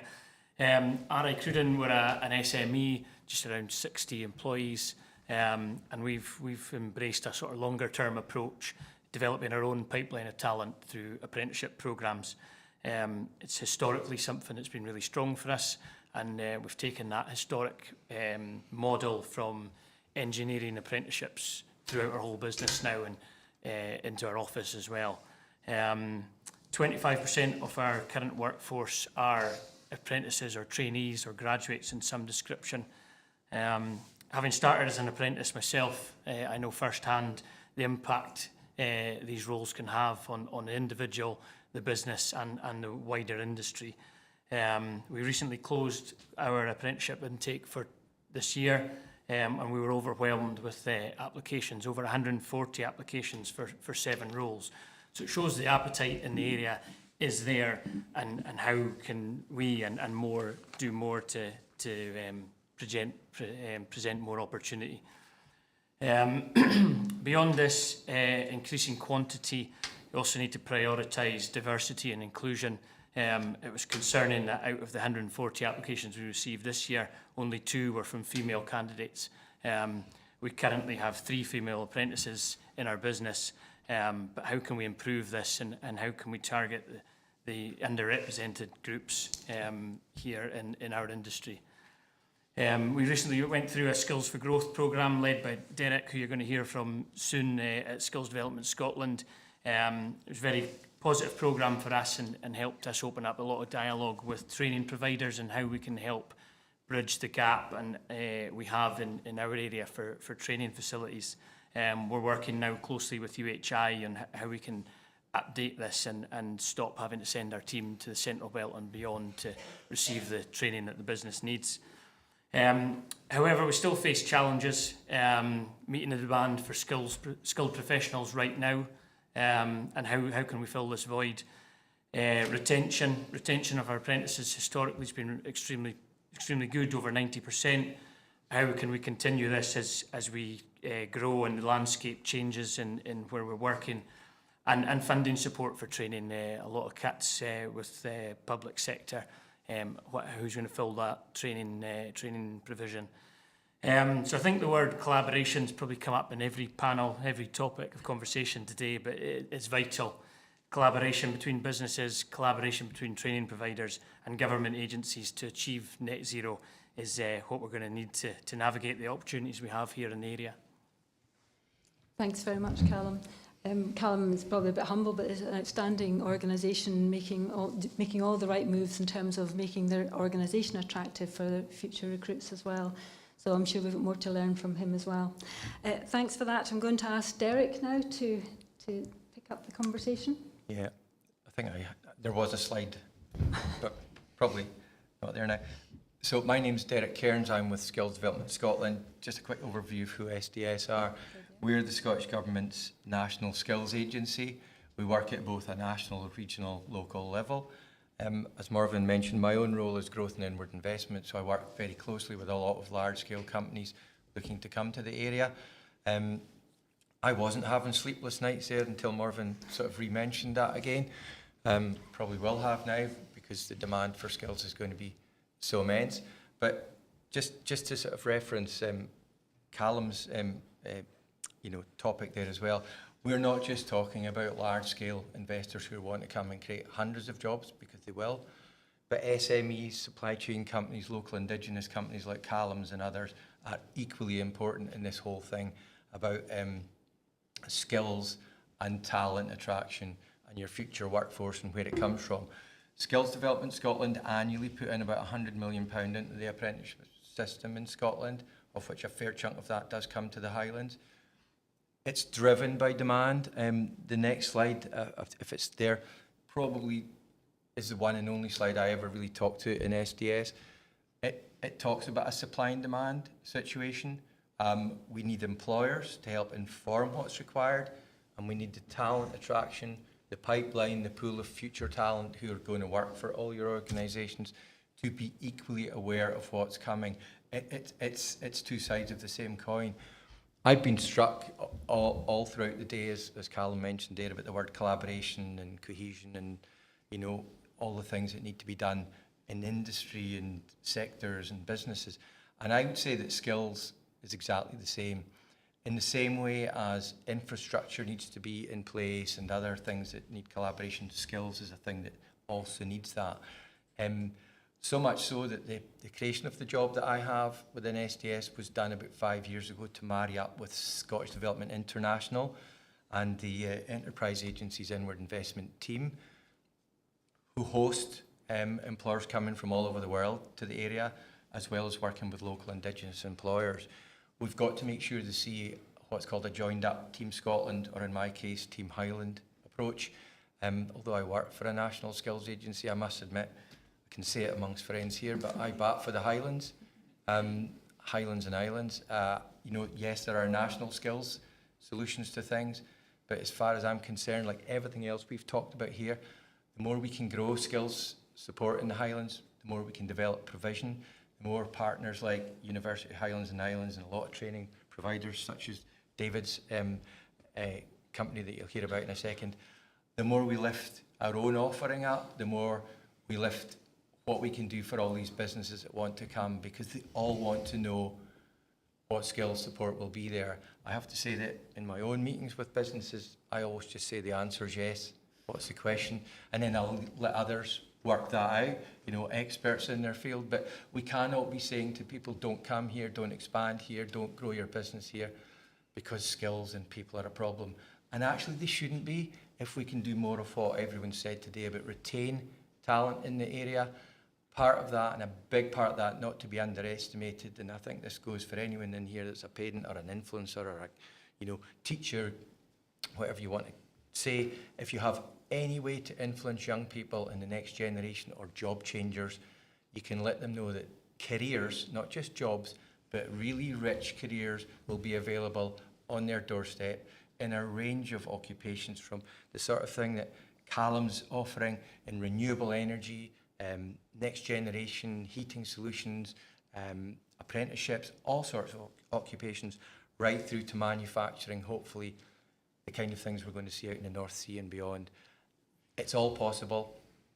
There's going to be data analytic jobs, digital related jobs, engineering jobs, you name it. We've got to get the young people, the teachers and the schools, really briefed in on that. So a big part of what SDS also do is the career guidance service. We have a mandatory guidance service in all the schools across Scotland, all the schools across the Highlands, and particularly keen to hear what Councillor Bremner said. We're fully aware that the Highland Council have created a real big strategic blueprint, including skills and talent attraction, as have the Freeport. The Freeport have also created a skills plan as part of their mandatory business case. Ourselves and other partners have contributed to that. The really good thing about the Highlands in this particular area is that all the key components of what we need to happen are here. We've got providers, we've got good partnerships, we've got UHI, the colleges, private providers, right through to organisations like Bernardo's work, who will work to support more disadvantaged people in the community. these people can also not be underestimated. There's so many people out there who can work for all of your organisations going forward, and that's an important message. Thanks very much, Derek. Thank you for that. I'm going to move now to David and ask David to contribute. Thank you. Hi, I'm David Duckett. I'm part of the operations team at Aurora in the north of Scotland. I'm pleased that Morven's called this People Powered because coincidentally our tagline is People Powered Progress. And Morven, I'll give you that tenner later on for that. So just a bit on us, because we're obviously quite new on the scene. So we're Aurora, we're an international multidisciplinary energy services business with particular focus on the renewable energy generation and transmission industries. We offer solutions across the whole asset life cycle, so design, fabrication, construction, ops and maintenance, right through to decommissioning. And we have bases in the UK, the USA, Australia, and now Chile, with further expansion planned. I think it's worth noting in this room that we've chosen to base our headquarters in Inverness. And this is due to the scale of the opportunities, both present and future, in the Highlands and Islands. And we complement our base in Inverness with facilities in Wick and Huntly. And also, to feed into Callum's point earlier, a very small part of our work is actually conducted in the Inner Moray Firth area. We do a lot in the northwest of Scotland, we do a lot in the Isles. So to us, this sort of energy bonanza thing, it can be sort of capitalised on throughout the whole Highlands. Of relevance to this panel session, we at Aurora founded the Highlands' first GWO, so Global Wind Organisation, ECITB, and a RATA accredited training centre at Longman Drive in Inverness, and you're all welcome to come and visit it and see what we do. Here we offer basic through to advanced safety and technical training, which is critical for technicians to operate on site in the renewables industry. So we train our own techs, including our first intake of trainees in the Inverness and Caithness areas, self-sponsored delegates, so self-employed people and new entrants to the industry, and other businesses, employees, including many from the large operators and the OEMs. And during our growth, we've received a commercial debt package from the Scottish National Investment Bank. We've had support from Highlands and Islands Enterprise, and we've become a member of the Inverness and Cromarty Firth Green Freeport, which has been a great story for Aurora, but also it shows tangible delivery from public and industry bodies in the area, assisting with development of training for the energy transition. Personally, I am a proud Highlander. I grew up in the Black Isle, and in my teens, after a few years of poor spelling and general lack of social skills, this led me inevitably towards engineering. But I remember when I decided on engineering and I said this is what my path would be, there was two questions asked. So where will you study and where will you work? And at the time, which was a while ago, this weather-beaten face will probably tell you that, but the assumption was that it was unlikely to be in the Highlands. To me now, I think we have the chance to reverse that. You've got great practical training from the likes of Aurora and NIG Skills Academy with their accelerated welding program. You've got great further education options at UHI, which can allow for full-time study or flexible learning to fit the employer's needs, and we're actually talking to them about that just now. If you couple this with a pipeline of energy and infrastructure projects which can realistically provide a job for life in the Highlands, particularly for the younger generation coming through, I'm hoping that going forward, maybe the question elsewhere in the country should be, have you thought about the Highlands? Thanks very much, David. Absolutely, I'm sure that is what's happening right now. Isla, I'm going to ask you to contribute now. Hello, my name's Isla Robb and I run a company called Opporgy Scotland, but I also run an EDI group, a diversity and inclusion group called Full Circle 21, and we're really keen to encourage more people into clean energy sector, whether or not they're coming from an energy sector or from elsewhere and transitioning into it, and also for businesses to be more inclusive as well. Now, I did also have one slide, so just the one slide, because I wanted to show the numbers that are needed in Scotland and the UK across all energy types.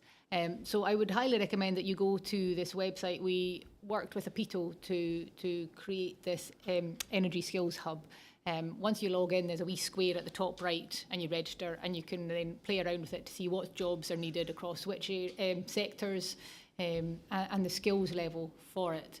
And that's something that we work with developers of large projects to help them understand what do they need and when, because we keep on hearing there's going to be a skills shortage, but a skills shortage of who and what and when and where.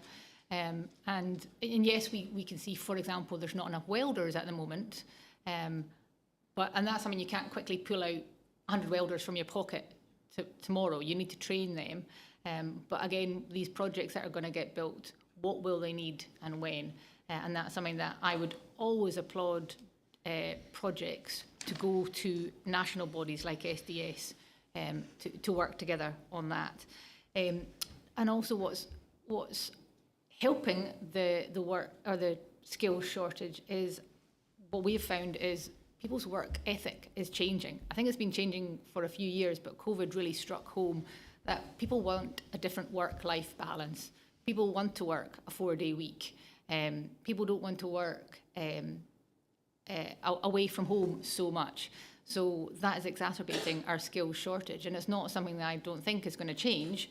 As employers, we all have to figure that out and offer that work-life balance to our people. What we're also finding is we need to look at future jobs. So the digital and the AI, we need to bring that in and embrace those. Because yes, there is a lot of focus, particularly in offshore wind, in manufacturing. Can we compete with international organisations for manufacturing? Well, not if we're going to do it the way we did it 20 years ago. We need to embrace new technology to reshore jobs and opportunities into this country as well. And yeah, that'll be me. Okay, thanks very much, Isla. I've got a few questions that I might just put to the panel, but hopefully there'll also be some time for other questions, and I'll check Slido as well. I think one of the things I've been scratching my head over is this public-private response. You know, is it the public sector's job to ensure that all the developers and all these businesses coming here access the labour, or is it the businesses themselves? And I've got certain views on that, but I was quite keen just to kind of get a little bit of a test of the panel on that front as to, you know, and I think probably the answer will be the collaboration word, which we've heard of enough, but just that whole issue about who is accountable, who's responsible for ensuring that each of these developers, each of these manufacturers, all these companies are ultimately responsible to access their labour that's required. I don't know who wants to go first. I'm not seeing lots of hands rising up. I think okay, just a quick comment from each. Sitting on the fence, I think it's both. I don't think there's a one or the other. We need employers to be responsible to allow people to start their careers there as well. So often you see job adverts, they always want somebody with experience. Well, how do you get that experience? Yeah. And I've found that time and time again. The amount of wind turbine technicians that have come to me and said, how do I get offshore? Because everybody wants a wind turbine technician with experience. So the employers need to be open to people without experience and training them up. And whether or not they will all do it themselves, or there needs to be some kind of public intervention to support that and offer the training. I think that's a very good Marvin, point. Just on that, so I'm conscious of the two scales, if you like, or the two ends of the spectrum on that. At the top end of the spectrum, you've got SOEC, the Scottish Offshore Wind Energy Council, who are working with all the ScotWind developers in collaboration on a range of projects or a range of topics, including skills. There's a skills subgroup. You know, who knows? There's strategic discussions going on there, but the idea has been floated of developer funding going in to maybe be repurposed back into the public sector to help support skills. That would make sense, but that's still a work in progress. But I have to also say that, you know, Callum on my right here is an exemplar for how an SME business can also approach things and use some public funding. Callum is obviously putting a lot of his own funding into skills and CPD training, but some of the contribution it will get from SDS through apprenticeship funding, through the college and through other providers is there to be had. And I think it's good for business to have a look at that. I appreciate that, especially a lot of the small businesses are busy being busy. I totally get that. And when Callum talked about the Skills for Growth project that we did, it maybe allowed someone to take a stand back and have a third party look at things. But I used to say if an accountant phoned a businessman and said, look, you know, change your vans or change your light bulbs and you'll save £50,000 a year, they would do it.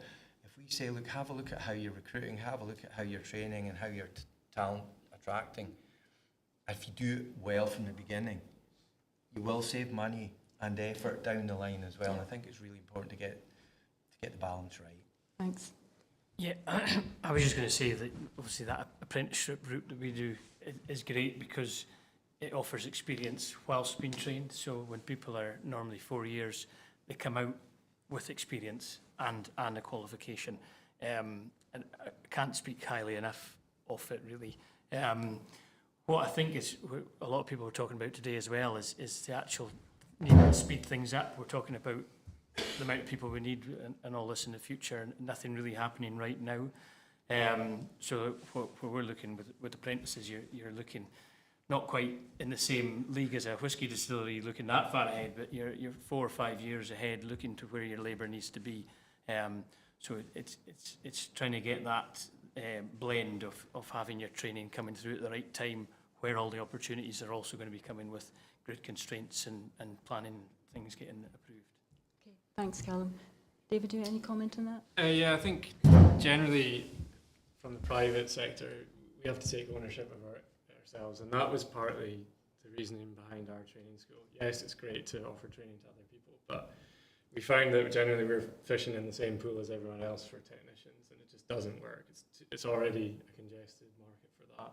And actually what we do is we have this sort of energy contractor merry-go-round where they jump ship for an extra couple of quid an hour, and all it does is inflate the rates for our customers. So really we had to change that and start creating our own. And we see it, you know, not just people on the tools. We're at the point where we're going to have to start doing it with project engineers, project managers, all this stuff, because it is such a busy industry right now.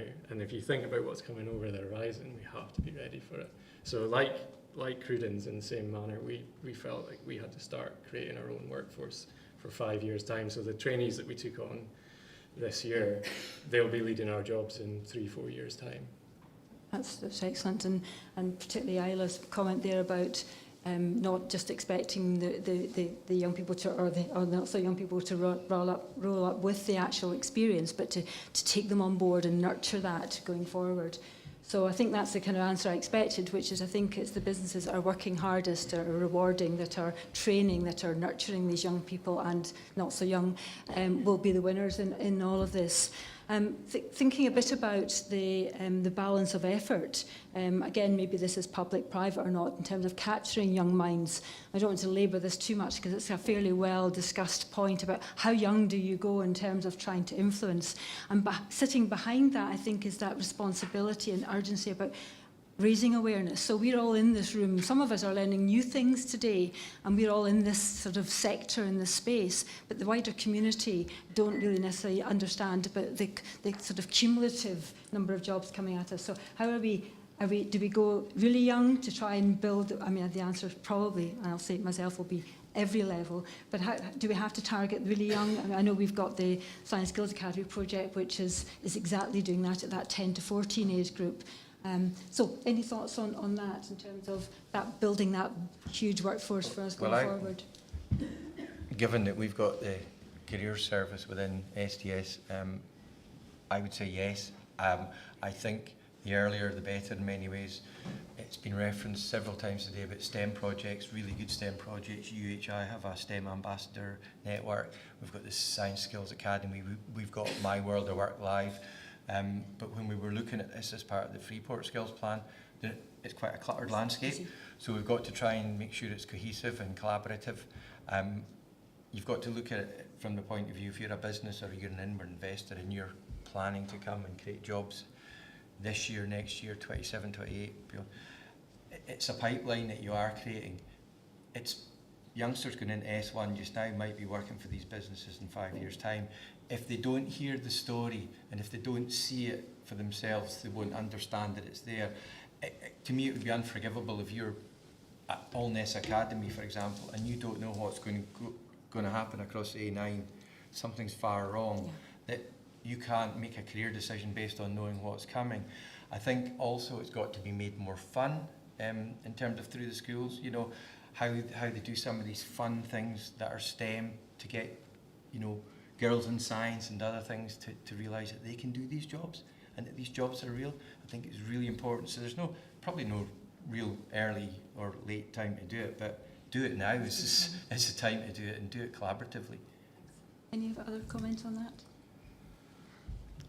Just to follow on. Well, you do tons of Derek school said, engagement. Yeah, we tend to sort of target more secondary school, maybe not looking as far back as younger the better. But I mean, getting into sort of a wider debate of curriculum as a whole from school, and I think it was touched on in one of the earlier panels about the actual skills that are getting taught in schools and how relative it is for the workplace. You know, we find a lot with school leavers that the first year is a lot of hard work and retraining of what you're actually needing in a workplace, and what we could do to wider benefit everybody in that scale.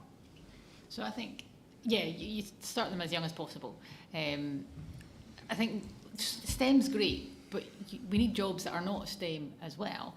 And again, I think the girls in STEM and all those are fantastic, but we also need to have diverse people in the workforce as well. So it's all you see it and you can be it. So how many females are in senior positions in businesses? How many ethnic minorities are in positions, senior positions in businesses? So we have to look at doing that as well to encourage people to come into the sector as well that had a career elsewhere, because less and less people have a job for life, or even a career for life. You can dot around, and also so many jobs in the future aren't jobs yet. So we need to bear that in mind.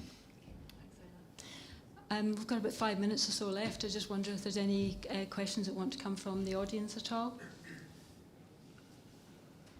Maybe while you're thinking about that, I mean, I think one of the challenges we probably should all set ourselves in this room today is that responsibility to spread the word, to get the information out there, not just at that local level, although many of you will have to operate in that local level, but at a regional level, to explain about this plethora of fantastic opportunities that are about and facing the region going forward. I've got a question. You've got a question? Go for it. So, I mean, we hear about Who's it for? It's for the room. So we hear about this skills shortage. Oh, it's going to be a skills shortage. You had 100+ applicants for 7 jobs. Like, what's happening to those poor souls? Are they getting jobs elsewhere, or are they all in a job at the moment and they're not, and they're like, oh, well, I'll just stick at my current job. So maybe there's not the skills shortage. Well, there clearly is, but you know, there's people out there that can't get jobs. It's funny, we were talking about this earlier. I borrow a lot of stuff that I hear from manufacturers and engineers. I don't have that head myself, but I think, gosh, you can learn a lot from them. And there's a Japanese word, kaizen, that I love, because it's like built into manufacturing engineering, that you get it right first time, you keep it right, you improve it, you do all that. I think that there are things that can happen with the skills and education system that need to be better. Some of it is just polishing up bits that are good, others complete rethinks. But I think that the idea that some people can be lost to a career or a job through bad filtering or whatever is, you know, not really good. And I think more needs to be done at kind of grassroots level to inform youngsters. I believe that youngsters should get taught how to network better, frankly, meta skills, core skills, whatever you want to call them, so that they're better prepared for the world of work. And I can say this because I do have a youngest son who's an apprentice who was not very good at school, or didn't engage with school. He was clever, but not engaging. And he's gone into an apprenticeship, funnily enough, with Callum at the end, but that's just pure coincidence. But the fact that he's enjoying college, he comes home and tells us how much he loves college, you know. Do you know, he loves college, but because it's a more grown-up environment, they're learning something that they're wanting to learn, they're there because they want to be there. Learning and earning is a really important hook as well, and that's not to be underestimated when we talk about not that a degree is any, you know, like vocation versus degree, but the amount of people that can do graduate level apprenticeships now, degree level apprenticeships, have money and get your degree. It's phenomenal, and we need more employers to lean into that, to embrace apprenticeships, and just to, you know, not miss these young people that are out there. To Marvin's point, you know, do we do a collaboration? I've had some applicants, I'm not able to take them, but would you like to see some of them? I think there's not rocket science solutions that can be done to make things better. So one more question.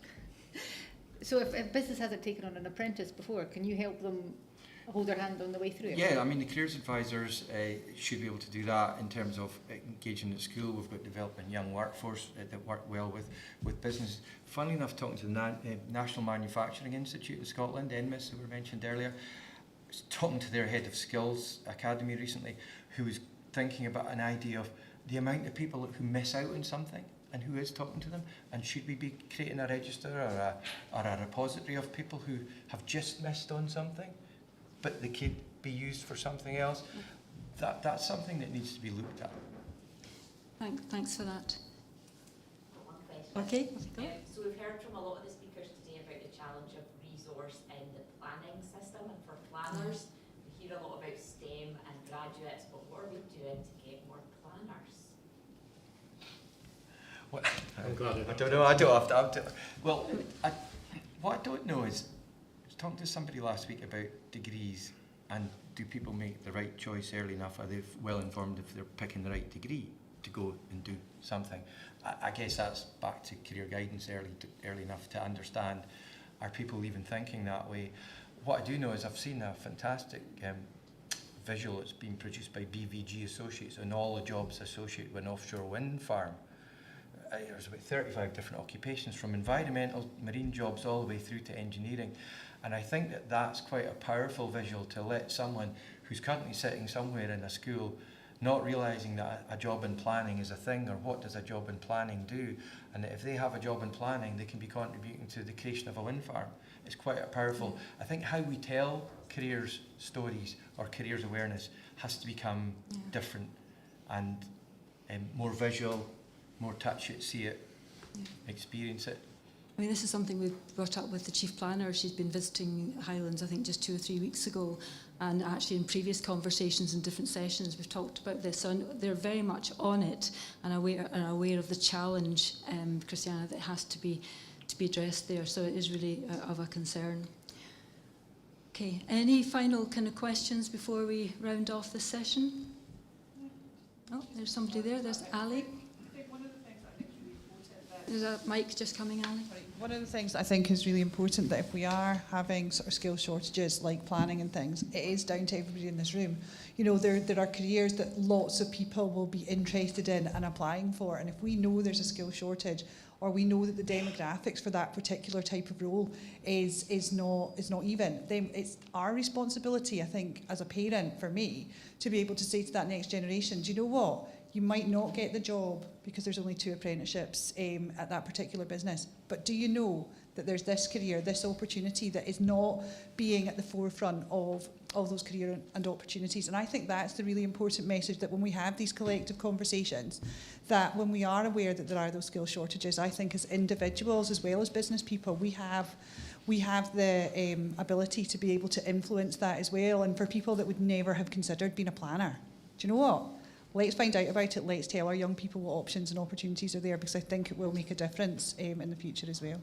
I think that's a very good point, Ali, although I gave up with trying to give career advice to my 3 children. I was the last person they were going to listen to. It was a nightmare.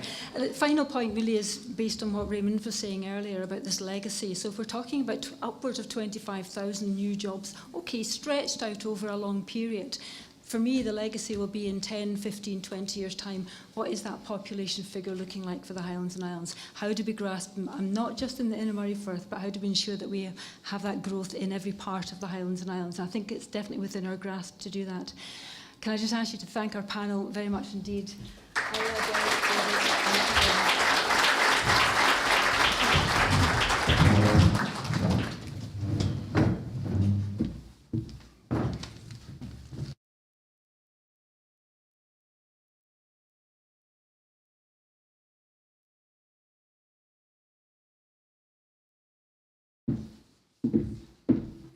Huge thank you to our panel and to Morven as well. Some really, really interesting points there, and lots for us all to go away and think about, I think.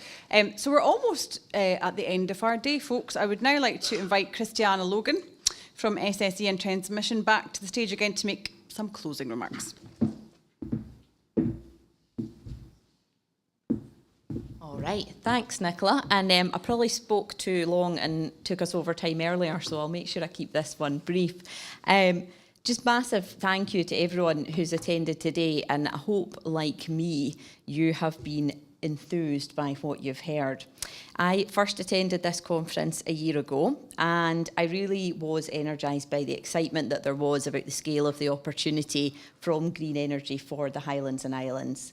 But I also did pick up some of the frustrations about the pace at which we could realise those opportunities and make that happen. And as Councillor Bremner spoke about earlier, we spoke last year about how we could do that, and that our hopes that at this year's conference we would have some specific positives to share about these benefits to the Highlands and Islands. And I have been delighted to hear about those today. At the last session we've just heard very specific, not all STEM jobs that are coming to this region, which is a great opportunity. On top of that, we heard, Frank and others speaking earlier about the local contracts that there will be for local organisations. Our own project from Beauly to Spittal will have over 100 SMEs working in the delivery of that project. So again, very real opportunities that people can now start to get involved in. Then when we spoke, the panel that we're talking about offshore wind and the opportunities from the ports, again, specific jobs, specific investment here in the Highlands and Islands. I was absolutely delighted when we worked on that project to announce that Sumitomo Van Oord would be the preferred provider for our second link to Shetland. I mean, as it was mentioned earlier, Gareth, we've worked for decades to try and get the Scottish Islands connected to the main transmission system. We're now doing that, and not just once, but twice in the case of Shetland. So hugely exciting that that inward investment is being promoted through these projects that are also delivering for the Highlands and Islands. Really pleased with that. But we can't pretend that there aren't still some frustrations as well. We've heard a few as the day has gone on. Some frustrations in terms of the processes and the systems that we work with in this industry and the pace at which they change. It's something we are absolutely working on. Challenges in terms of certainty to be able to realise those investments from the offshore wind and from the port developments that will be required for them. So we're needing more certainty on grid connections, on consenting of projects. And good to hear that that is in train. And I hope that the ministers can follow through on speeding up our consenting processes. But you know what, overall, I think for me, the biggest takeaway from today has been that overwhelmingly, this is about very specific, real benefits for the Highlands and Islands region. And the conversation this year has been much less about how the Highlands and Islands can contribute to green energy and energy security goals, and much more about how targeting and delivering green energy and energy security can deliver on the goals of the Highlands and Islands. So the way we can collaborate and compete to deliver what we need in terms of increasing population, building homes, investing through community benefit, and delivering real jobs here in the north of Scotland will absolutely deliver on the goals that our communities have in this region. So I'm really excited at all the conversation where people have shared that's what we all want. And I think if we keep going, then next year we can have even more positive examples to highlight and share with you all. So thank you again, and I'll hand back to Nicola.